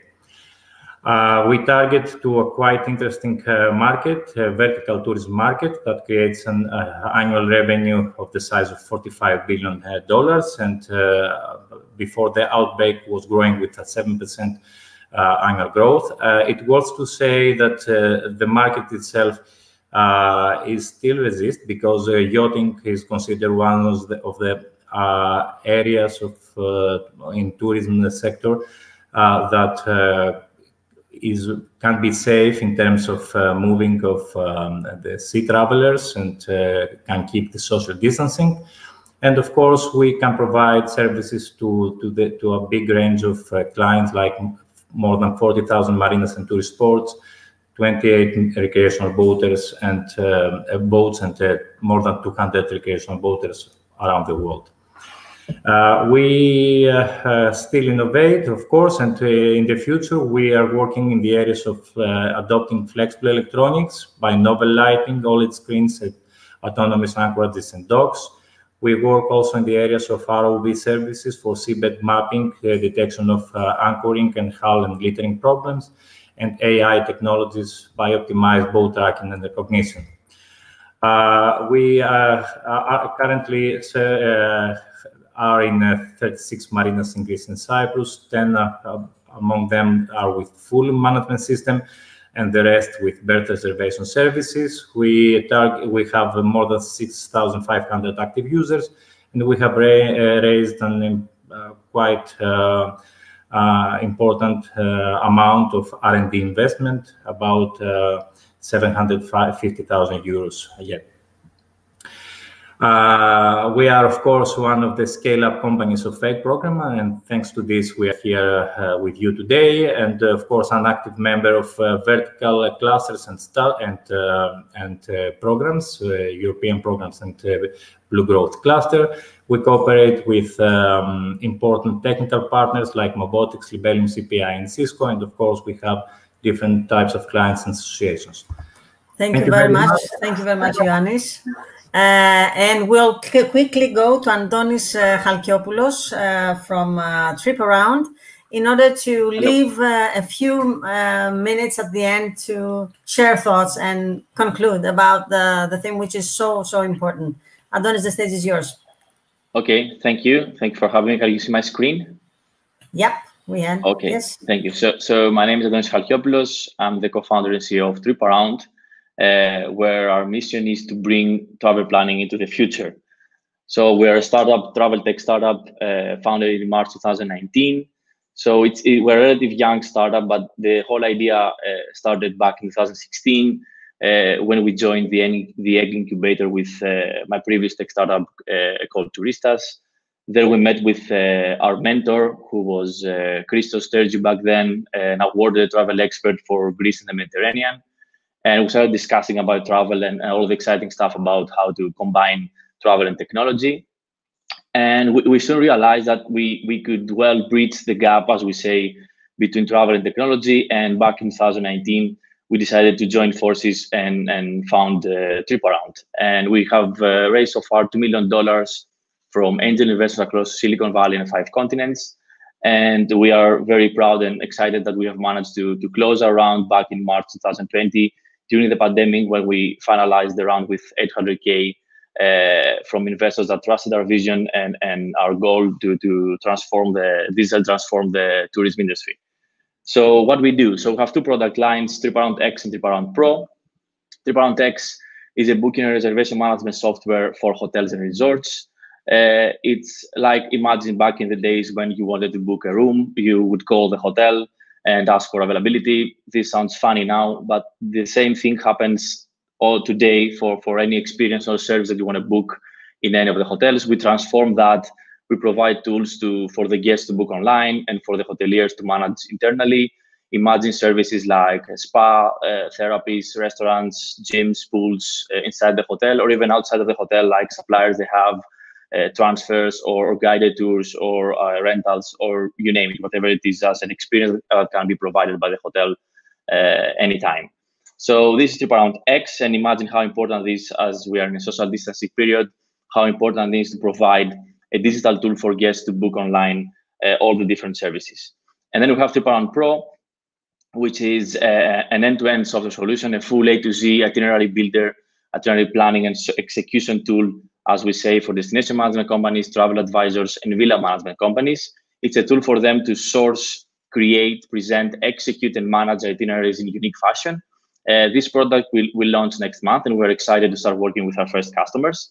And just to show you where we are today, so during the pandemic, we focused on creating more services in our product and more features, and we've managed to work with the customers we currently have, which are hotels that are affiliated with top brands worldwide, like the Luxury Collection or Design Hotels. We have Grand Britannia in Athens, we have Costa Navarino, Michis. We also have Sunny and Nikos resorts. Sunny is a resort that has been awarded recently by the World Travel Awards as the best beach and family resort in the world. And during the pandemic, we saw that a big spike in bookings happened through our platform. More than 70,000 bookings were made through Triparound in only the past 3 months. We're now in Greece, focusing in Greece, Spain, and Latin America with our first set of customers. And now we're expanding also to other countries abroad, like France, in Paris, where we believe we can also get some synergistic effects from this conference, and also Portugal, Germany, Dubai, and the US, where we are now starting to have our first travel advisors and travel agents that are also awarded companies by brands like Condenas Travel, Travel Religion, or Wendy Perry. So we do believe it is a transformation. We do believe that this could be the change for any travel company that needs to innovate, that needs to survive and thrive through the pandemic. And we believe that we can provide useful tools to do that. So thank you very much. And thank you, Andonis. And let's have everyone on the panel for a very quick discussion, as we are past our time, I think. Laurent, I'm very happy that you're still with us. I heard so many things. I heard about creativity. I heard about resilience. I heard about agility, the challenges that we're facing, Erasmus for entrepreneurs, the power of the network, and what we can do. So if I would have just one question to pose to all of you and get your thoughts is, we are having now a new normal which is created due to COVID. So in this new era, in this post-COVID era, what are the business models? What are the emerging technologies that you see prevailing for tourism? What are the ones that are most, let's say, powerful that you see emerging in such an era? So, Laurent, I'll give the word to you. Yeah, I think, well, it's not a question of business model. I think that we can see the remaining business model going on, but startups were able to be more flexible. They show more creativity to focus on broader topics, on topics linked with health measures, reassuring clients, customers, and personnel, training programs. So it's more a question of adaptability. I haven't seen a real shift in business models, more than in the different topics startups focus on. Yeah, that's true, and adaptability is sure a big thing. Maria, do you have any other thoughts on that, things that you think will be crucial? I don't think I'm the most expert to discuss about technologies. However, I think that I already discussed in my initial talking point the need for agility and resilience. And as regard tourism specific, I think the next phases we'll have in front of us are actually three. We have to face the very near future while tourism takes the hard hit from the pandemic and revives, and we have to keep businesses and employees economically alive. We have the midterm, where strategically we have to give to tourism its rightful share also from the Regeneration Fund to assist transformation, mainly to Greek and digital. And we have the long-term aspect where all stakeholders should work towards a common vision. Tourism should act as a pillar for economic, social, and sustainable development, always on the basis of unique natural, cultural, and social characteristics of each destination. Thus, the business models should shift towards that end. Totally makes sense. Thank you, Maria. And if I can have one closing point from each and every one of you with regards to tourism digitalization and the networking effect and how the ecosystems can partner together, how startups can benefit from the ecosystems and the networking effect, what would your points be, Adonis?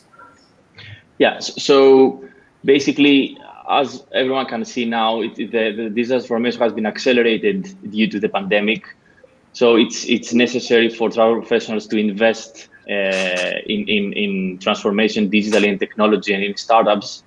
But the main thing here, and a challenge that I would like to share with all of you and the community in general, is that the travel professionals have been hit really hard, and they need to invest in technology. They need to increase their market share and generate more revenue, but they don't have the capacity and resources also to invest in technology. So it's really important for all the parties to work together and try to find solutions to all these things that are happening lately, and also invest in technology, invest in startups.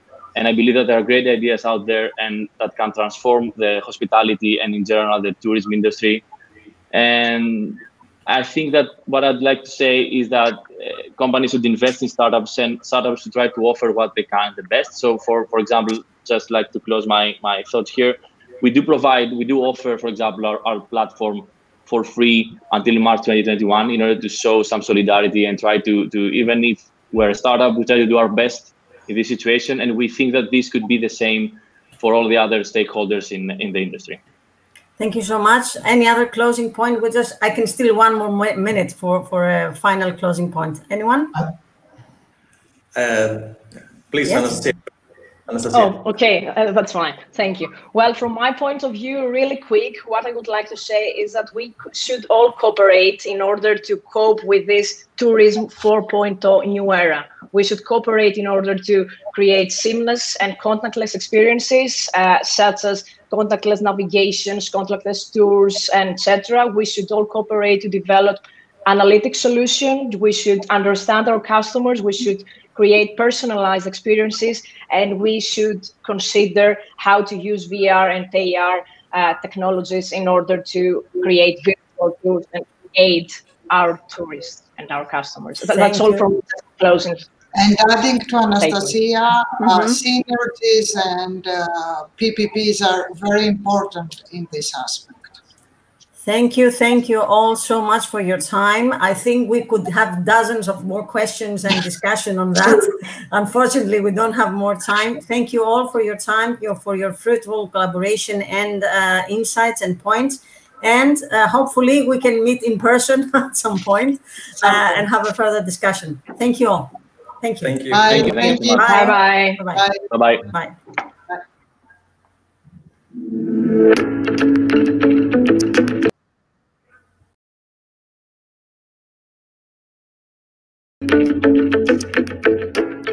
So I'm really happy to be here at the AIG today in Athens, and very thrilled at the collaboration that we are going to have with the AIG and Eurobank, with Ryerson University, and specifically with my school, the Chang School.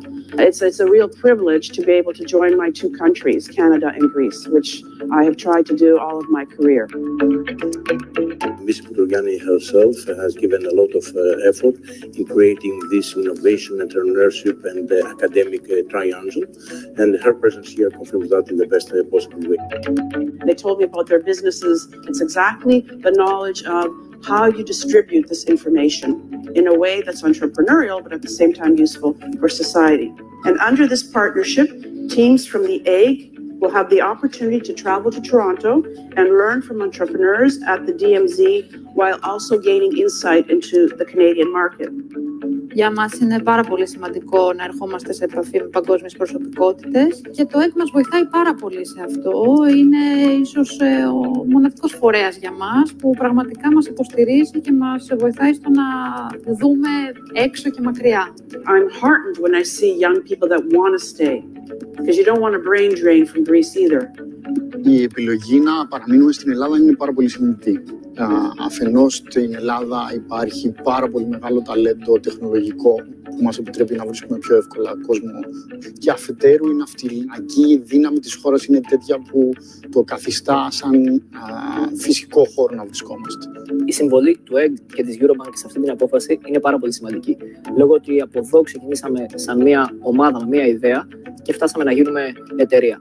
Παράλληλα, με κάποια χρηματοδοτικά εργαλεία που μας δίνει το ΕΚ, σε βοηθούν στο να μείνεις στην Ελλάδα και να προσπαθήσεις. I mentor a lot of students and they say, give me some good advice. Study what you love, but keep your eye on the labor market and supplement whatever you're studying with those skills.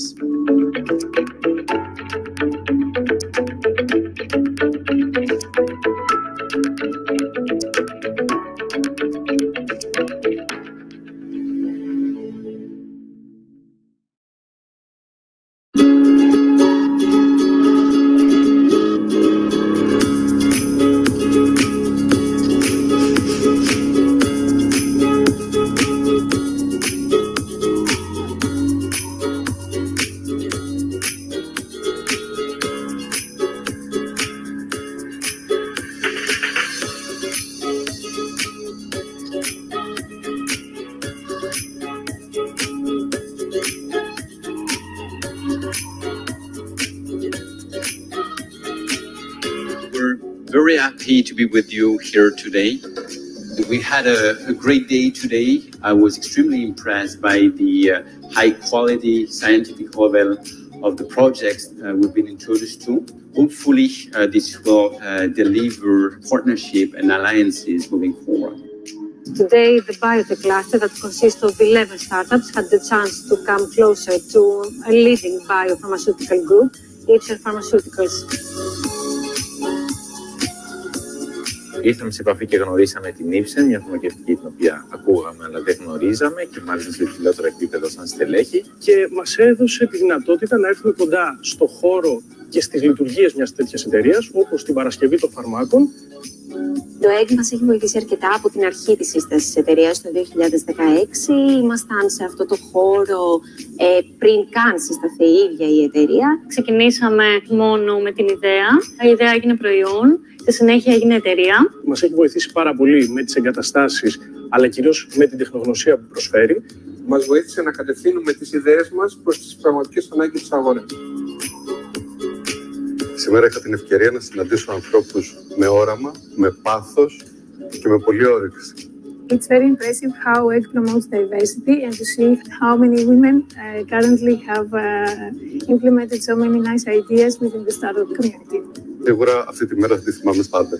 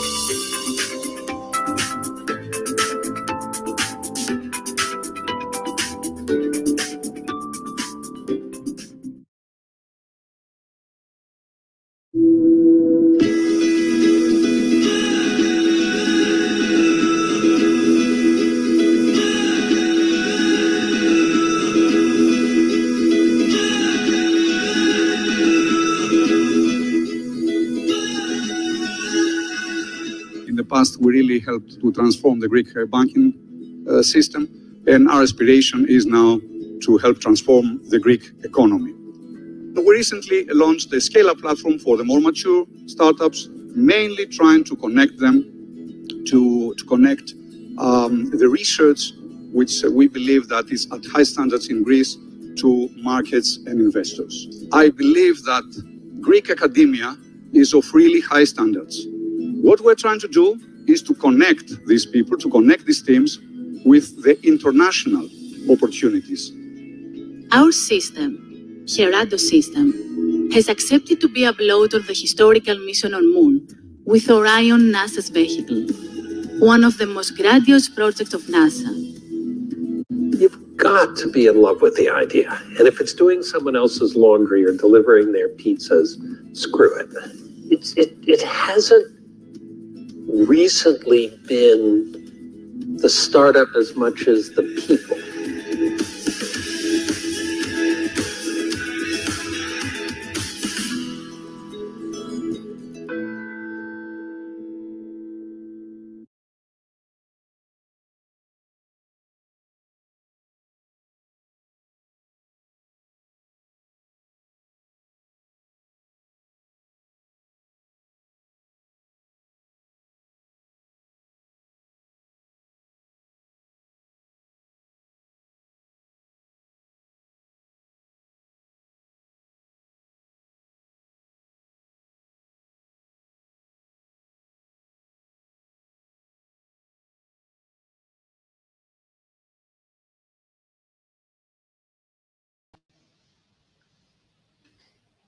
Hi, everybody.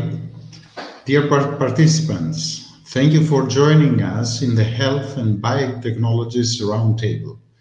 My name is Stavros Stavridis, and I'm a managing partner at Meta Business, an innovation strategy firm committed to helping companies to achieve sustainable growth. I have the honor today to moderate this very interesting roundtable. Thus, I would like to thank EGG and the Embassy of France in Greece for giving me this great opportunity. Over the last years, we are witnessing amazing developments in the health and biotech sector. The continuous evolution of technology and the quest for the well-being of mankind has direct effects in the breadth and depth of truly innovative and groundbreaking solutions in the areas of prevention, diagnosis, and treatment. Our audience today will have the opportunity to get to know 5 distinguished startups which will prove what I have just mentioned to you. Among us, we have also Ms. Irene Bakal from the very well-known Dr. Button to share her views and experiences so far, and Mr. Amin Maruf from Kumar Patton Venture Capital to listen to his perspectives. So with that, I'll give the digital floor to you, Ms. Bakal, to share your thoughts. So, and as I'm the moderator, I'll give you 15 minutes. Thank you. Thank you very much, Stavro, for inviting me and giving me the opportunity to present our product to this audience. It's really an honor, and thank you very much, EGG and the French Embassy for building such opportunities to share our thoughts and create networking together. I think we have a lot of bridges to build between France and Greece. So you know Dr. Button, Stavro. I will explain a bit who we are and what we do for everyone. So about us, we are a Franco-Greek startup that has been founded by Stéphane Billon, which is a health economist 3 years ago already, and whose vision is to provide efficient health services for all thanks to the technology. So we have a big asset in our startup, which is that our business team is very experienced in the healthcare field. So Stéphane Billon is a health economist, I am a pharmacist, and we have worked a lot on transforming healthcare in France. And also we have a very solid technical team based in Greece, in Larissa mainly, for software design and development. So it allows Dr. Button to develop innovative solutions, with high quality applications focused on security and usability. So our main features have a bit evolved also this year. We did grow very fast on 2020. So our first feature that we did develop was teleconsultation. So it allows you to speak to your doctor 24/7 from your home, from your office. And so you can see your doctor online in just a few minutes. You can book an appointment or ask directly to see the doctors that are available on the platform. And the doctor will examine your request and guide you accordingly. So you, of course, can take this up by appointment, an appointment that would be for a teleconsultation online, or an appointment to visit the doctor at his office. So this means that we are providing a tool that is a very multimodal agenda for the doctors, and they have the possibility to accept some appointments through Dr. Button with a very easy to use and useful tool, both sides for the doctors and for the patients. And so you can access that from smartphone, tablets, or computer. We have also the symptom checker features that is very used with the coronavirus situation. So you can enter your symptoms and you will understand from the symptom checker if you need to see a doctor shortly, if you need to go to the emergency room. Hopefully it's not very often the case, but that can be necessary, or if you can wait 1 or 2 days perhaps to see your doctor. And we have implemented early in 2020 a very important feature, which is the personal health record, which is like, let's say, a health record, a digital health record that is fully secured, very fast, and that you can share and with your doctors or with your also family, where you can keep all your key medical data in the same place, including, the historic of your diseases, if any, your vaccinations, your allergy, your medical exams, treatments, the reports of the teleconsultation or the physical consultation that you had with your doctor, some measurements, and any information that you would like to collect there and you believe is important for your health. An important note is that the doctor can also, of course, feed this personal health record if you give him access to it. And you can share those information with your doctors, with nurses, and so on. What we did implement recently also in 2023 to address the challenges that we were all facing with the coronavirus crisis is remote monitoring using IoTs. So we are providing a stethoscope that is, you can get a very clear sound of the heart and the pneumology situation of each patient. So this helps, of course, the doctor understand the state of the patient and be more effective using those very important information to accurately assess the patient health and be able to address them if needed to other services of health to take care of their problems as fast as possible with a very high quality of health. So this was a tool that was very needed from the doctor side, and that we are very happy to be able to provide now. So Dr. Button allows with this feature to virtually examine any situation around the heart and the pulmonary situation, and really as the doctor was standing at your bedside, which is something very important. And we are still implementing more features and IoTs to allow an examination remotely of the patients. So I already told you that you can access to Dr. Button on different devices. So of course on the web, from a tablet or from your phone. So this means that we have also applications for patients, for doctors, and also applications that are targeted for clinics and hospitals, which have a bit different needs. And we are, of course, supporting Android and iOS on tablets and phones. One important note is that the whole platform is multilingual. So according to the needs of our users and of our target users, we can adapt the language. And so we already are supporting 3 languages fully, and we are starting to cover all the languages too. So one important note on Dr. Button is that we did spend a lot of time on the user experience research before developing, while developing, after delivering the first features, and we still are working very hard on the user experience because we believe that this is the key point to reach the success.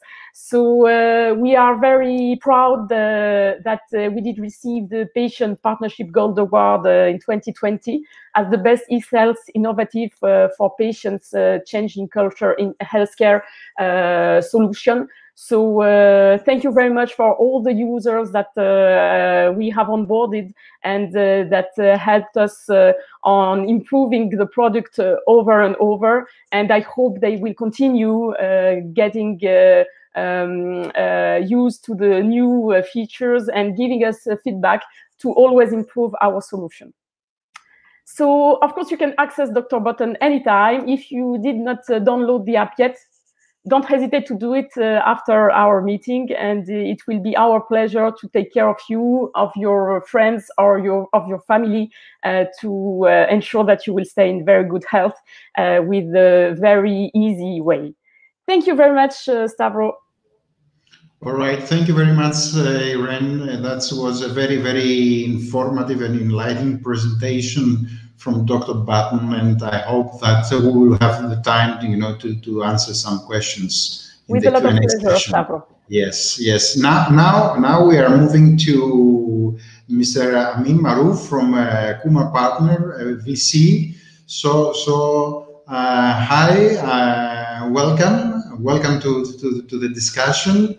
So, I mean, we would like to listen to your perspective from the other end of the line, from your views on the ideas and the solutions that you are facing, having to in front of you teams like this. So the floor is yours. 7 minutes maximum. Thank you, Stavros, for the introduction. So. Quickly, an introduction to grOw Partners. grOw is a European investment fund focusing on healthcare. We invest in biotech, in therapies. We have a strong focus on rare diseases. And we have a second focus, which is diagnostic and monitoring. In diagnostic and monitoring, we invest in solutions that focus on patients with chronic diseases, and we help startups to develop solutions that can be either classical diagnostic tests, but also digital health solution, algorithms, applications, you name it. Any solution that can help physicians and patients to manage and to monitor the diseases of the patients. grOw today is a 500 million euros fund under management, and we invest in all Europe. So this was a short introduction to grOw Partners. On the digital health and patient monitoring side, we invest at seed stage, namely. We invest as the first investor, and we have a strong focus on the science. We like good science and links between startups and laboratories. And very often we look for projects that have IP, intellectual property, but not all the time. And we focus on solutions that answer precise questions that have no answers today, like physicians having a patient and asking themselves, is it disease A or disease B? And if you help the physician answering this question with an easy to use solution and highly specific and highly sensitive, you can be of interest, let's say, for us. We would like to help physicians with easy to use solution answering the other questions such as drug A or drug B. Is the patient going well or not? Is he improving or not? And so on. And most of the time, this kind of solution requires some clinical trials, namely proving the efficacy and the performance of your device in helping hospitals, physicians, and patients, either by decreasing the time to diagnosis, either by increasing the savings you can make in time and money, saving of physician time, or simply by improving the performance and the efficacy of the patient care. Like, we know better when a patient is having a crisis, and we can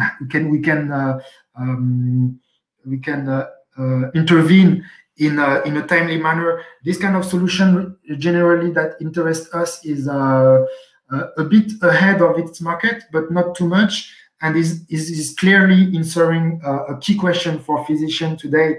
And so in startups, usually what we look at is, as I said, first the science and the clinical side, how it will help physicians and hospitals and patients, and secondly the team, how the founder met and how they had the idea to develop this solution, and what they've been doing so far.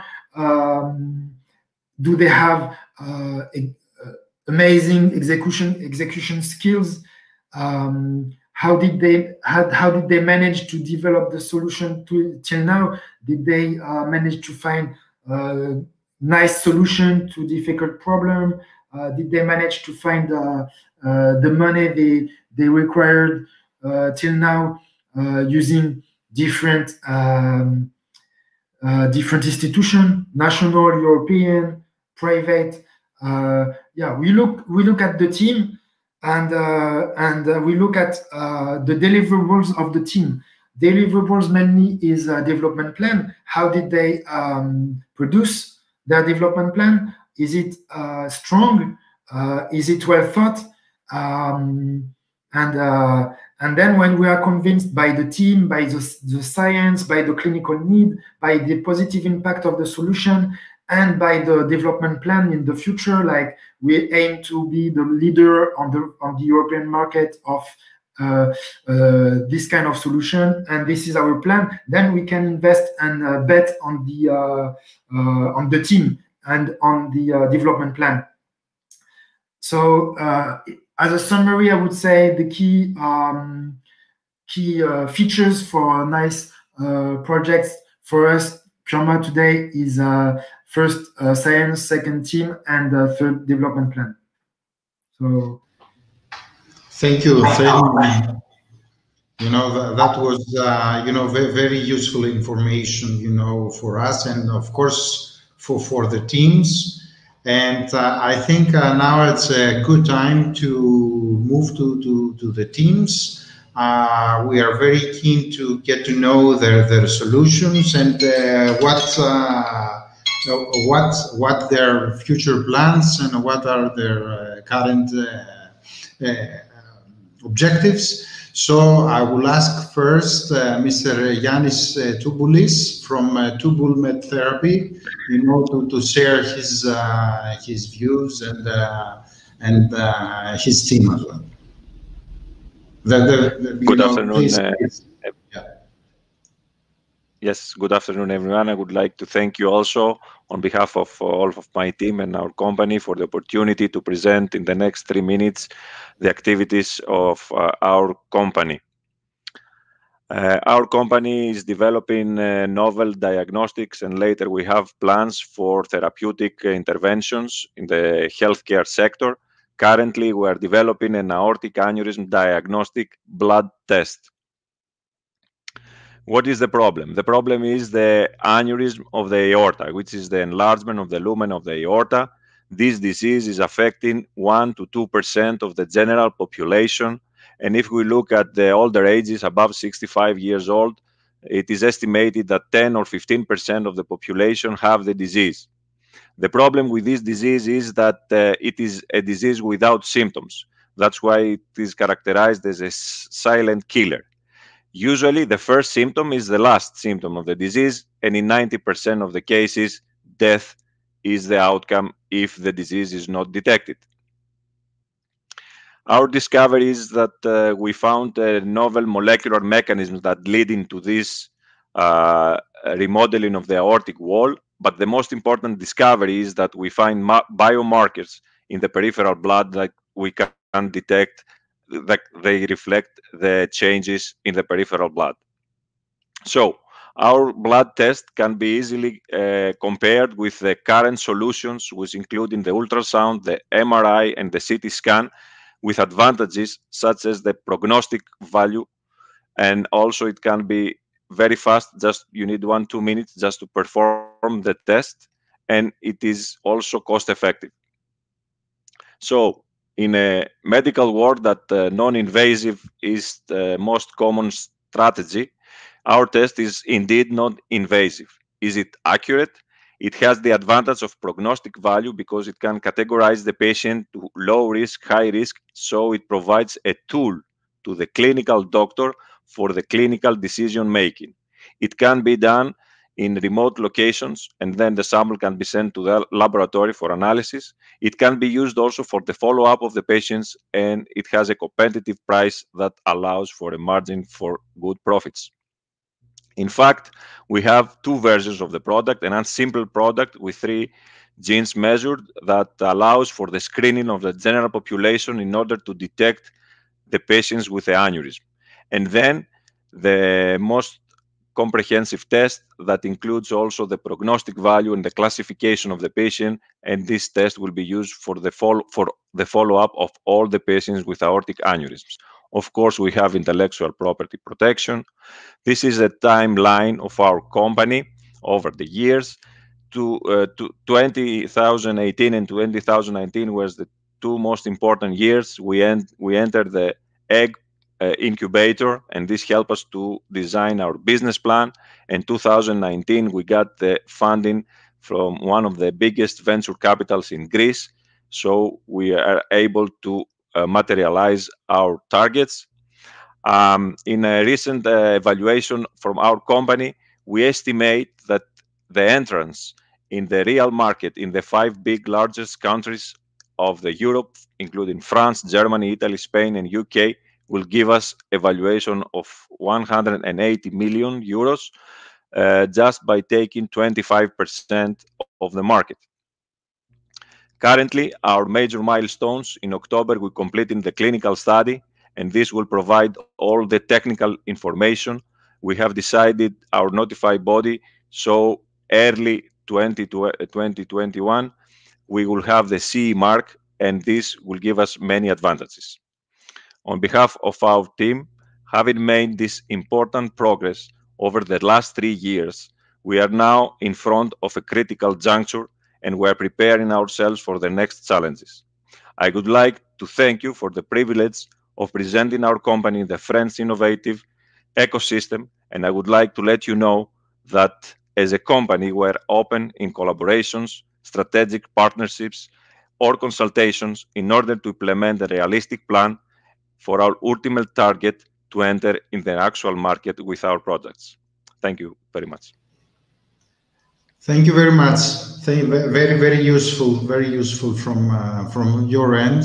And now we are moving to Mr. Paris Yogas from Advantis. So Paris, the floor is yours now. Thank you. Hello, I don't know if you can hear me. Yes. Great, yes. Great. Good afternoon to everyone. I'm Paris Yogas, co-founder of Advantis Medical Imaging. At Advantis Medical Imaging, we design and we develop web-based medical imaging software applications. Our market entry product is called Brainance MD, more specifically. BrainEnse MD is a pure in-browser neuroimaging software application which is used by neuroradiologists, neurologists, neurosurgeons, especially in the field of diagnosing and monitoring severe brain pathologies, such as brain tumor, Alzheimer's, multiple sclerosis, ALS, aphasia, and many more.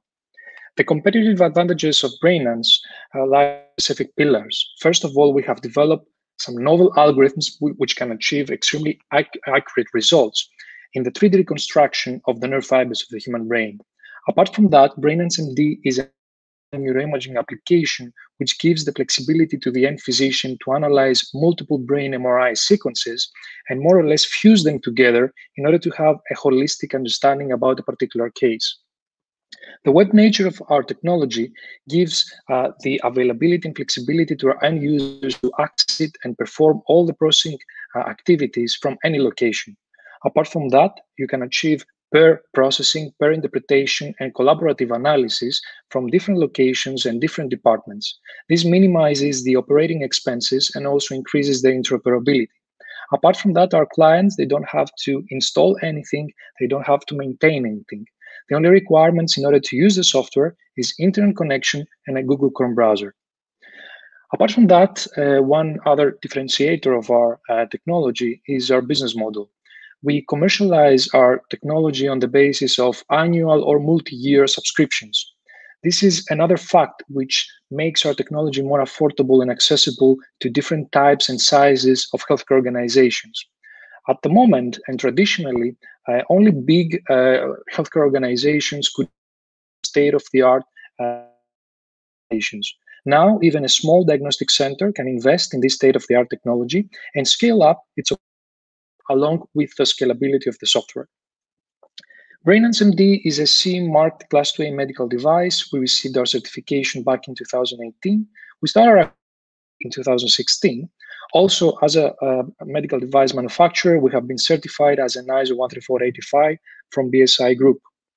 For the past 2 years, we have been commercializing our technology to different types of healthcare organizations, such as hospitals, private and public ones, university hospitals, research institutions, teleradiology companies, diagnostic centers, and even individual physicians.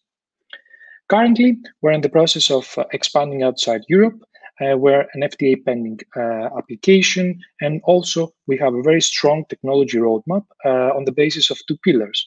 The first pillar has to do with the automation of the current pipelines around BrainEnse, which means that we're integrating several machine learning applications and general AI methodologies in order to automate the process and increase the accuracy of our end results. And the second pillar has to do with the transfer learning and expansion of our technology to other human organs and other modalities, because our end vision is to provide 360, a more holistic medical imaging platform to the radiology, neuroradiology, and surgery departments. As a company, we have been supported from VCs from the early stages of our company, and we have raised VC capital. At the moment, we're in the process for 2021 to expand in the US, and this is going to come along with another financing round.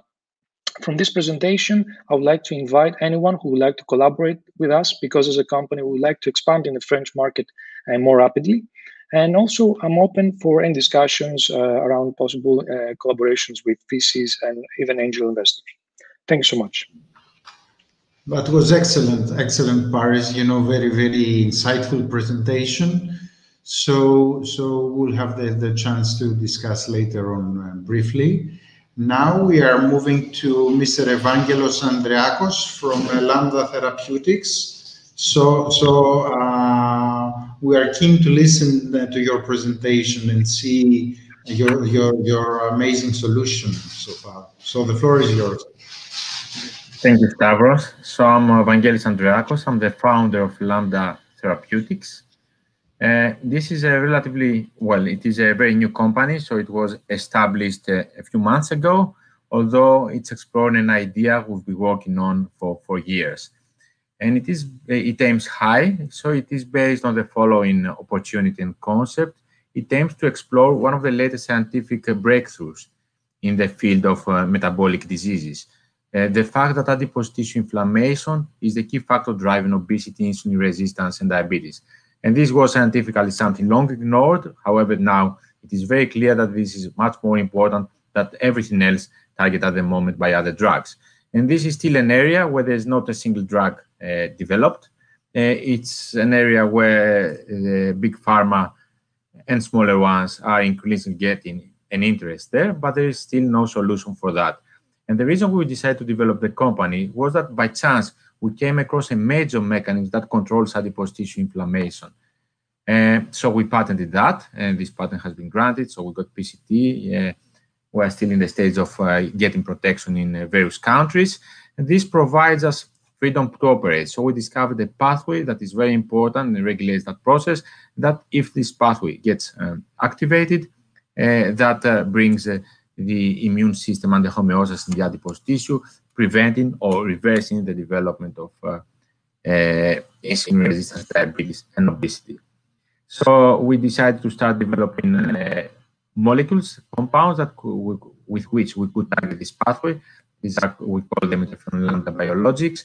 We have already developed a couple of compounds. One of our lead compounds, you can see that in preclinical models of obesity and diabetes. So if we treat these mice with this molecule, one of our lead compounds, obesity, establishes metabolic homeostasis, increases metabolic rates, oxidize fat over carbohydrates, and so on. So it does everything that works really, really nicely. We are developing more compounds. We have strong evidence that this is also the case, strong association with human obesity. Now, in terms of the development, we are still at a very early stage, as you can see here. So we are developing the molecules, we are testing animal models, and we are making them for human use, so we are optimizing this part. We are in the process of developing a good business plan so that we can seek investment in the next 6 months. And I'm going to, so it's a long process, as you understand. I'm going to finish with the team. So it's myself. I have a relatively good experience in that respect because I worked for many years, over 6 years, with Mark Feldman, the guy who has discovered the anti-TNF therapies, which are the best selling drugs ever. So it's biological. Gregory Kaltsas, who's a professor of endocrinology, world leading expert in endocrinology, sitting on the executive boards and committees and so on. And another colleague, and we have also additional team members that we have recently recruited in terms of the business, legal parts, and scientific advisors. And I'm going to stop here, and I would like to thank you for your attention. Thank you, Vangelis, for your brief but very, very precise presentation about the solution and about how you view it and your team. So very, very, very useful from your end. And with that, I would like to ask Ms. Antonia Mouzouri from Medinevo to share with us, your idea and what you came up with. So we are all ears to listen from you. So thank you. Can you hear me? Yes, loud and clear. Thank you very much for today's opportunity. I also thank on behalf of the whole team for this wonderful opportunity to take part in today's event. On behalf of Medinevo, I will briefly present its flagship product, Evenor. Evenor is the world's first injury prevention tool based on personalized bioengineering analysis. And based on this concept, the Evenor motto, let's say, it's in-game, not in pain. We strongly believe that the Evenor will bring value to the sports industry, exactly because it is an industry suffering from annual huge losses due to injuries, and with significant proportion of the club's payrolls paid to injured players. So far, current approaches are either statistical outputs, actually loosely related to prevention itself, or provide a series of adaptive ranges regarding biomarkers. Now, Evenor redefines injury prevention by bringing together biomedical engineering and sports data science, actually through the implementation and application of cutting-edge technologies from different disciplines. Now, how does Evenor really work? For Evenor to work, we need the two different types of data. The first, bottom left corner of the slide, is the MRIs of the players taken at the beginning of each season. The protocol should be one predefined by Medinevo because we need to be able to continue with image segmentation analysis and to construct for each player separately a 3D digital twin muscle model. On this model, we are going, we then use the second type of data, which is continuous. It is actually the everyday data loadings from the GPS wearables that athletes anyway use. These data, with the employment of a series of algorithmic techniques designed by Medinevo, are producing, let's say, the actual forces that are applied on the muscle itself. Thereopon, these forces, loadings, are used and applied on the 3D digital model using optimized computational parameters. So, on what concerns the output, Evenor produces a detailed weekly report, or in the case that a player is at risk in between the report days, it shows some alarm notification to the team's physicians. Evenor includes personalized risk levels, individual thresholds for each athlete, together with 3D visualization and localization of risk areas.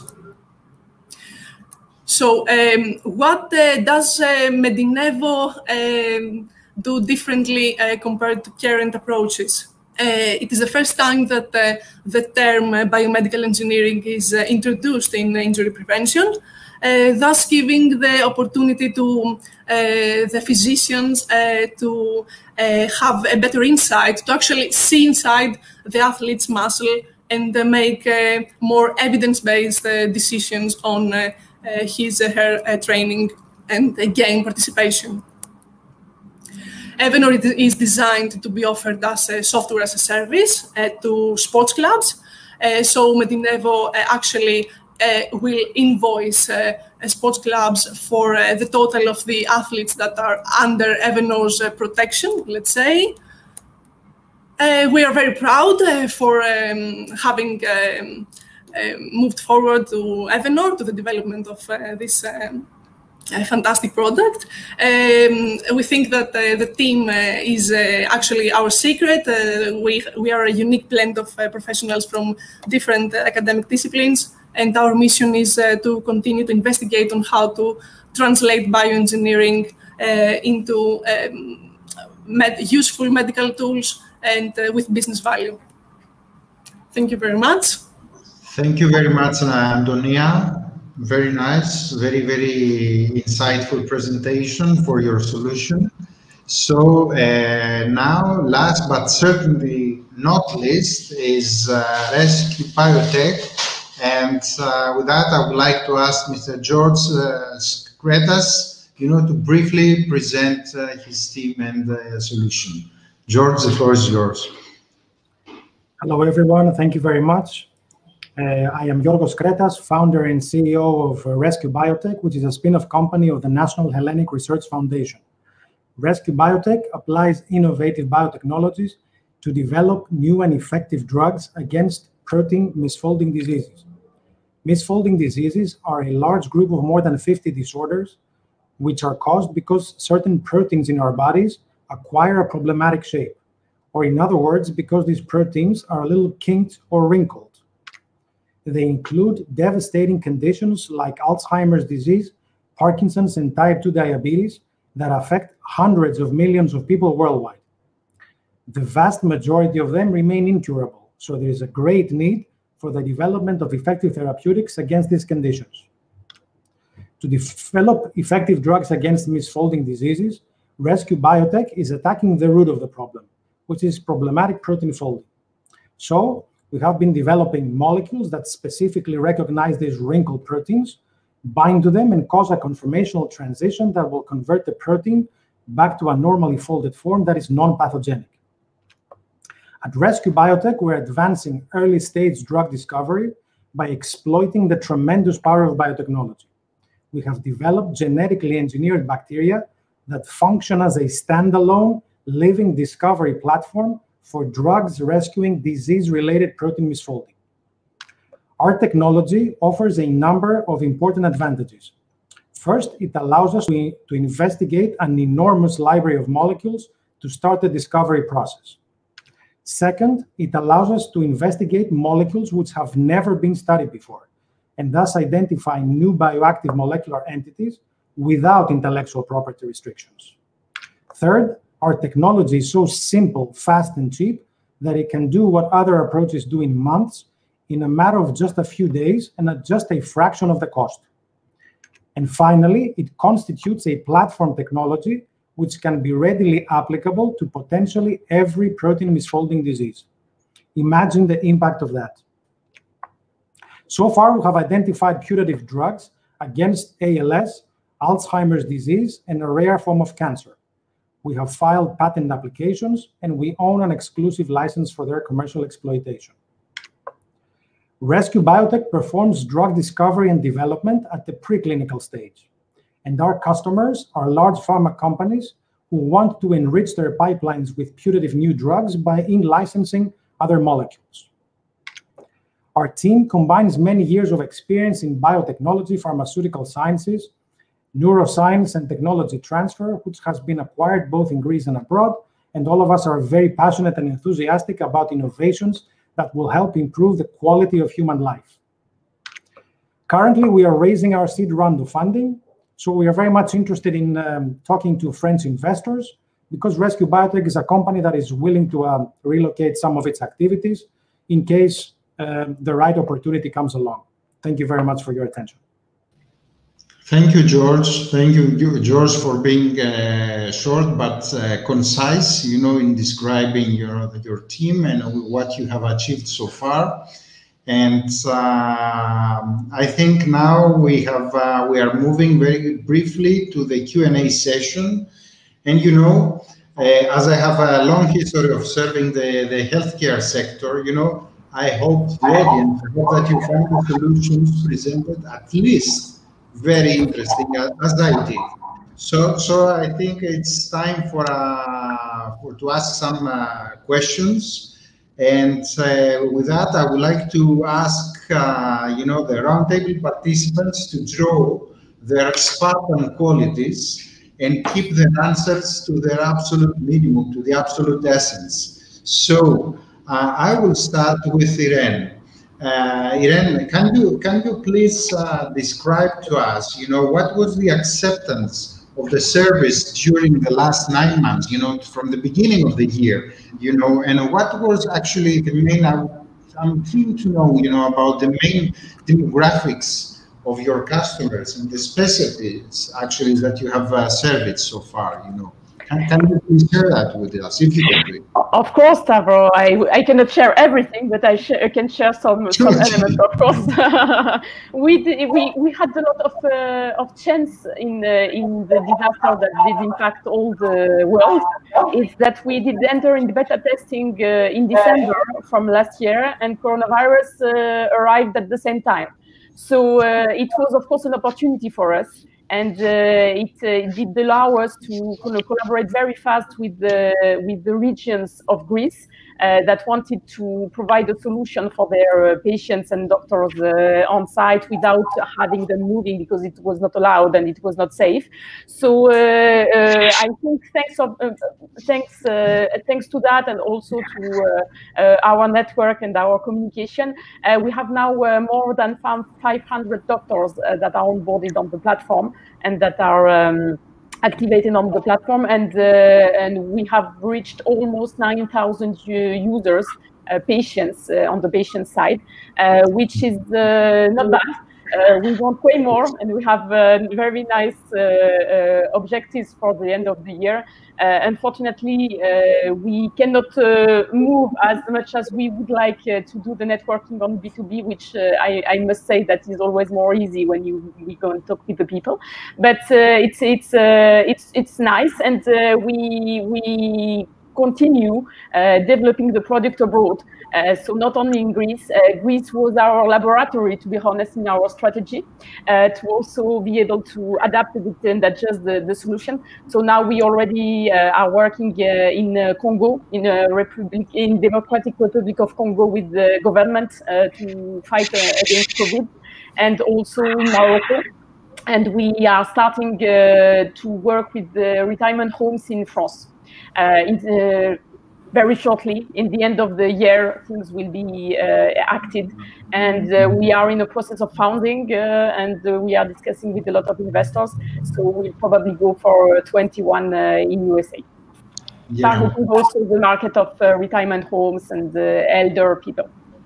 Yeah, no, very interesting, and I hope for the best. Really, I hope the best, because thank you very much, Stavros. Yes. I have to say that I was very impressed with the different presentations that all the other speakers did. And I'm looking forward to see their progress. And I'm, of course, available for any discussion they would like to have with us or with any other people from our network to help them, and why not to collaborate together. Thanks, Irene. And actually, you're giving me a very nice pass, because I would like to pass the ball now.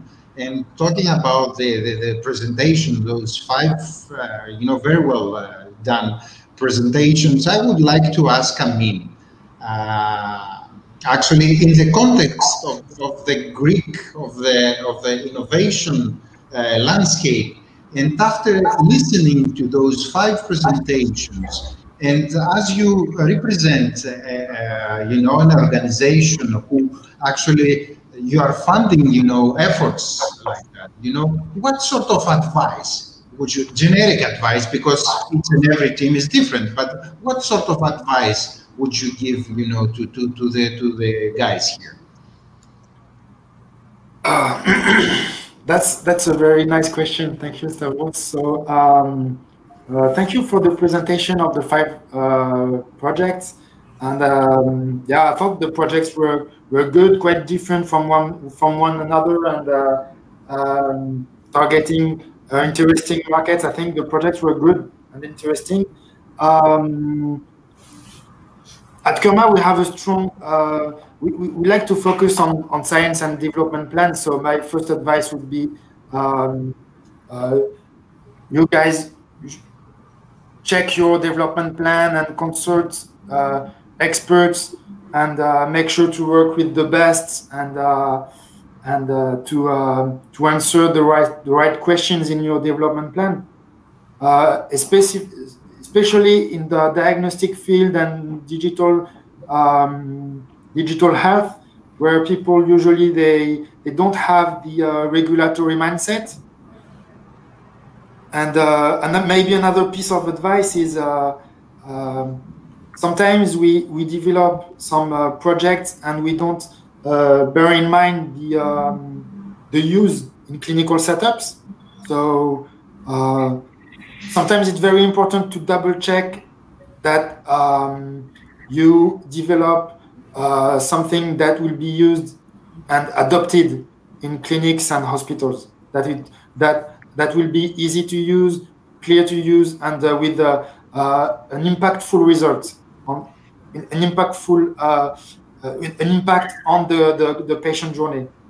And very often we see projects that are very nice science, but the impact on the clinics, on the clinical workflow, is not so positive. So my second piece of advice would be this: please check and double check the impact on the clinical workflow, the adoption by the physician, and be sure that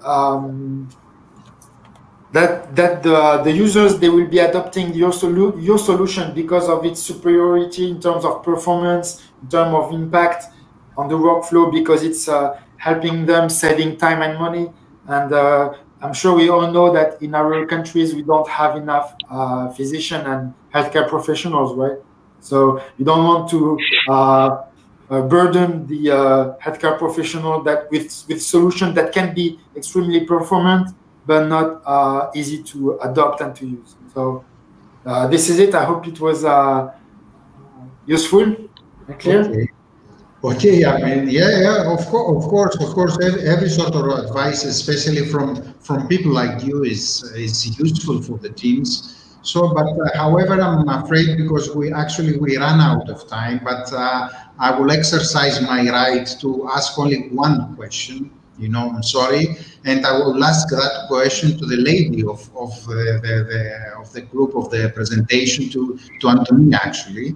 So Antonia, very briefly, because I'm very keen to know, you know, because I'm suffering from you know, sports injuries, you know, myself, and I would like to ask, you know, how big is your challenge, you know, for your value proposition, you know, to disrupt the current and the established ways of prevention, which are based on statistical or empirical models.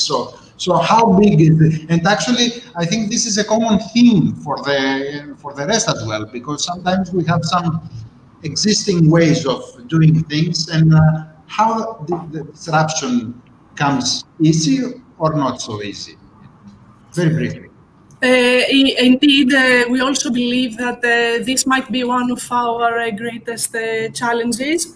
It actually comes down to a question, what is innovation? Is it something that comes after continuous interaction with the customer and improving something that is already there? Or is it introducing something that is completely new? It's, let's say, a vision for the future. We kind of think that we want to combine both. So we have a vision. The vision is bring bioengineering into the field. But of course, in the future, we hope to improve our product with the physicians and the users generally feedback.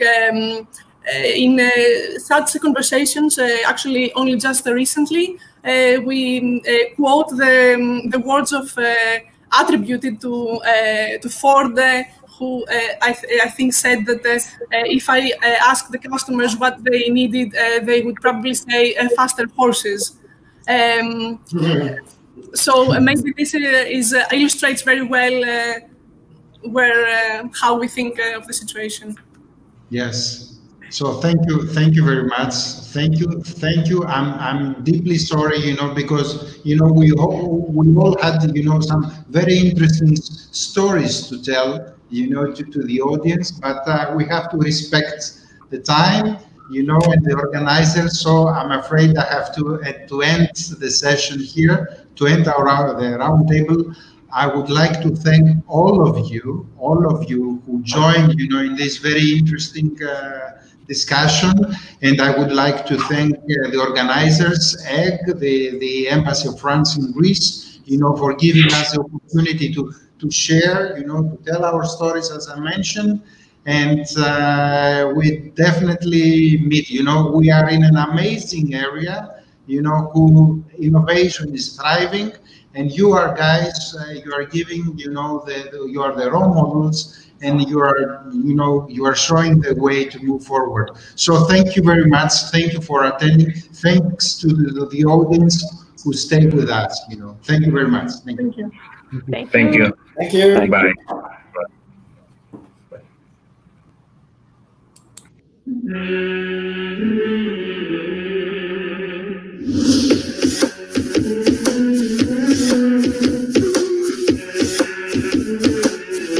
Να σας καλωσορίσω όλους εκ μέρους της Eurobank. Πραγματικά είμαστε πολύ χαρούμενοι που είστε σήμερα εδώ. Η διασύνδεση των startups με την όριμη επιχειρηματικότητα είναι το ζητούμενο σε αυτή τη φάση στην Ελλάδα. Αυτό προσπαθούμε και στο ΕΚ, να φέρουμε τις καινοτόμες ομάδες μας σε επαφή με όριμη επιχειρηματικότητα, όπως είναι η Κοσμοτέ αλλά και άλλες μεγάλες εταιρείες. Είναι μεγάλη χαρά να βρίσκεται κανένας σε νέους ανθρώπους. Ήρθαμε εδώ να τους ακούσουμε, να τους στηρίξουμε και πιθανά να τους βοηθήσουμε να υλοποιήσουν τις ιδέες τους.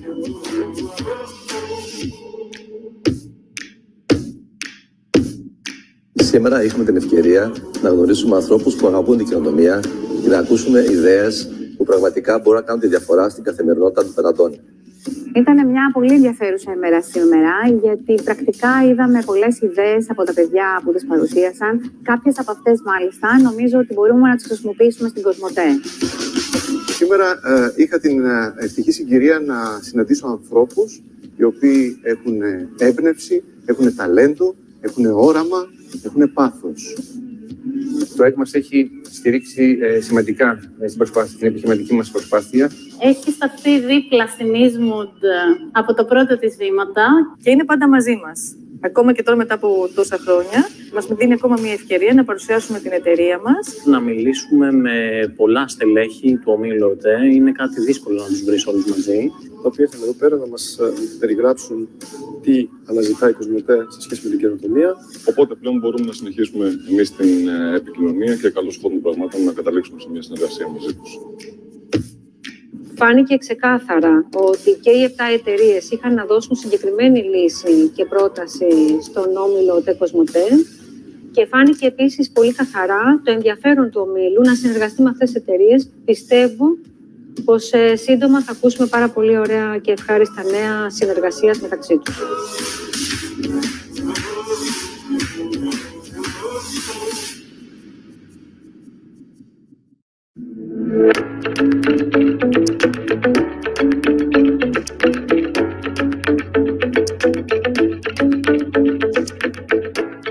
So I'm really happy to be here at the AIG today in Athens, and very thrilled at the collaboration that we are going to have with the AIG and Eurobank, with Ryerson University, and specifically with my school, the Chang School.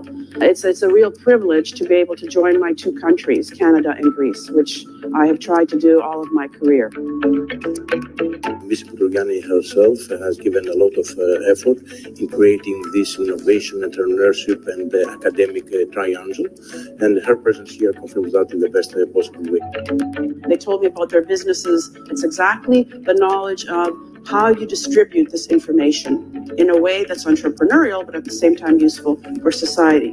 And under this partnership, teams from the AIG will have the opportunity to travel to Toronto and learn from entrepreneurs at the DMZ while also gaining insight into the Canadian market. Για μας είναι πάρα πολύ σημαντικό να ερχόμαστε σε επαφή με παγκόσμιες προσωπικότητες και το ΕΚ μας βοηθάει πάρα πολύ σε αυτό. Είναι ίσως ο μοναδικός φορέας για μας που πραγματικά μας υποστηρίζει και μας βοηθάει στο να δούμε έξω και μακριά. I'm heartened when I see young people that want to stay, because you don't want a brain drain from Greece either. Η επιλογή να παραμείνουμε στην Ελλάδα είναι πάρα πολύ σημαντική. Αφενός στην Ελλάδα υπάρχει πάρα πολύ μεγάλο ταλέντο τεχνολογικό που μας επιτρέπει να βρίσκουμε πιο εύκολα κόσμο, και αφετέρου η ναυτιλιακή δύναμη της χώρας είναι τέτοια που το καθιστά σαν φυσικό χώρο να βρισκόμαστε. Η συμβολή του EG και της Eurobank σε αυτή την απόφαση είναι πάρα πολύ σημαντική. Λόγω ότι από εδώ ξεκινήσαμε σαν μια ομάδα με μια ιδέα και φτάσαμε να γίνουμε εταιρεία. Παράλληλα, με κάποια χρηματοδοτικά εργαλεία που μας δίνει το EG, σε βοηθούν στο να μείνεις στην Ελλάδα και να προσπαθήσεις. I mentor a lot of students and they say, give me some good advice. Study what you love, but keep your eye on the labor market and supplement whatever you're studying with those skills.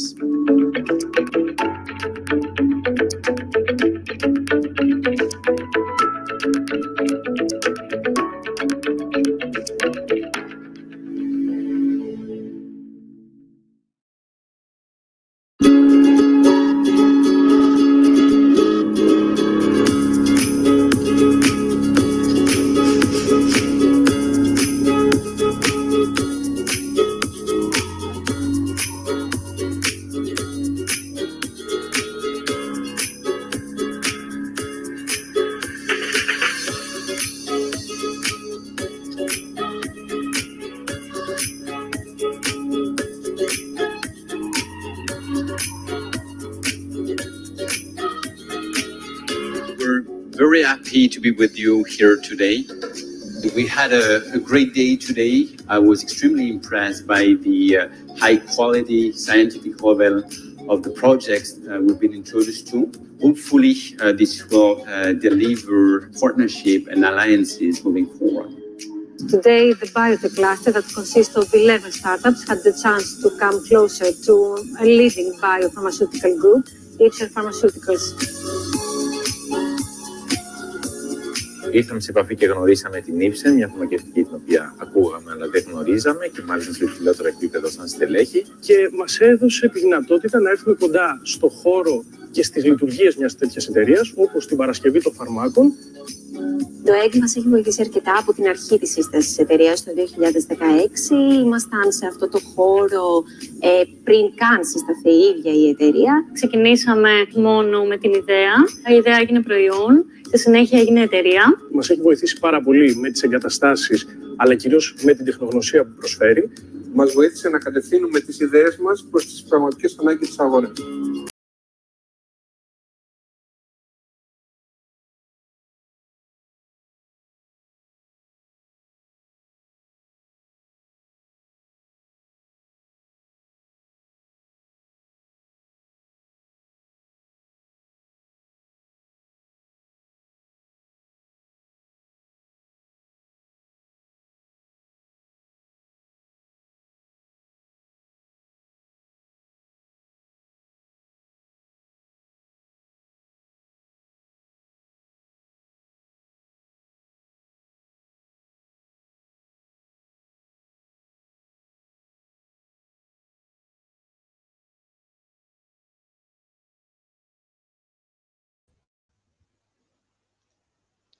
Greetings, greetings.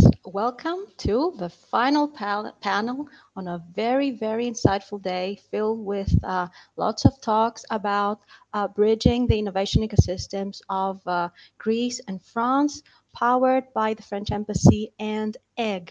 I'm Stella Ionidou. I'll be the moderator for this final panel, and we think green.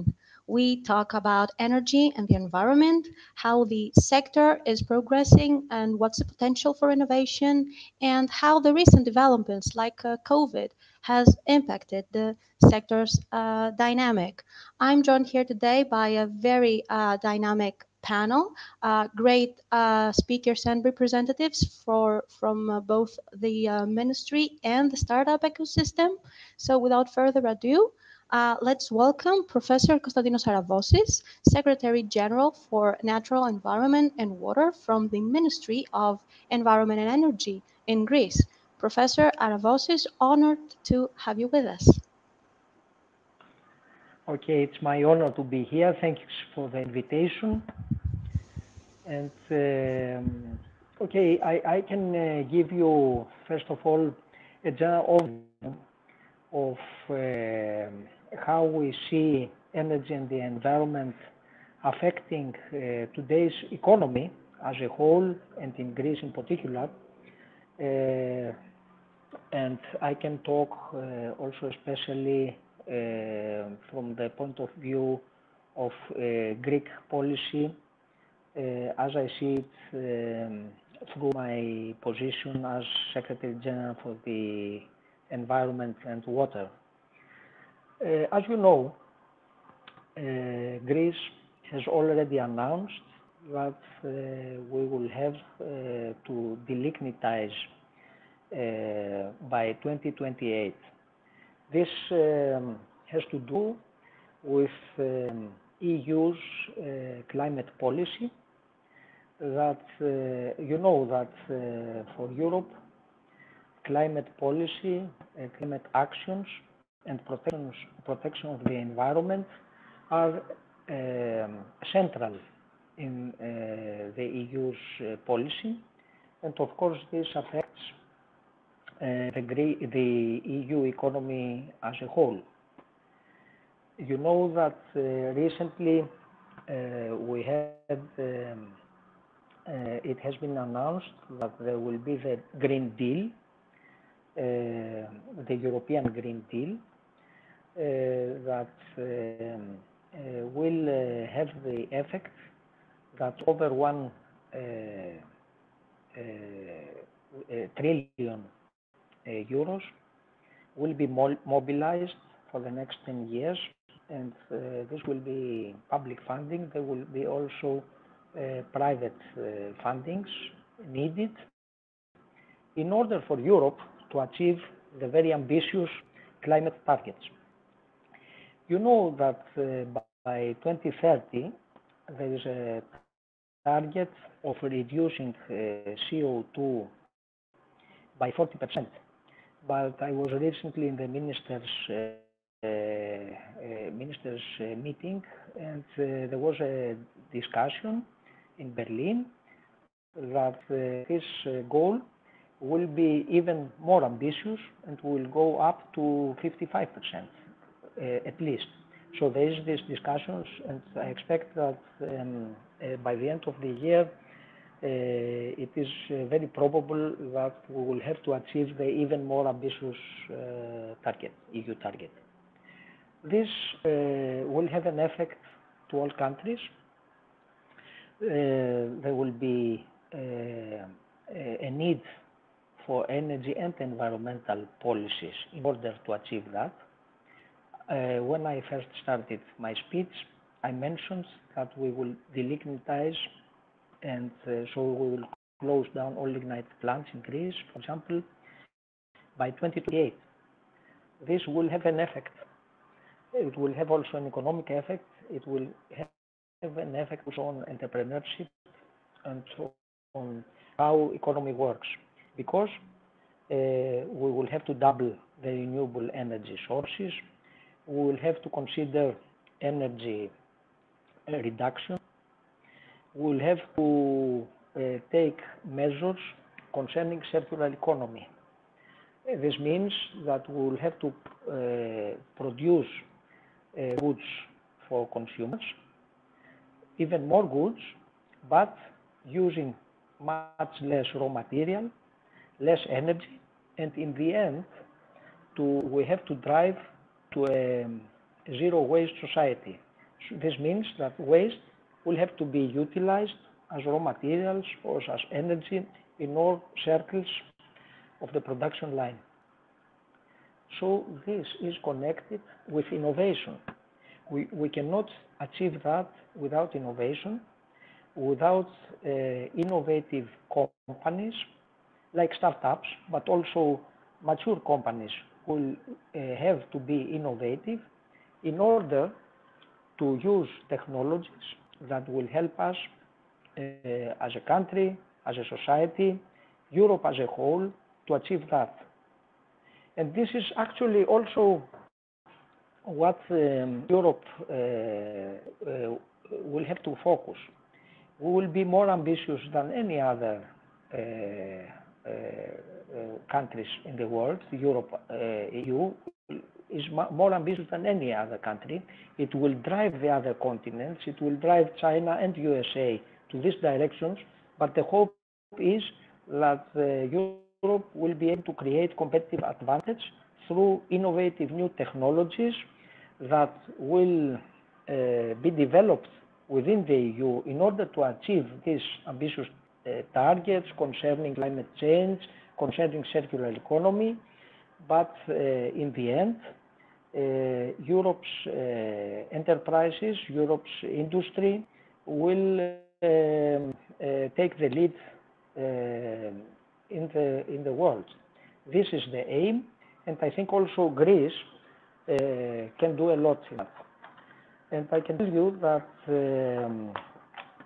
our ministry is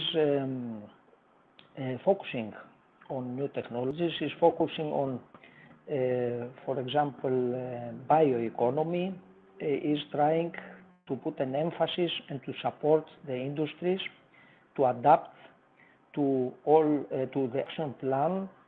We have for example, by 2030, we have the national the national plan for energy and climate that has particular targets and actions that have to be taken. And on the other hand, by the end of this month, we will announce a roadmap for circular economy actions and targets. All this means that the economy as a whole and the companies will have to transform to the new models needed, to the green models. And this is connected with new jobs, with new specialized also jobs, with new entrepreneurial actions, and this is also connected with digitalizations that goes hand in hand to these innovations expected. Our General Secretary, for example, the General Secretary for Environment and Water, is organizing, and I give it to you as an example, it is currently organizing the Greenathon. The Greenathon is a competition that is now underway, it is open. We have already over 80 participants, and we have opened all the databases of our ministries that concerns environmental issues, climate change, water management, and so on. And any participants to this competition has the ability to use these databases in order to develop applications. We have already given some hints of what kind of applications we would expect, and in the end there will be some, I'm sure, very good applications, and we will then try also to help these companies or these groups or these startups that will go to the finals to go on with their idea, also in cooperation with our Ministry of Environment and Energy.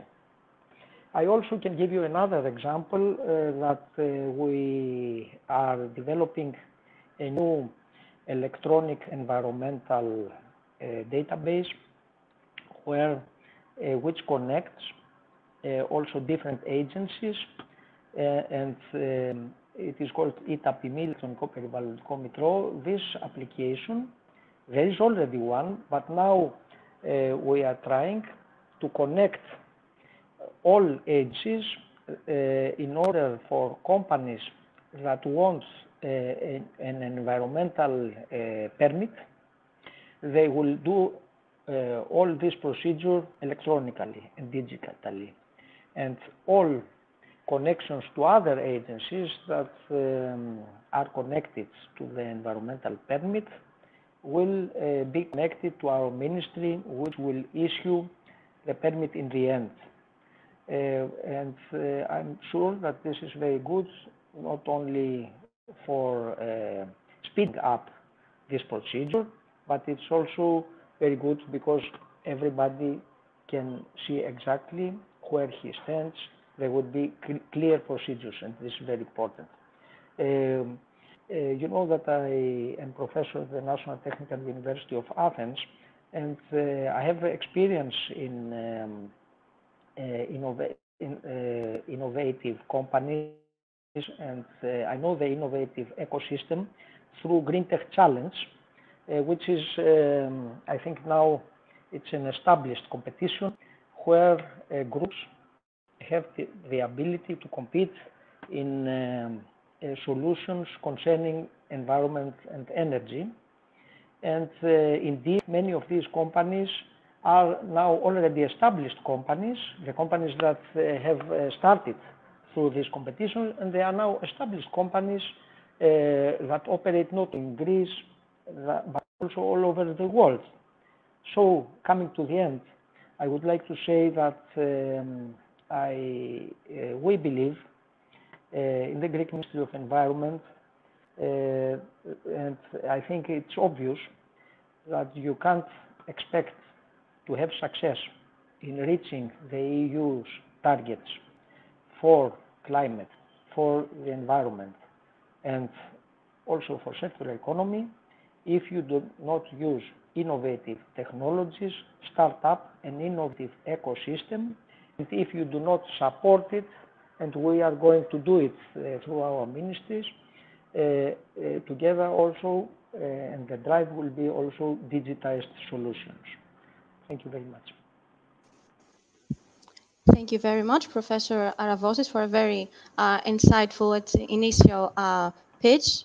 I was very amazed to realize that we are at a pivotal time where the European Green Deal is actually a pretty big deal, with 1 trillion to be mobilized in the next 10 years, and it will benefit the entire ecosystem, the society as a whole, but also all the financial players and the innovation ecosystem and the startup ecosystem have a great opportunity to shine and contribute. And who better to continue this discussion? Mr. Dr. Nicolas Voyagis, Chief Development and Operations Officer of Corallia and Steerco member of the EGG. Dr. Voyagis, glad you could join us. The pleasure is all mine. Thank you, Ms. Ioannidou. And especially thanks to Professor Aravosis, who gave a very insightful and clear overview of the policy framework, not only at national level, but at European level. And it has become quite apparent that there are really stretched objectives and goals set for the climate and environment and energy aspects, but at the same time also really exciting opportunities. So I'm here to follow up on Professor Aravosis and try to give you a complementary picture, bottom up, on how we could address these opportunities. I think it is becoming apparent that technology is transforming everything and every sector of the economy to really a significant level, unprecedented by any of the previous revolutions, the industrial or any other revolution that has preceded. The recent COVID pandemic has even further accelerated this transformation, and we see now the digitalization aspects and the deep technology elements entering a really broad spectrum of economic activities, of course, including energy and environmental technologies. Innovation is a very complex process, and we're trying to see how to optimally address those big challenges and how can we infuse technology into these traditional economical sectors. In Corallia, we have been trying to find a holistic approach the last 15 years as an innovation think tank, as an organization supporting innovation in Greece through a multitude of instruments, including, among others, clusters, innovation ecosystems, value chains, how to build spillovers between different sectors, innovation infusion activities like hackathons and apathons and trying to mobilize and motivate the youth. Of course, business incubation and accelerators, and we are extremely honored to be collaborating with EGG and Eurobank in this event and supporting EGG in really driving and being the most prominent incubator and accelerator in Greece at the moment, but also other supporting dimensions like access to finance, which is critical. Many of the speakers earlier today referred to that, as well as internationalization. On the latter and the extroversion aspect, I want to second what Mr. Ioannou, the Deputy CEO of Eurobank, said in the opening speech today about the strong ties, bonds, and linkages between Greece and France, and to further emphasize and have a brief reference that indeed France has been a strategic partner for Greece in the technology aspects. And I can account for that on behalf of Corallia, that France has been extremely supportive in helping Greece to take off several innovation initiatives. 15 years ago, it was the Fondation Sophia Antipolis and Senator Pierre Lafitte that gave us the first blueprint of how to kickstart Corallia and cluster initiatives in Greece. But that didn't stop there. Building upon that, Professor Marquios, Dr. Sanchez, and myself, we jumped on the opportunity and we strengthened the innovation ties with France at the utmost strategic level of technology. You can see here some examples, even at the presence of President Hollande. We have indeed, with the support of French embassy and the French ecosystem, built significant ties between the Greek and the French ecosystems in areas of very deep technologies, like space technologies, digital apps, creative industries, IoT, embedded systems, microelectronics, all those underlying elements that can infuse and accelerate the traditional economic sectors. Having said that, on the other side of the spectrum, going bottom up, we need to see how we can create new ventures and new businesses that can take up those technologies and build something new, build something better, take it further.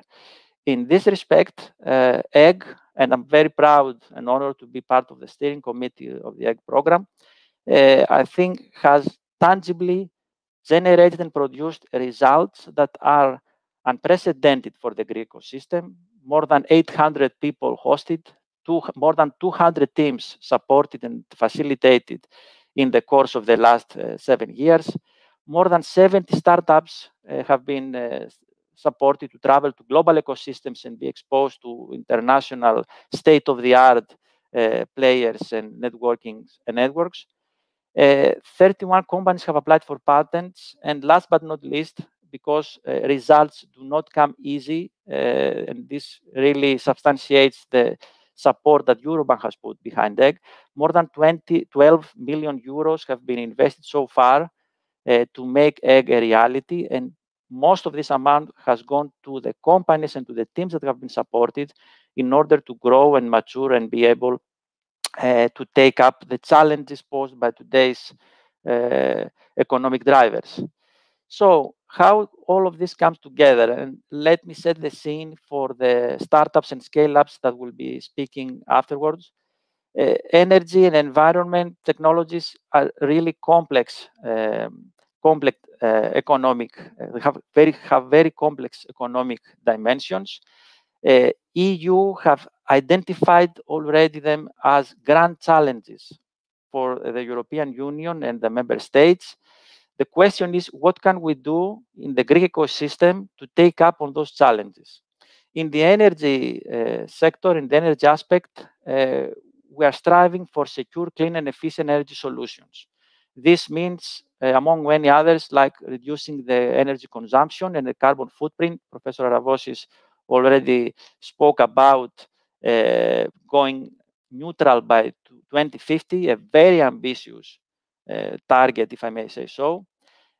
Trying to find solutions for low cost and low carbon electricity supply, exploring alternative fuels and mobile energy sources, conceiving and trying to implement a single smart European electricity grid, a very tall order, if I may say so, and at the same time, doing fundamental and basic research in order to come up with new knowledge and new technologies and help at the same time the market to take up these energy and ICT innovations. This is easier said than done. In my opinion, this is exactly why entrepreneurship support structures like the EGG are needed to help them make that bridge between research and entrepreneurship. And at the same time, not just stopping to efficient and clean and secure energy solutions, but trying to identify how to make this having an impact into climate and environment. This is a very complex issue that requires a lot of innovative approaches and the change of the status quo and how we approach things. It requires achieving resource efficiency and climate change resilient economy and society. This is a horizontal issue. It's not just a local issue. It's not a member state issue. This is a European, this is a global issue. We need to take action in this respect to see how to protect and make a sustainable management of the natural resources and ecosystems. And last but not least, to come up with sustainable supply and use methods of raw materials in order to meet the needs of a constantly growing global population. The natural resources of the planet are not limitless, so we have to make the best out of them. I'm very glad and happy to say that EGG has helped and supported startups that have already started identifying and addressing some of those challenges. We will have the opportunity to listen to them immediately afterwards, and I think they can give us an insight on the technologies they have developed, on the solutions they have come up with, and how these solutions help address those big challenges for Greece and for Europe overall. Thank you.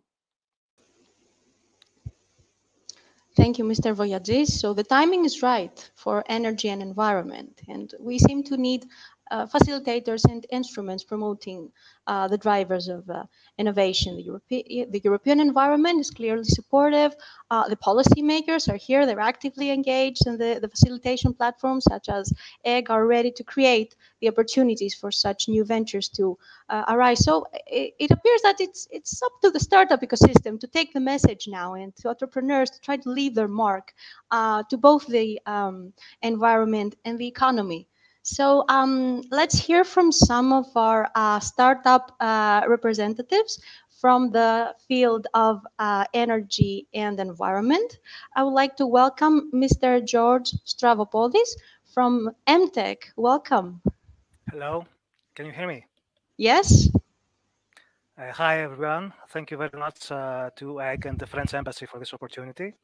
I'm Yorgos, and it's a Greek name, and I work for MTech. We're a Greek company, not a startup. We have over 10 years of working experience, and we're mainly involved in two and energy. In first glance, these two do not seem to have any connection, but we use technology that we have developed for space projects, for the European Space Agency, for example, and we use it for smart distribution of electricity in smart grids. Smart grids are electricity grids that have a high degree of digitalization and advanced control and software systems. We are not new in this domain. We have, for example, the Greek transmission system operator as a client, because we have developed... Sorry, Mr. Stravopoulos, you can put your presentation on full screen mode. It will be easier for us to see your slides. Thank you. Yes.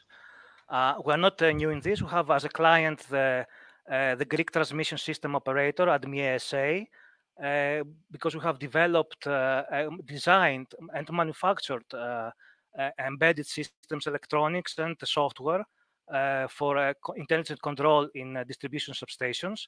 These are all products designed and manufactured here in Greece from Greek engineers.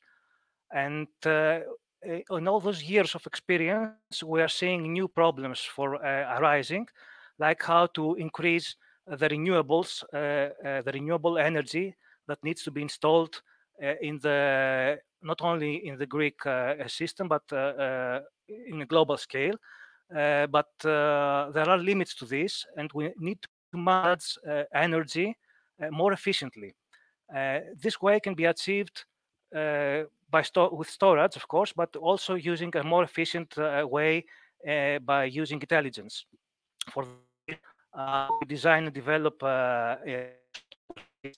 This is how we link to the space part, because we have designed an optimization engine that calculates thousands of scenarios in real time in order how to find the best possible balance between renewable energy and keeping the grid in a stable position, because electricity you have to supply you have to balance the supply with demand.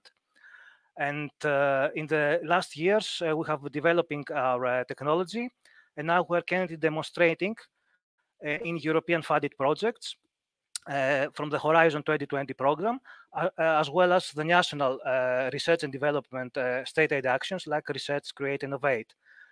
Furthermore, we are addressing challenges like electricity theft and predictive maintenance in transformers with artificial intelligence methods, and by developing new efficient sensors. And that's pretty much it from ourselves. We would like more to engage in dialogue in the coming minutes. Thank you. Thank you so much. Mr. Manolis Nikiforakis from Ex Machina. would you like to join us? Yes. Tell us a bit Hello. about what you're doing. Hello, everybody. Thank you for inviting us, and thank you, Egg, for the support all these years, because we are one of the old alumni startups.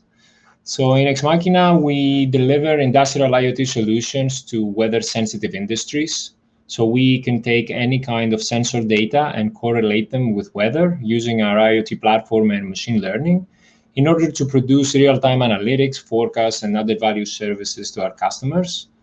Our customers are usually major industrial companies, such as the largest gas supply utility, where we provide weather analytics for gas demand forecasting already 5 years now. We also provided our weather service to ADMIE, the national transmission operator, for 3 years in collaboration with IBM. And we do low voltage energy demand forecast for Proteria. So in general, we're using the same principle and machine learning tools in order to serve many domains like energy production forecasts in wind farms, or even HVAC optimizations in large commercial buildings. Our IoT platform is very generic, so by replacing energy data with noise or air quality data, we can provide environmental monitoring solutions to airports, as we've done with the Athens International Airport and as we're doing with Halifax Port in Canada. So basically, we can essentially analyze and correlate anything weather-related and environmental-related. So for Cosmote, we are correlating lightning with network infrastructure faults, providing a decision support tool for future network upgrades, as well as a warning system for potential equipment failure. And we're using a network of own unique low-cost weather stations, which provide a weather nowcast service that can predict lightning in the next 1 hour. And using this own hardware, we can also do water quality monitoring and flood warning. And we are collaborating with the Hellenic Center for Marine Research, and we have deployed more than 15 stations monitoring in real time water quality and water level in rivers all over Greece. And this is a never done before nationwide network of real-time data that is publicly available through an IoT platform.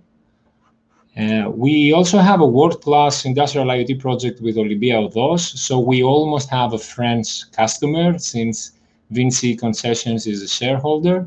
And in this project, we combine multiple sources of sensor data, weather data, machine vision for situational awareness and predictive maintenance.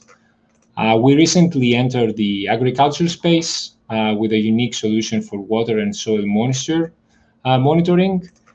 And last, we have received funding from SOSV. It's the largest early stage VC in the world from Silicon Valley. And with their help, we're building our environmental sensor hardware in China.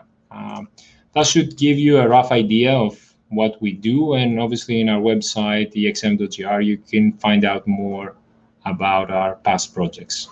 Thank you. Always exciting to see Internet of Things applications, especially when they're based on the open configuration of the LoRaWAN. And now the ministry is opening up their data, so there's a lot of room for working with those databases. I think it's a golden opportunity for people working with open data. Thank you very much, Mr. Nikiforakis. Mr. John Zelianis from Nanovis, welcome. Everyone. I would like to thank all the sponsors, especially Egg and Eurobank, for giving us this opportunity for participating in today's live broadcast. Our company, Nanovis, was incorporated in 2015, and production began with water repellent-based products and water-based cleaning products. Soon afterwards, in 2018, our petroleum waste management platform was launched. And ever since, we have been involved in the management and maintenance and also cleaning of offshore platforms. These products, these petroleum cleaning treatment products are based on nanotechnology, as were the former, i.e. the water-based water repellents and cleaning products. We have been engaged with our partner in Norway, which has been involved in the cleaning and maintenance of platforms, offshore platforms involving Equinor, Shell, ConocoPhillips, as you can see. And our aim and goal is to engage more partners in other countries, France obviously included. Our product is environmentally friendly in that, as I said previously, it is water-based. Thus, it is non-flammable. It reduces petroleum byproduct waste products to a minimum, meaning approximately 25% volume is achieved, and product which is then taken onshore for further management. This enables the entire maintenance to be performed and managed offshore on the oil platform, on the gas platform, without the need to interrupt any other passage of other ships and vessels from offshore to onshore usage. This also allows the storage space to be minimized. It reduces the risks of accidents and decreases the risks of processing time. The end product, as I said, is reduced to a significant level. One of the main byproducts which is produced after the maintenance is done is clean water, which is then allowed to enter the sea as per permit. And the crude oil particles, which the residue crude oil particles are less than 20 ppms. As one can understand, we aim at minimizing all the byproducts to a very low level and an environmentally friendly management waste system. We are currently involved in talks with French EDF for wind turbines, both offshore and onshore. EDF based here in Greece. Those talks are ongoing, and hopefully we can supply our services to them. Our aim is to expand our management systems in other areas, closed piping systems, whether they be onshore or offshore, and hopefully that will be achieved within the very near future. Impressive. Impressive to see how you can use innovation for oil and gas implementations. Thank you so very much, Mr. Deligiannis. And our last startup ecosystem representative, Mr. Panos Mitsios from Techmon. Mr. Mitsios, welcome. Thank you. Thank you for the opportunity to be participating in this event. We are an alumni company of FEG, and we're very proud to be.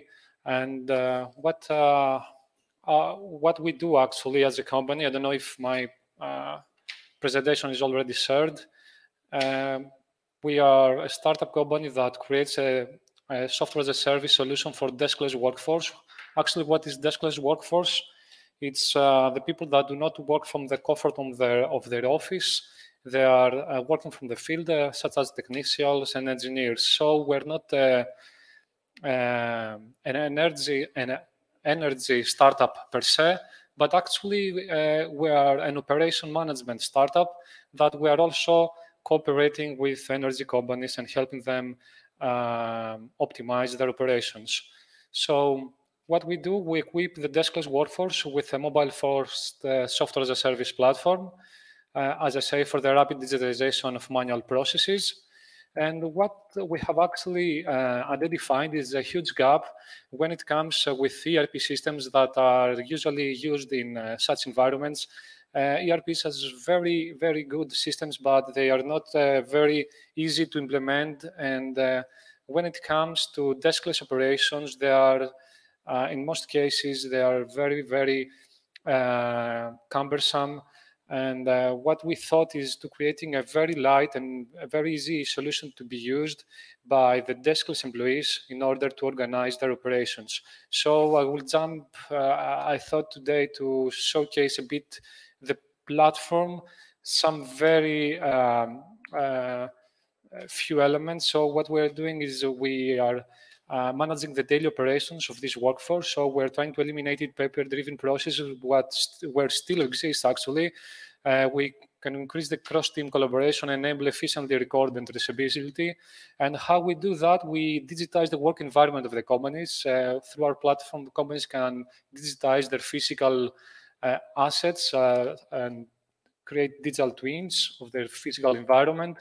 And then we have a very easy and with a drag and drop tools, any manager, any middle manager of the company can digitize the business processes that the company is operating with, such as work orders, forms, checklists, approval stages, any kind of processes. Of course, such as we talk about deskless workforce, so mobility is a great issue. We have created a mobile application that we equip the employees with, and they can do all their operations through their mobile phones or tablets. And of course, we have a very clear and straightforward report mechanism where everybody can see what is happening also in real time, but even let's say period over period reports can be generated. This is one part of our software, and the other part is that we are addressing also emergencies. In critical infrastructure, such as in energy industry, it's very important to be able to initiate emergency plans instantaneously and broadcast the necessary information in real time, so to improve emergency communication. So what we have done here, we have created a mass notification platform where each company can add all the recipients that are involved in the incidents that may occur inside the infrastructure. So you can put your people or your partners with all the communication channels. And then you can create the notification templates. For example, you can create a power outage set off if something happens to the plant, how which message should be sent in which groups. So you can digitize all this information through our platform. And when, let's say, one of these events occur, you can initially log to our platform, launch the corresponding protocol, and the system, what it does, it sends in the notification through multiple communication channels like SMS, voice calls, emails, Viber messages, and the communication is two-way, so you can get also responses from your team and be sure that the right people receive the right message at the right time. So yeah, this is what we do, and thank you again for letting us be here. Thank you, Mr. Mitsios. It's always nice to see human-centered solutions while to innovate in the operations management sphere. My personal view is that it's the only way to reach innovation and maximize value for the business. So let's bring it all together. Let's bring our entire panel up. Thank you all for your contributions so far, and let's spark some dialogue now, shall we? We appear to be at a crossroad where things are moving, there is the potential for innovation, there's funding, everyone's excited, and at the same time, there's COVID. How has COVID and that extravaganza impacted the energy and environment sector? What do you say, Mr. Voyadzis? If it is one thing, then one could say for COVID is that for the deep tech companies like those fine gentlemen we have here today and many others that we had, it is a golden opportunity. It is the let's say the opportunity to make no more excuses, because it has signified that global threats and global impact incidents like this one can occur unexpectedly, and the population and the nations and the governments need to be prepared. If one thing was demonstrated, is that we were not prepared for that. Technology can definitely support being ready and being prepared for things that could pop up. And in the midst of COVID, we have the opportunity to make use of technologies like those demonstrated already, but many, many more, that can help us prepare better for upcoming climate changes, for upcoming environmental changes, for making energy efficiency better, more optimized, energy distribution better and more optimized, coming up with solutions that can help us avert a disaster or a crisis at the level of COVID that is, maybe around the corner and we're still not aware of it. So for me, I only see COVID as a digital transformation opportunity. And when we have the capacity, and I think what was demonstrated by those companies is that we have the capacity, we have the expertise and the tools. Why not make the best out of it? Totally. It was, after all, COVID was the world's most efficient digital accelerator of all time in history. Any additional remarks, Professor Aravosis? For example, what will be the new normal for energy and environment post-COVID?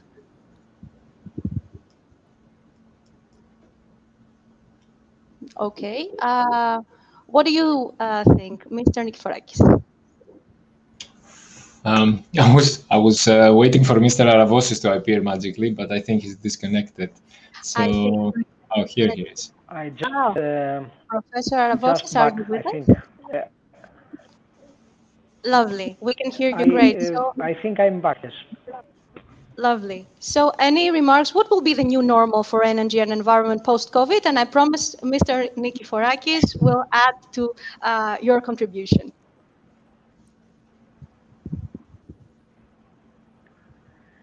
Yes. In my opinion, it seems that COVID will not change, first of all, the EU policies.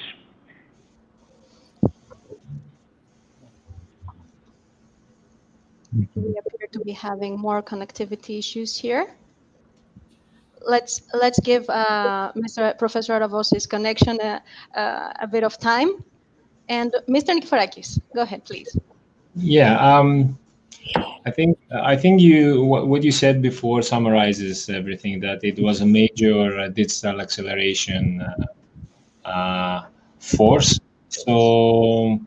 But in our case, in our company, we were kind of, our experience was kind of neutral because of COVID. So it didn't create a lot of problems, but we didn't take advantage of any opportunities either. We lost a customer. We lost the airport, obviously, because they were in lockdown essentially. They did major cutdowns, but other than that, we didn't see major changes into our projects. I guess that's a random thing. That's a coincidence, because everybody else seems to be affected by that more than us.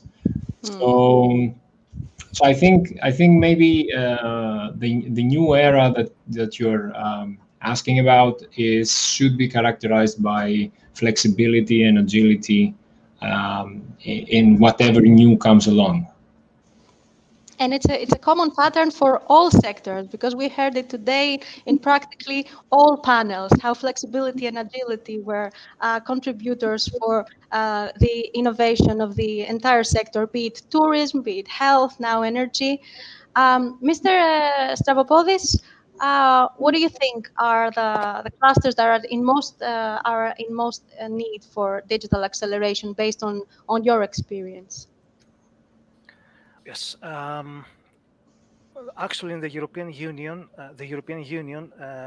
implements an open innovation scheme, which means the collaboration of government, industry, academia, and the civil society are the critical actors that must work together in order to foster and accelerate innovation and see the results. It is a little bit strange that although there is a clear path and towards the energy transition and many challenges here in Greece, that that energy clusters have not yet fully formed and developed, and this is a matter of opportunity for me and for me as I see it in Greece. And we need more actors here in these clusters and such panels, and new startups, because there is a clear opportunity ahead, not only here in the European Union, the world, but also in Greece. This country should be green, I think, 20 years ago, not just 10 years ahead. Totally. And I think it was a message that came out of your pitches and the entire discussion that startups can benefit from this new era in energy and environment, be it the operation, be it the networks, being the infrastructure, be the new types of energy sources. And what do you think are the business models and technology trends arising in the energy and environmental sector for the next 3 to 5 years? I will give it another go. Mr. Aravosis, hopefully your connection has restored, Professor? Or maybe not. Or maybe not. So, Mr. Delianis, please. What technology trends do you see arising at the sector and clearly contributing to your own operation? Interconnectivity will be one of the trends due to the unprecedented, or at least in our generation, unprecedented health crisis, worldwide crisis, which inevitably caused the revolution in the interconnectivity between not only consumers and clients, but also between other partners and other startups and other bigger, larger corporations. The interconnectivity will result in more innovation in technology, which will be of future value. Research and development, which was for which was supposed to be introduced in the near or in the near future, was accelerated, and it was provided to us during this crisis. Thus, we can conclude that all of the implementation of a new age was caused to be introduced at a much faster pace than one had originally planned for. Totally. Interconnectivity and interoperability, the two big bets of any startup ecosystem, so that the individual players can actually share infrastructure and solutions. So as a final remark, because we are approaching the closing part of this panel and this event in general, a final word from Mr. Mitsios. Mr. Mitsios, how can startups benefit from the new era? What do you think? I would like to talk. Because we said a lot about how we can benefit. What's the immediate first step? Well, let me talk about our experience, because I cannot talk for everybody, but our experience was that we saw a positive, let's say, acceleration during this period, because we are addressing a problem of how people can work together without keeping social distancing. Actually, we launched our product to London Underground a few months ago, and actually we closed the deal in a record time for London Underground in just 2 months, because they wanted the 1,500 of employees that are working there to be able to work together without being in the same room, for example. And so I think I've read recently an article from it was from IDC Energy Insights, where according to them, automation investments will be the key for the next day, and especially for operations, and they should be taken into consideration. And I believe from our side that efficient operations in the different industries, of course in energy too, assets such as power plants and oil refineries should reduce the cost significantly. And so I believe that for us, at least, that I can see it, happening, it's a huge opportunity. I believe for other cases, like the other speakers, they see their own opportunities. So I believe it's positive, let's say, for the digital startups. So to sum it up, be there because the time is now. Make it so that it speaks to all the other players and it's interconnected. Make sure it's automated so you don't spend your time manually trying to tweak your solutions. And I think we have time for one more final remark. I don't know if Mr. Professor Ravos is with us, or if anyone wants to jump in for a very quick remark before I pass down to Dr. Voyagis as an egg STIRCO member for the closure. So any concluding remarks? If I may add to what Panos was saying from Techmon, I think we can reverse the question: how can the government benefit from startups in this new era? And technological advancements bring major cost reduction and resource optimization to traditional solutions, and these benefits often substantially lag behind when customer is the government itself, due to the traditional way of doing business, large corporation, profit goals, and in the end, the government is taking advantage of. So startups have the ability to disrupt all industries by using this new technology. And the startups are designed to be resource efficient. So I think fusing startup culture inside the government, in any area of the government, should lead to substantial government cost savings, and at the same time accelerate the goals of the government into the direction that Mr. Aravosis previously said, which is obviously a very hard to reach goal, but we hope we will be there in the future. And the Professor Anavosis clearly, I think, showcased on his speech earlier how the policymakers are present, and how he discussed about greenathons and open data from the Ministry of Environment. So that's exciting. That's not something you would expect to hear from any administration like 50 years ago. So things have definitely progressing. So I would like to thank everyone for your active participation, for this really insightful talk on this last panel of today's egg, connecting the Greek and French innovative ecosystems. And I would like now to pass down to Dr. Voyagis, EGG's STIRCO meeting member, so that he does the closure remarks. Thank you, Ms. Ioannidou. That was a really delightful and exciting panel. And I must say that not just this one, but the whole day had been very intriguing and very inspiring in all panels and in all B2B sessions, in all startup presentations. So what can we take away? What are the lessons learned, and how can we move on? I have noted down a few points that I think would be good drivers for the next day. So what we can do and what maybe we have to do starting tomorrow.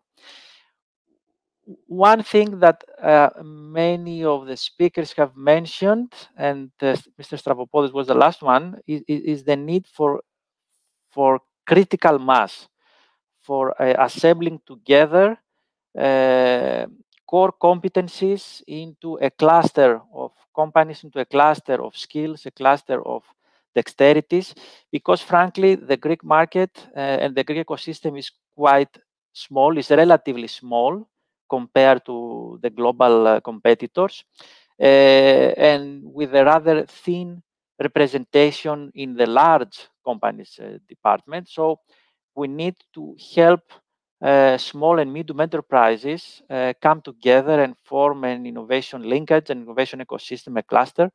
I'm very happy to say that EGG has already taken this initiative in the themes and the areas of focus that were presented in the previous panels, one being the tourism and digitalization of tourism, and the other being the health industry. And this third one, the energy, is another strategic sector where indeed exploring the potential and the prospects of a clustering effect for the current players would be something very interesting and very beneficial. Another thing that I think we can take away from this day and this workshop today is the importance of spillovers and new value chains. It's amazing. I think if we did that same discussion 5 years ago or even 3 years ago, I don't think that we would have such a crossover of technologies among sectors. We heard in this last panel traditional sectors being radically transformed with big data, artificial intelligence, machine learning, and other automations. We heard augmented reality being transforming the tourism industry. We have heard how big data and computing algorithms can help transform the health science and the health sector. So I'm very happy to say that when we started EGG, we had a long discussion with the Eurobank colleagues in the steering committee, and as a steering committee, we were contemplating whether we should identify specific areas where EGG would focus and call for proposals only in these areas. It has been very fortunate that we never did that, so we let it completely open. We let it open to the market, to the startups, to come up with solutions, instead of us trying to pre-identify and predefine certain sectors and areas, because in the last 7 years, we have seen such a crossover between sectors and technologies and markets that at the end of the day, it really is a new era. We see new things, new economic sectors and markets and areas popping up every day. And this is something that we need to support further because this is where innovation will come. It's the next best thing coming out from the merging and this fine line, this intersection between different sectors and markets. The third thing I think we can take from today, and I believe it was also mentioned in one of the previous sessions on the financial aspects. I think we have a good startup community that is strong on technology, is strong in research, it is strong in ideas. We need to further strengthen a bit the business orientation. I think Mr. Tsarbopoulos also said that from Eurobank, the Chief Digital Officer, and I fully agree with that statement.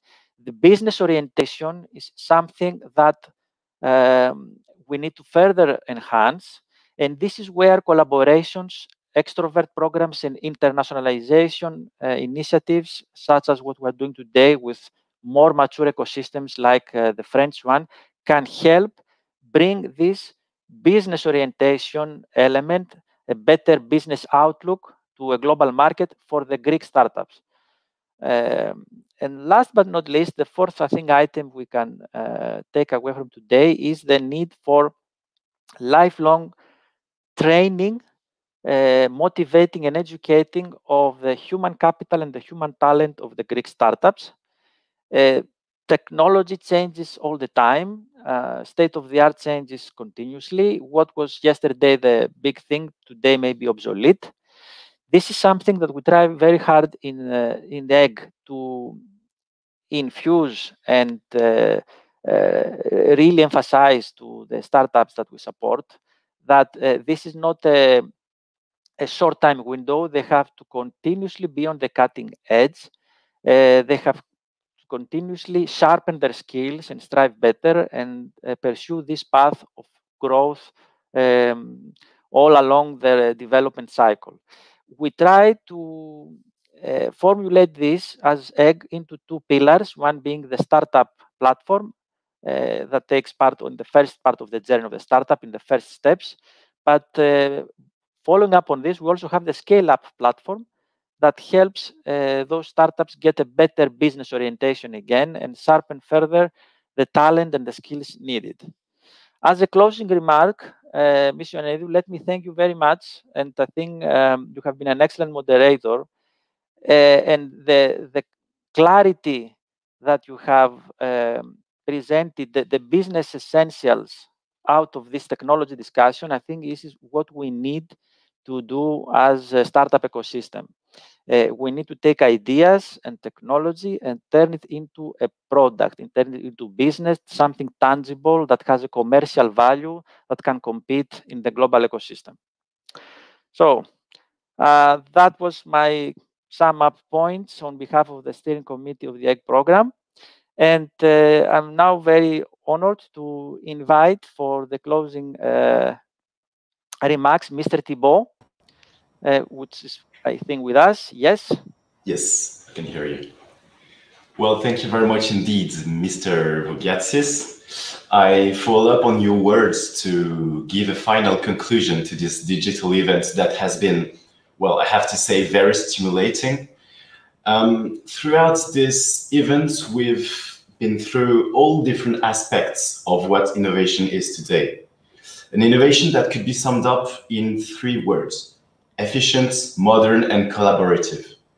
Efficient first, as we've tackled a range of topics that really represent what is currently at stake for innovation through panels like challenges and opportunities for the startup environment post-COVID and access to financing, and through the very forward-looking vision of innovation presented by the Embassy of France, the Ministry of Development and Investment, and Eurobank.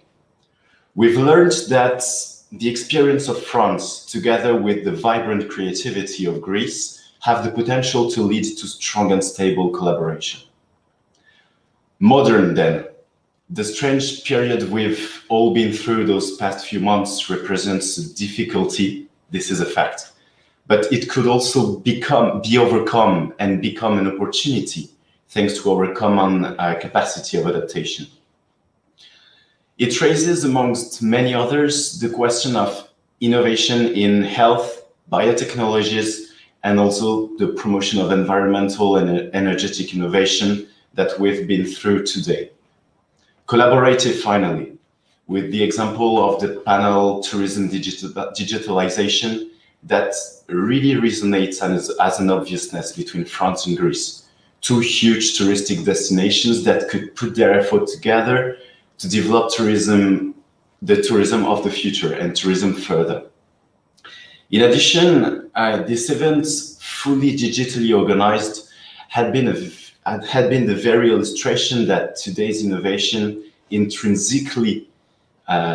intrinsically linked to the digital world and the digital bubble. And that goes by nature above boundaries. This, in fact, is the innovation's philosophy itself, gathering numerous stakeholders around common goals and projects of all sorts. And I therefore could say that today's event, by giving a glimpse of this cooperation spirit, truly constitutes the first step of a stimulating journey, making the French and Greek innovative ecosystem more oriented toward common achievements.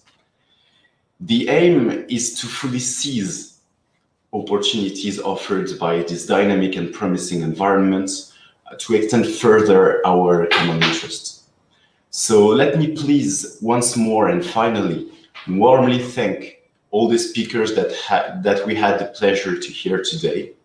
Thank you to all the moderators, the Startupper Mag, Dr. Button, The Cube, and Meta Business for making this event fluid and vibrant.